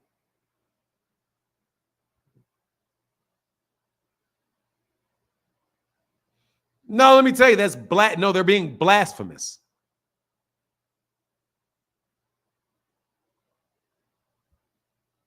That's blasphemous.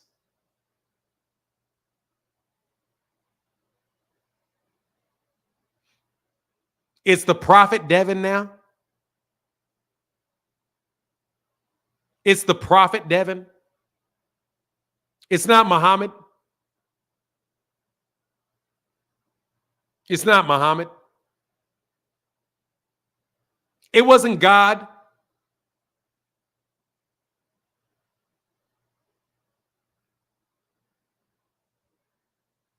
God, you're taking credit from God. I'm going to tell you that nobody ever make me believe in God but God. Who made me believe God? God made me believe God. Nobody else. God made me believe God. Nobody else. Nobody else. I may have made somebody mention the concept, but whoever mentioned that concept, they wouldn't be there if it wasn't for God. To God goes all the praise. To God goes all the praise. All dues, all praises due. All praises due. Not some of the praises due. Not set aside some of the praise for Devin.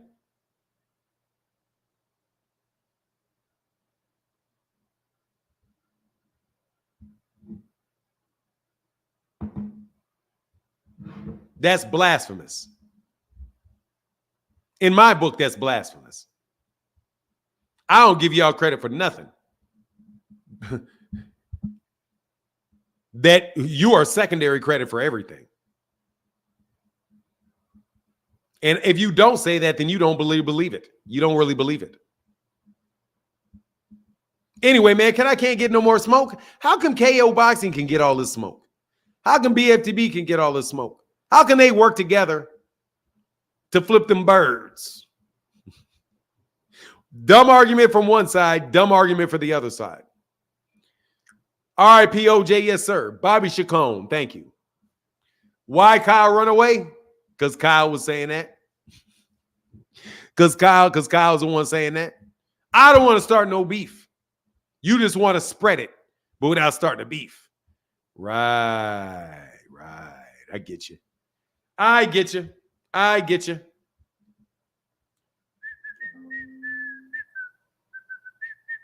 All right, I need something to inspire me. Amen. God is great. Man, no joke. I told my kids, I didn't take my kids to church so that they wouldn't be atheists. I took them to church. I didn't take them to church because of that. I was like, nope. You're going to meet him yourself. You're going to meet God yourself. Because the question is going to start rattling around in your head. Nope, no church for you. Nope. These clowns will make you an atheist. Nope. Nope. I'm going to tell them this. This is what I told my kids. God is real. Anybody tells you God ain't real, they're lying to you. You may not understand it for a long time, but I swear to goodness, anybody ever tells you that God is good, that's what you need to know. Right there. God is real. Don't you ever believe or fix your mouth to say that it's not. Because everything that they're going to tell you is going to make you believe that what they're saying is full of shit. And you're going to be like, I don't believe that. I don't believe that. I don't believe. Yeah, you don't believe them. If you don't believe what your preacher says, it's not that you don't believe in God. It's you don't believe in your preacher. That's who you don't believe in. I don't believe in my preacher. If somebody says, if I don't believe a word comes out of TD Jake's mouth, it's not that I don't believe in God. I don't believe TD Jakes. You're not the representative of God. I never met Jesus. In my life, I never met him. Never saw him, never shook his hand, none of that. So I can't say whether I believe him or not. I never met him. I know I don't believe you.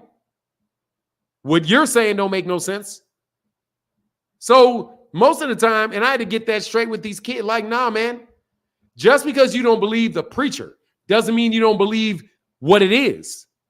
Because you couldn't believe anything without the ability to believe. You know you have the ability to believe, don't you? If you ever want to see, if you ever want to know it's real, go look in the sky. Look at the sun. Look at the moon. There it is right there. Bold as the fuck. Right in your face. We're preaching today, fuck boy. We're preaching. Get the fuck out of my face. I don't want you around me.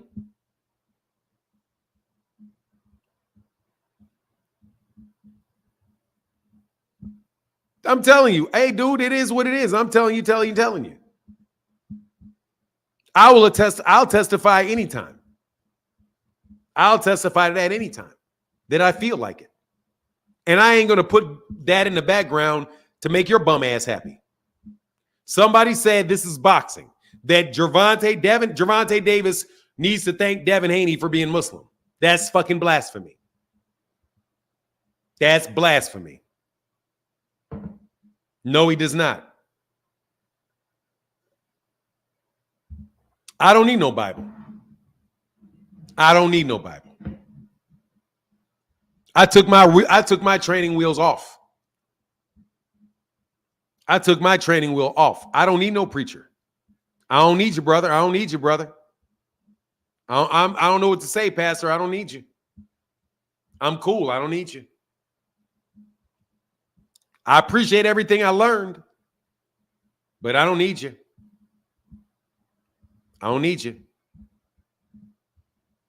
Quick question regarding Tank. Is it wise? Hey, were you going to answer the question? Are you going to answer the question? No, Kyle? I'm not getting off that. I need that answer, Kyle. Who said it, Kyle? Who said it? You can click the link and put it in the behind, and you can put it in the private chat. But I can't answer that question, Kyle.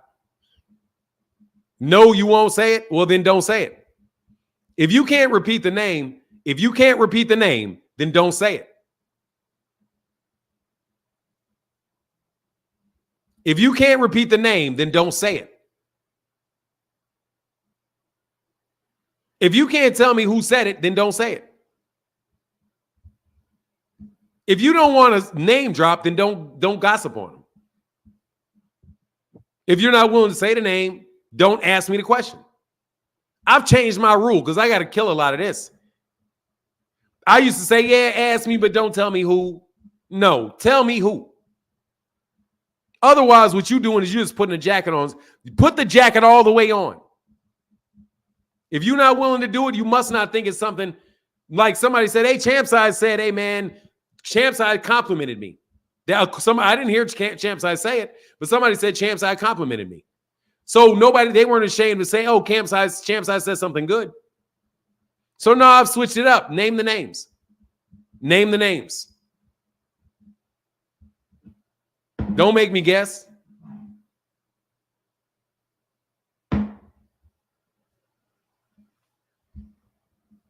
Whoever said that, if anybody I see you double zeros. If anybody actually said that, did Gervonta Davis say that to them?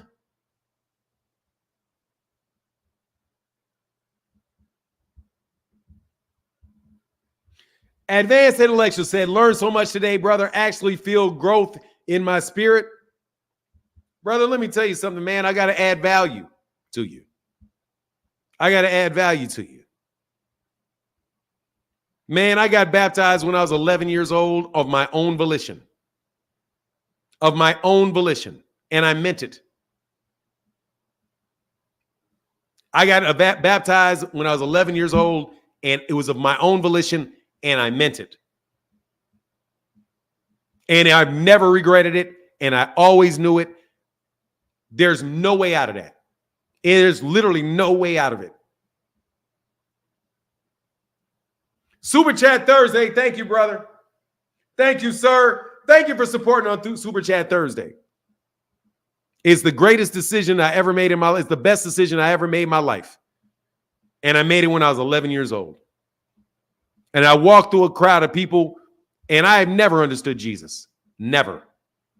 I ain't gonna lie, dog. I didn't understand Jesus and what it was and never really get my idea about it because I was like, this doesn't make any sense to me. Like, it doesn't make any sense. Why would God make somebody that nobody, why would God make somebody that nobody ever will be like ever and do things that nobody could ever do? That doesn't make sense to me. That was illogical to me. But God being real is the only thing logical. That's so logical. It's, yeah. It's created. I can see it. So something created it. And whatever created it, they created my intellect. So if it created my intellect, it has to be beyond my intellect. And if it's beyond my intellect, I'll never understand. So if I can never understand and I have an intellect and somebody else has a greater intellect that's still an intellect, so they'll never truly understand or be able to represent it because it's beyond them. So any explanation that you give me is going to be inadequate. It's going to be inexact. It's going to be inadequate. So therefore, I can't base my belief ever on whether or not you can explain it to me. You don't have the ability to explain it. You can't explain the unexplainable. It's unexplainable. Because everything you need to explain is you can't. You just can't do it. I can't comprehend being able to comprehend that. So since it's incomprehensible, but the manifestations are there, what other conclusion can you logically draw? Nothing. And that's all you're supposed to be able to allow to do it. He's giving you that. And he's showing you him. She's showing you it. She's showing you it in yourself. But just like a grape can't understand a human, how can you understand something that's beyond human? And humanity is contained within it. It's just you can't. You're an amoeba trying to understand Einstein. You can't. It's not going to happen. Maybe it will in whatever way it goes, but you don't even know. And plus, where did you come from?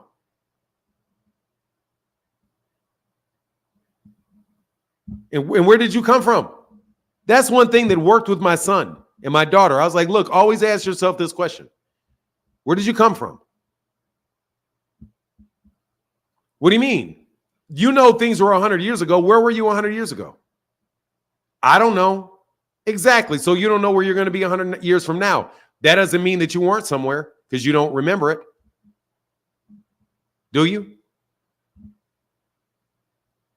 You're just as absent from this world before you're born as after you die. So why isn't it the same thing? Why isn't pre-birth and death, post-life, the same thing? It is from every conceivable way. The only thing is we celebrate on the way in and we mourn on the way out. One is a coming, the other one's a going. But if life is a circle, every coming is a going. And every going is a coming. It's a circle. The circle has no beginning. The circle has no end. And you can look at the shapes and geometry, and that's what Pythagoras teaches. That's what all of these different mystical things talk about. It's all in all of the teaching. That's what the cross is, all these things. But again, you get all of this from anything. You get all of it from anything. Just like the ending is the beginning and the beginning is the ending, everything is nothing and nothing is everything. It's all the same. And only in the manifestations does there be a perceived difference between them. And that is more important than quoting Bible verses. because the Bible verses will point you to it as well. Just like studying this pen long enough will point you there. Literally and figuratively, it will point you there. So that's to me. So for somebody to say that's the reason, no, it's not the reason. It's everywhere. It's everything. It's beyond everything. It's beyond everything. How can you not see it? You have to purposely not try to see it, or somebody has to define it for you in a way that you think you're seeing something else.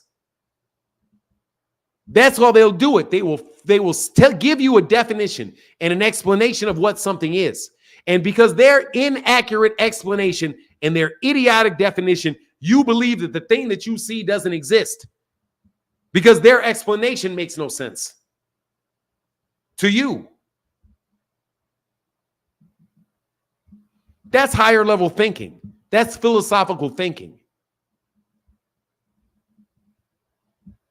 Fanon, your dad was very intelligent, I could tell. My mother. It's my mother.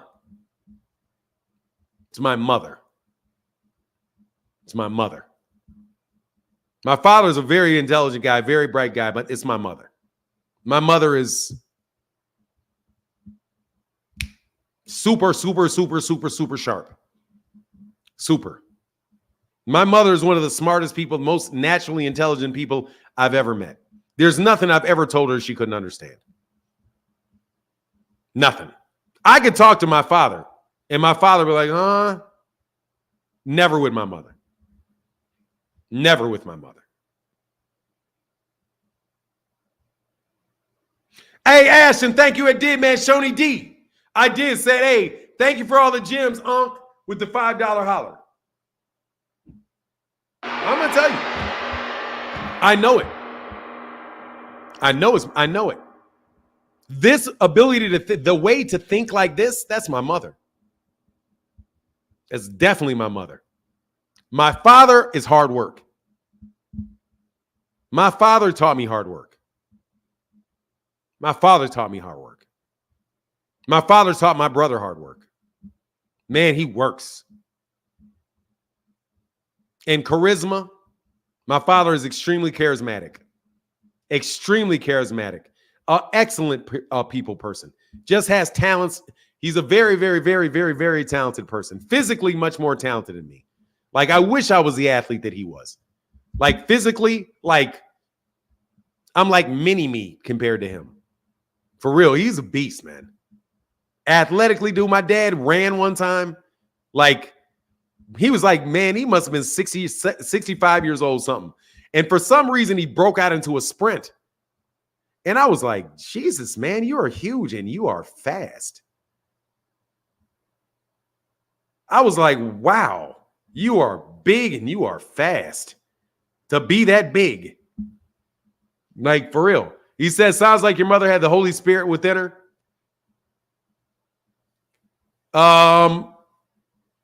My mother was related to a bunch of witches. I ain't even gonna lie, dog. Them some ass spooky ass women, bro. I can't lie. They'll curse your ass. Like, I ain't gonna lie, dog. I ain't gonna lie, dog. Some of them people over there, dog, they'll fucking curse your ass. Hell no. I'm not playing, dog. I'm not playing, bro. My mama be knowing shit's happening before that shit pops off. So I'm like, nah. I know that shit's real from them. I got a cousin. I got a cousin was playing with that. Man, they play with it, though. They played with it over there, dog. Ooh-wee. I waved the white flag on her, but today I want to counter that jab. What is that? Anyway, I'll tell you the truth. Nah, I don't play with that. My mother was like, hey, man, I'm just telling you, man, my mama will know when I'm in trouble. She don't believe no lies. She'll say, I got a feeling in my stomach. Something's going on with you. I'm worried about you. And then she'll say, oh, I don't worry about you at all. You're in a really good place. Oh, I'm fine. Hey, I'm not worried about you at all, baby. I know you're in a good place. And she accepts it. Many people don't accept intuition. For you to accept intuition, you have to accept something that is not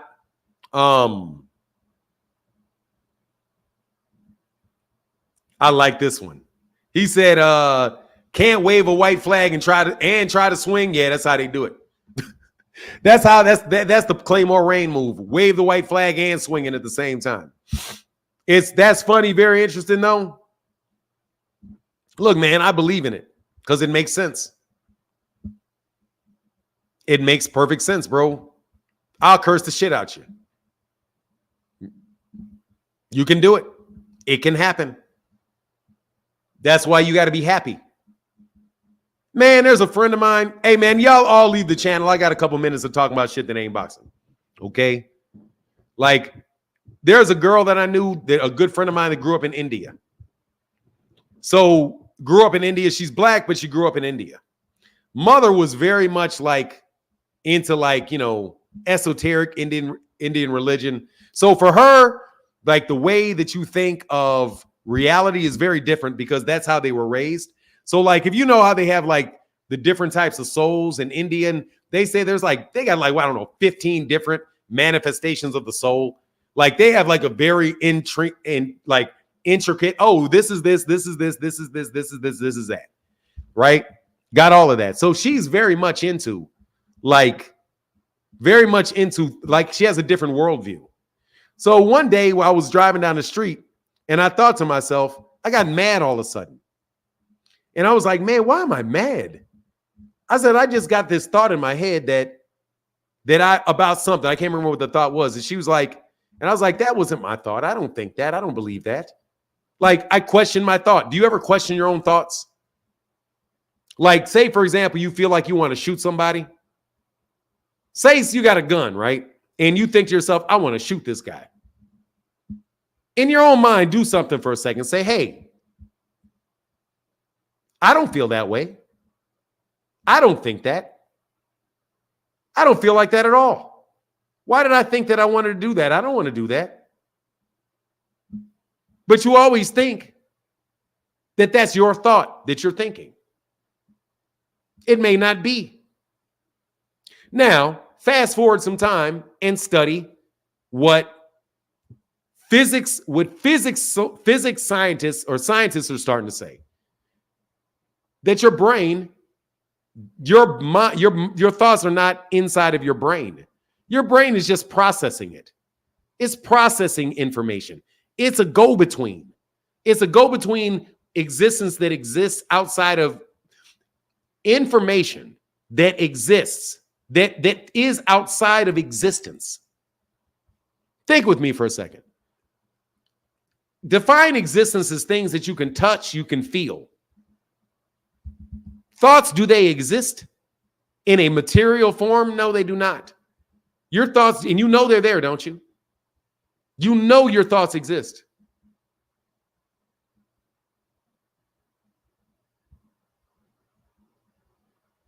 You know your thoughts exist because you feel it. You hear them in your nobody else. They're not real to anybody else. So they don't really exist in any physical form. Well, but where does it come from? If it exists in your mind, and then in your mind you act upon it, it only becomes in existence for anybody else when you speak it. When I think this, right? The cat is yellow. I thought the cat is yellow. It was not real until it left my mouth. So how do you know that it's in your brain? It's not in your brain. And that's a scientific fact that it's not in your brain, that your brain is filtering the information. So your brain being a filter, if your brain is a filter, the rest of your body is a filter. And that's why they call him the Son of God. It is the reflection of God. It is God on earth. Isn't Christ the Son of God? Think about that in this way. That Christ is the Son of God. What is Christ? Christ is the Christos.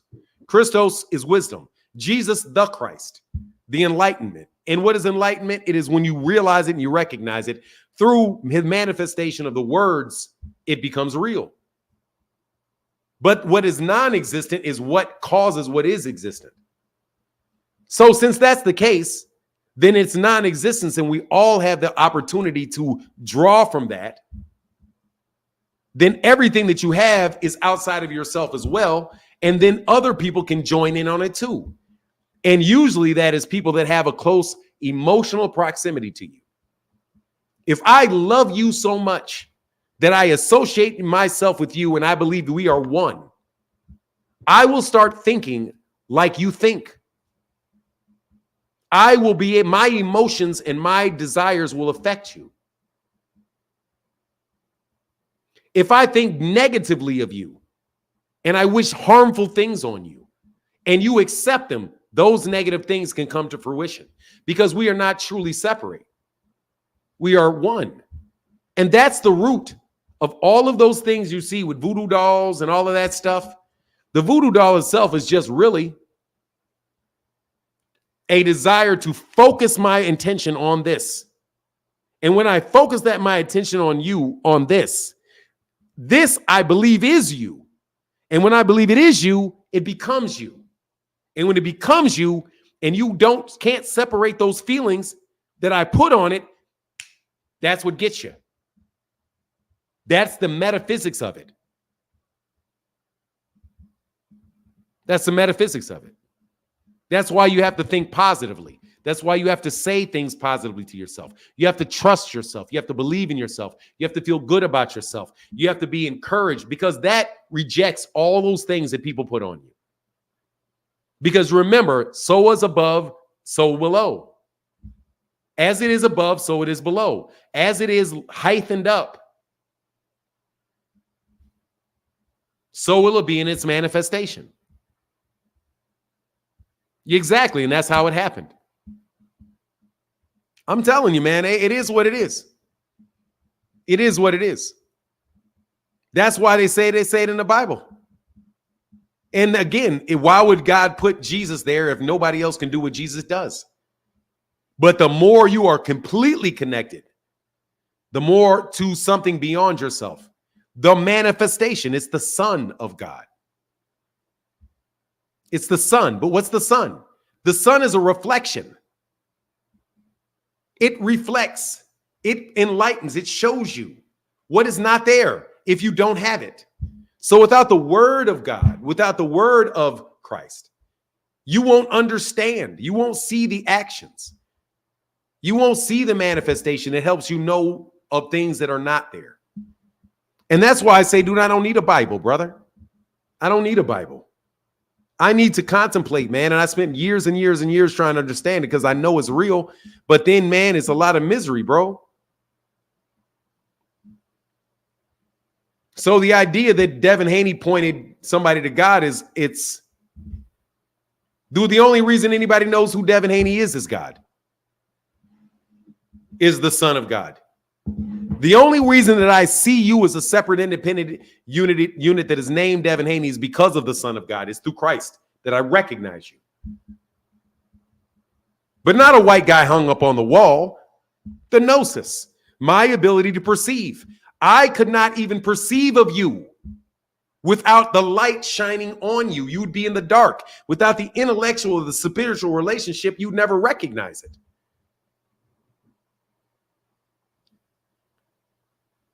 Could you? Could you know who he was if you couldn't see, if you couldn't hear, if you could not?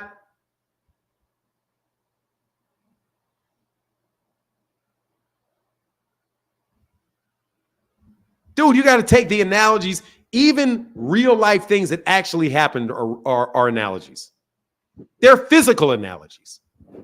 I think, and I'm sorry if I'm doing too much, but this is just for just people that like to think this way and go through these. Your entire life is an analogy. Your whole life is. Your whole life is. That's why these physicists are talking about, is there any real, mathematically, is there any free will? Is there any, you ever heard that discussion people have about whether or not there's free will or not, and how there's not any real free will? I'm not going to go over their arguments, but there are physicists and very intelligent people that say there is no free will. You are trapped in what you are. which means you're what? You're a reflection of the cause. You're a reflection of the cause.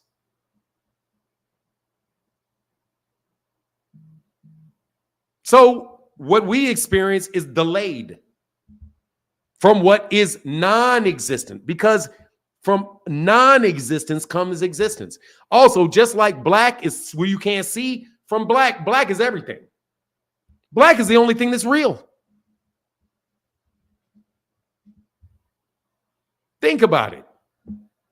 So look, man, like I said, I don't want to hear no conversation about Devin Haney pointing somebody to God. You can't even understand who he is without God. And that's why he said we're the son of God.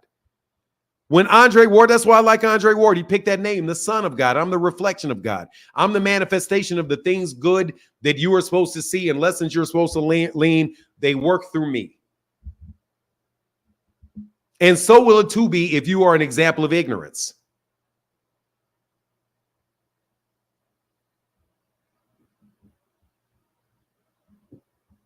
King, for all this knowledge, thank you, man. I appreciate you, sir. Thank you, brother. Big time channel member. Okay, now, like I said, can you understand why I don't give a shit if you call me whether who the fuck got to the United States first? Can you understand? Now, that's what I think. That's me right there. That's me. That's how I believe. That's what I believe reality is. That's what I believe life is. That. So can you understand why I don't give a shit about whether or not we live and how inconsequential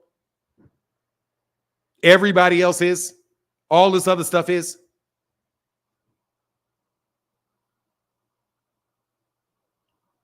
Yeah, you got to take the training wheels off, man.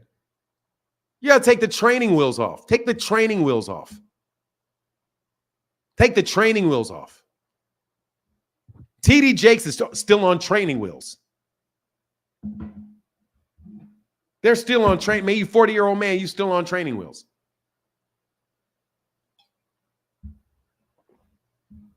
Got on to try to, hey, man, but you know what they say? I prayed for wisdom. I prayed for wisdom. That's a dangerous prayer. Because it's a painful ass shit. Dude, let me tell you, fuck a book. Fuck a book. Do you know people got to this without any with nothing written down? Every time you do this with a book, think about what you do. Every time you pick up a book, you do this.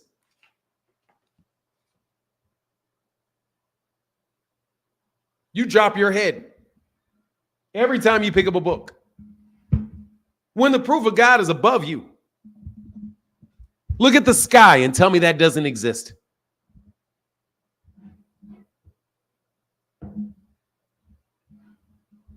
You don't need a book. You don't. It helps. It helps. Above all, what is it? Let me see what this is.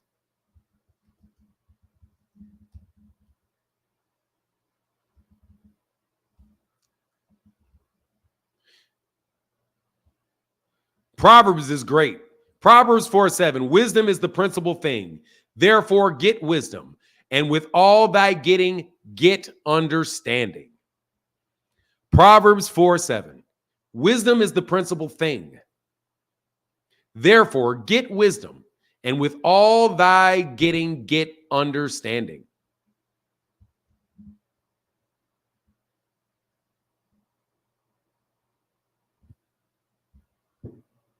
You can pick up a Bible and look to anything and find something.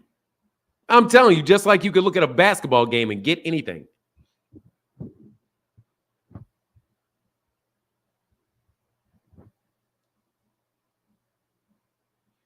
Hey, nah, Merch is done. Merch is done as a channel member? Fuck, how did I do that? Damn, I fucked up. You're a channel member?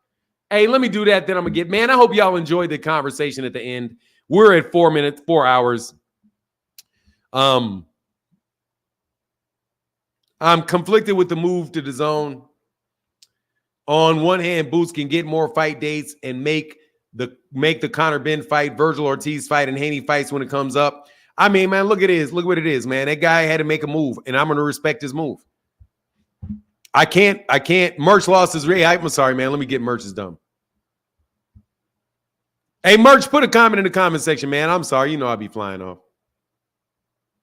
You know I'll be flying. Hey, can we get some likes too? Can we get the likes to 500 before I leave, please? Can we get the? I'm sorry, Merch. Let me get you right, bro.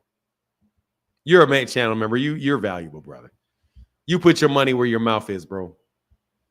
Yeah, Merch be wilding, but you know. Phenomenal Show said, hey, look, man, find new pie. Hey, for the noobs, find new pie.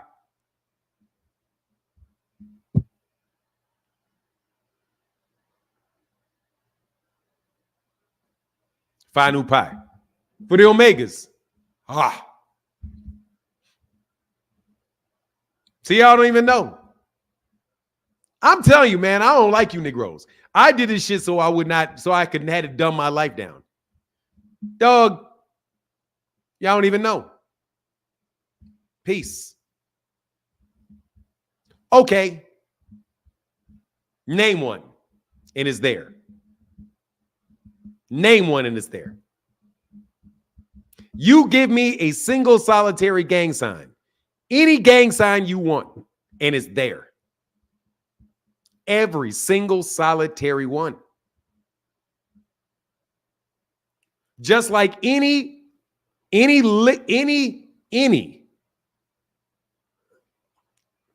ice, snow, doesn't matter. There's water there. Ice, snow, hail, sleet, doesn't matter. There's water there. Oceans, lakes, a cup of tea. There's water there. Any way you cut it, it's there. You can't get away from God. You can't get away from it. And see, if you know what you're looking for, you'll be like, God, dog, that's what mathematics. Shout out to the travelers. Shout out to the traveling men. If I got any traveling men out there, this is 33%er, brother. This is 33%er. Just let you know. And I ain't even one of you. It's 33% right there. Easy. It's 360 degrees. Easy. Isn't it? What else is there? Nothing.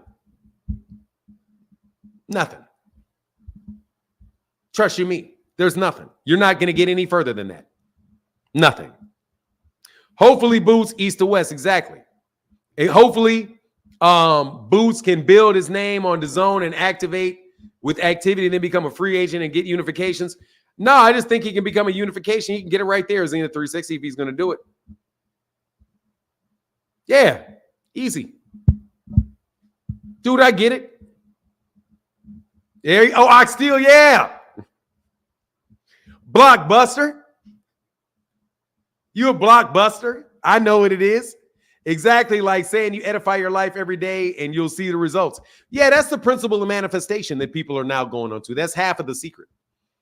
It's manifestation. But you got to understand, why are they saying manifestation? Why does look, Deontay Wilder said it. He's like, see it, believe it, receive it. See it, believe it, receive it, see it, believe it, receive it. Say it, believe it, receive it, receive it. Say it, believe it, receive it.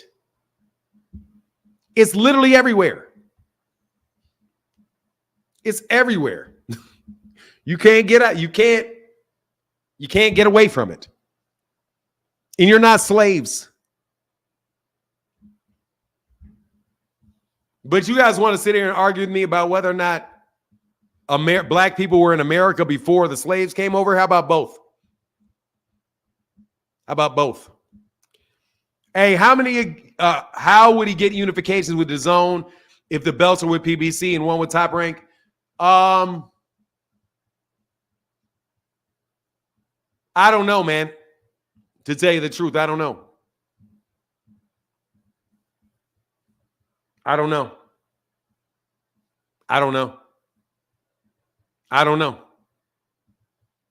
Yeah, we've been here for thousands. You were here first. We were here well before. We're here, first of all. The old cats been around here. And by the way, why you believe liars? Something else. Why do you believe liars? I don't believe liars. Everything that they tell me, I say, I don't believe you. And I'm only going to look for it if the truth matters to me. Other than that, I know you're lying because you lie. The people that said there was nobody here are the people that came here and took it over. What else are they going to say? They're lying. They're lying about black people being animals that never had any history. They want to believe that. So in their mind, that's what it is.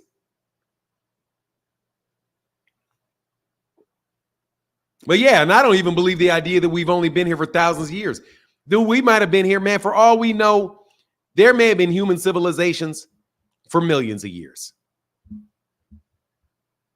For millions. And let me tell you what, you know why I say that? I say that because at a certain point in time, you're not going to see it. And just because there was something here, just because there was something, just because you haven't found it yet, doesn't mean it doesn't exist. Doesn't mean it doesn't exist. Exactly. And it's not Father, Art, and Heather. It's this supernatural entity has no gender. Exactly.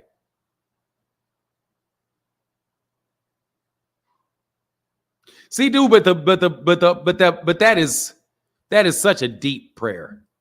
Our Father, who art in heaven, hallowed be thy name. Thy kingdom come, thine will be done on earth as it is in heaven. Give us this day our daily bread. And what's the rest of it? Give us this day our daily bread, and forgive us our trespasses as we forgive those that trespass against us. For thine is the kingdom and the power and the glory. The kingdom, the power, the kingdom, the power and the glory. The kingdom, God, the power, the Holy Spirit, and the glory, the manifestation, the thing, the celebration of the thing created, the intention, the intention. What is it? The intention, the desire, the intention, and the manifestation. It's 3 times 3. I'm just telling you, man, we can go all day on that shit. And that's why astrology works. That's why astrology works. And whether people believe so strongly about astrology. Because they're like, we're all born. You see all these things in the sky. How would it not mimic it? How can it possibly not mimic it? You can't even realize that they're there without being able to be enlightened of their presence. So which means you are manifest the same thing that manifests you, manifest them. It's coming from the same source. It's like water and ice. It's just bigger or smaller. Exactly. We're made in his image, an image of the original, right? So if everything is made in the image, so wouldn't also the universe be made in the image? It's still made in the image of what's not existent. It's all the same. That's why they, again, go back to the physicists. That's why there's no free will. This all strong. It's all the same fucking ball. Religion is a set of practices.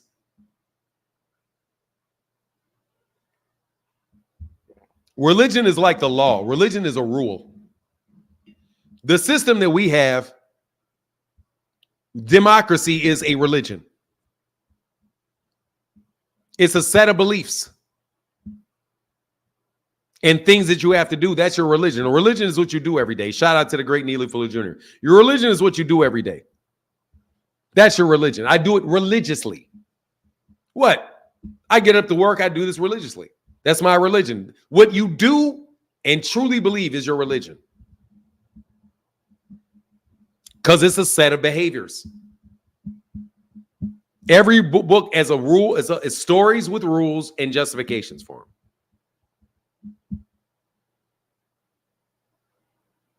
Yeah, exactly. Man and the stars are made of the same element, carbon. Exactly. And carbon is made of the same thing. It is a manifestation. It didn't come from nowhere, or did it come from nowhere? It came from nowhere. Dude, there's no way you can take this shit and it goes anywhere else. That's why I'm telling you, man, you know your research is done where it doesn't go anywhere else. There's nowhere else to go but God. You're going to wind up there. Any way it cuts, it's something that you do not understand that is existent in air. It is the cause for the existence of anything that you perceive. And you are intricately connected with all of it. That's it. They're just waiting to figure out how they can dominate the world with that shit because they know it too. They're just waiting to figure out how they can control that shit. Nowhere, still somewhere in the middle of nowhere. Really? You're somewhere? Where does it end? Stoner's Cove, where does it end? Where? Where is the universe located? Nowhere. Where is the universe? Where is the universe located?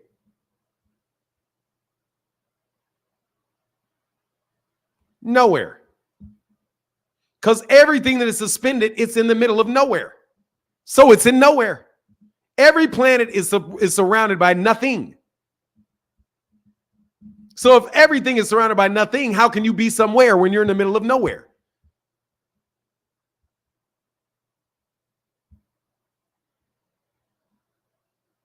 Inquiring minds want to know. Are you up or down right now? Really, I'm having fun with this. I love doing this. Are you up or down right now? Which way is that?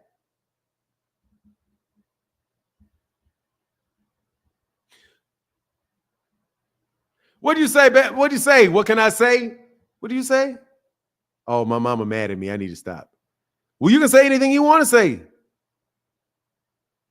You know I'm crazy, mama. Don't get mad at me.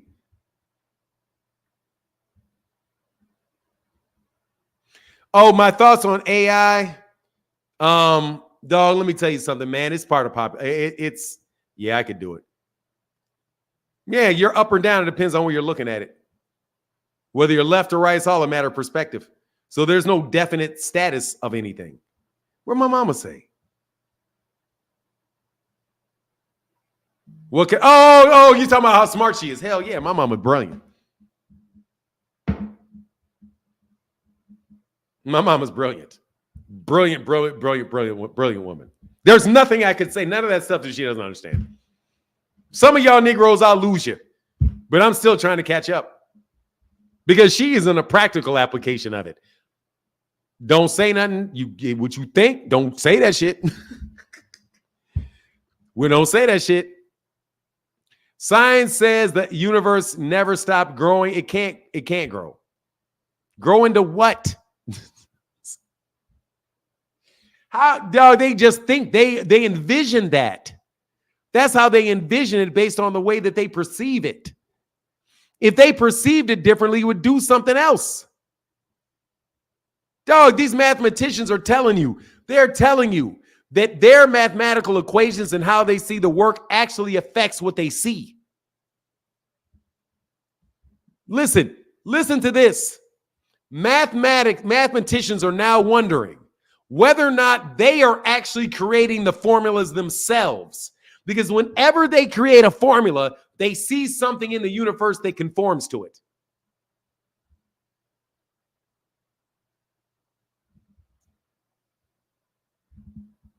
Think.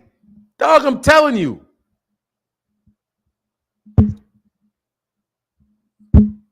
Thank you, man. Get back, man. Anyway, I'm out of here. Thank y'all so much for talking to me. I'm going to let y'all go. Y'all have a wonderful day. I'm going to go get some fat off my behind and do something that is a little less, theoretical. Or actually, it is what it is. Much love to everybody in the chat, everybody in the super chat. Y'all have a wonderful, wonderful day. I hope y'all don't hate me for what I said, but it is what it is. That's how I see the world. And with that, I'm out. You say you can't calculate it every time they think that the understanding. Yeah, exactly. Because you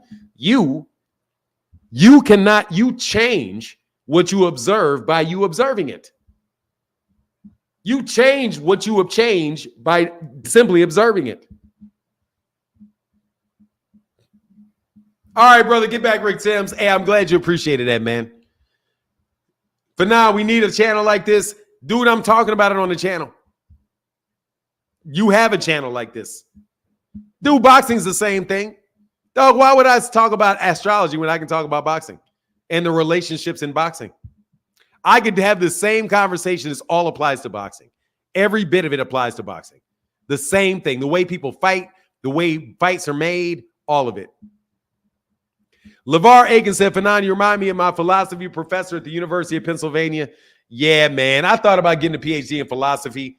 These dudes tell me, oh, monads. Wait till you see this freaky stuff with monads. I was like, monads? I was like, monads? You kidding me? There's a lady that just got her PhD. And she's like, yeah, philosophy is really trippy. Like, man, one of the hardest things to understand is this concept of monads. And I was like, you mean like drips of water monads? That shit is, what the fuck is so hard to understand about monads? That shit, what's so hard about that? I mean, for real, I can't tell you exactly what a monad is at this moment, but basically like a monad was just like, we're just subversions of the same thing. Like kind of like those Russian dolls where every time you open it up, you see another version of the doll and it keeps going and keeps going and keeps going and keeps going. And in reality being just a series of the same thing, but it keeps coming down like the onions, like an onion, like the layers of an onion. Like there's so many ways you can think of that and understand exactly what they're talking about. It's not complicated. Like that shit is not complicated. It's actually very, very simple. But, you know, yeah, man, but I do boxing to keep it simple, man. I got to keep it simple, stupid, or I'll wind up floating in the fucking sky, bro. You know? It's existential. It's all about the nature of existence. But everything that everything that you do is within existence. So you can literally look at anything and understand the root of existence. Because existence, if you want to understand the nature of existence is in everything that exists. So clearly, you can throw rocks in the air and get the essence of existence. That's how you know how those guys read roots. They're like, they throw roots on the ground and they look at the ground and they can tell you all kind of things from the roots on the ground. Dog, you can take anything. You can roll dice. You can do whatever because it exists. And since you want to find water, guess what? You know there are animals in the desert that are not thirsty. They find water. How do they find water? You may see them licking a leaf. They get the water from the blood of an animal that they eat, from the bugs that they eat. They may get there's all kind of different ways to find it. They may suck on roots. They can smell water holes and dig out the water and eat the roots because they're pulling water from some source.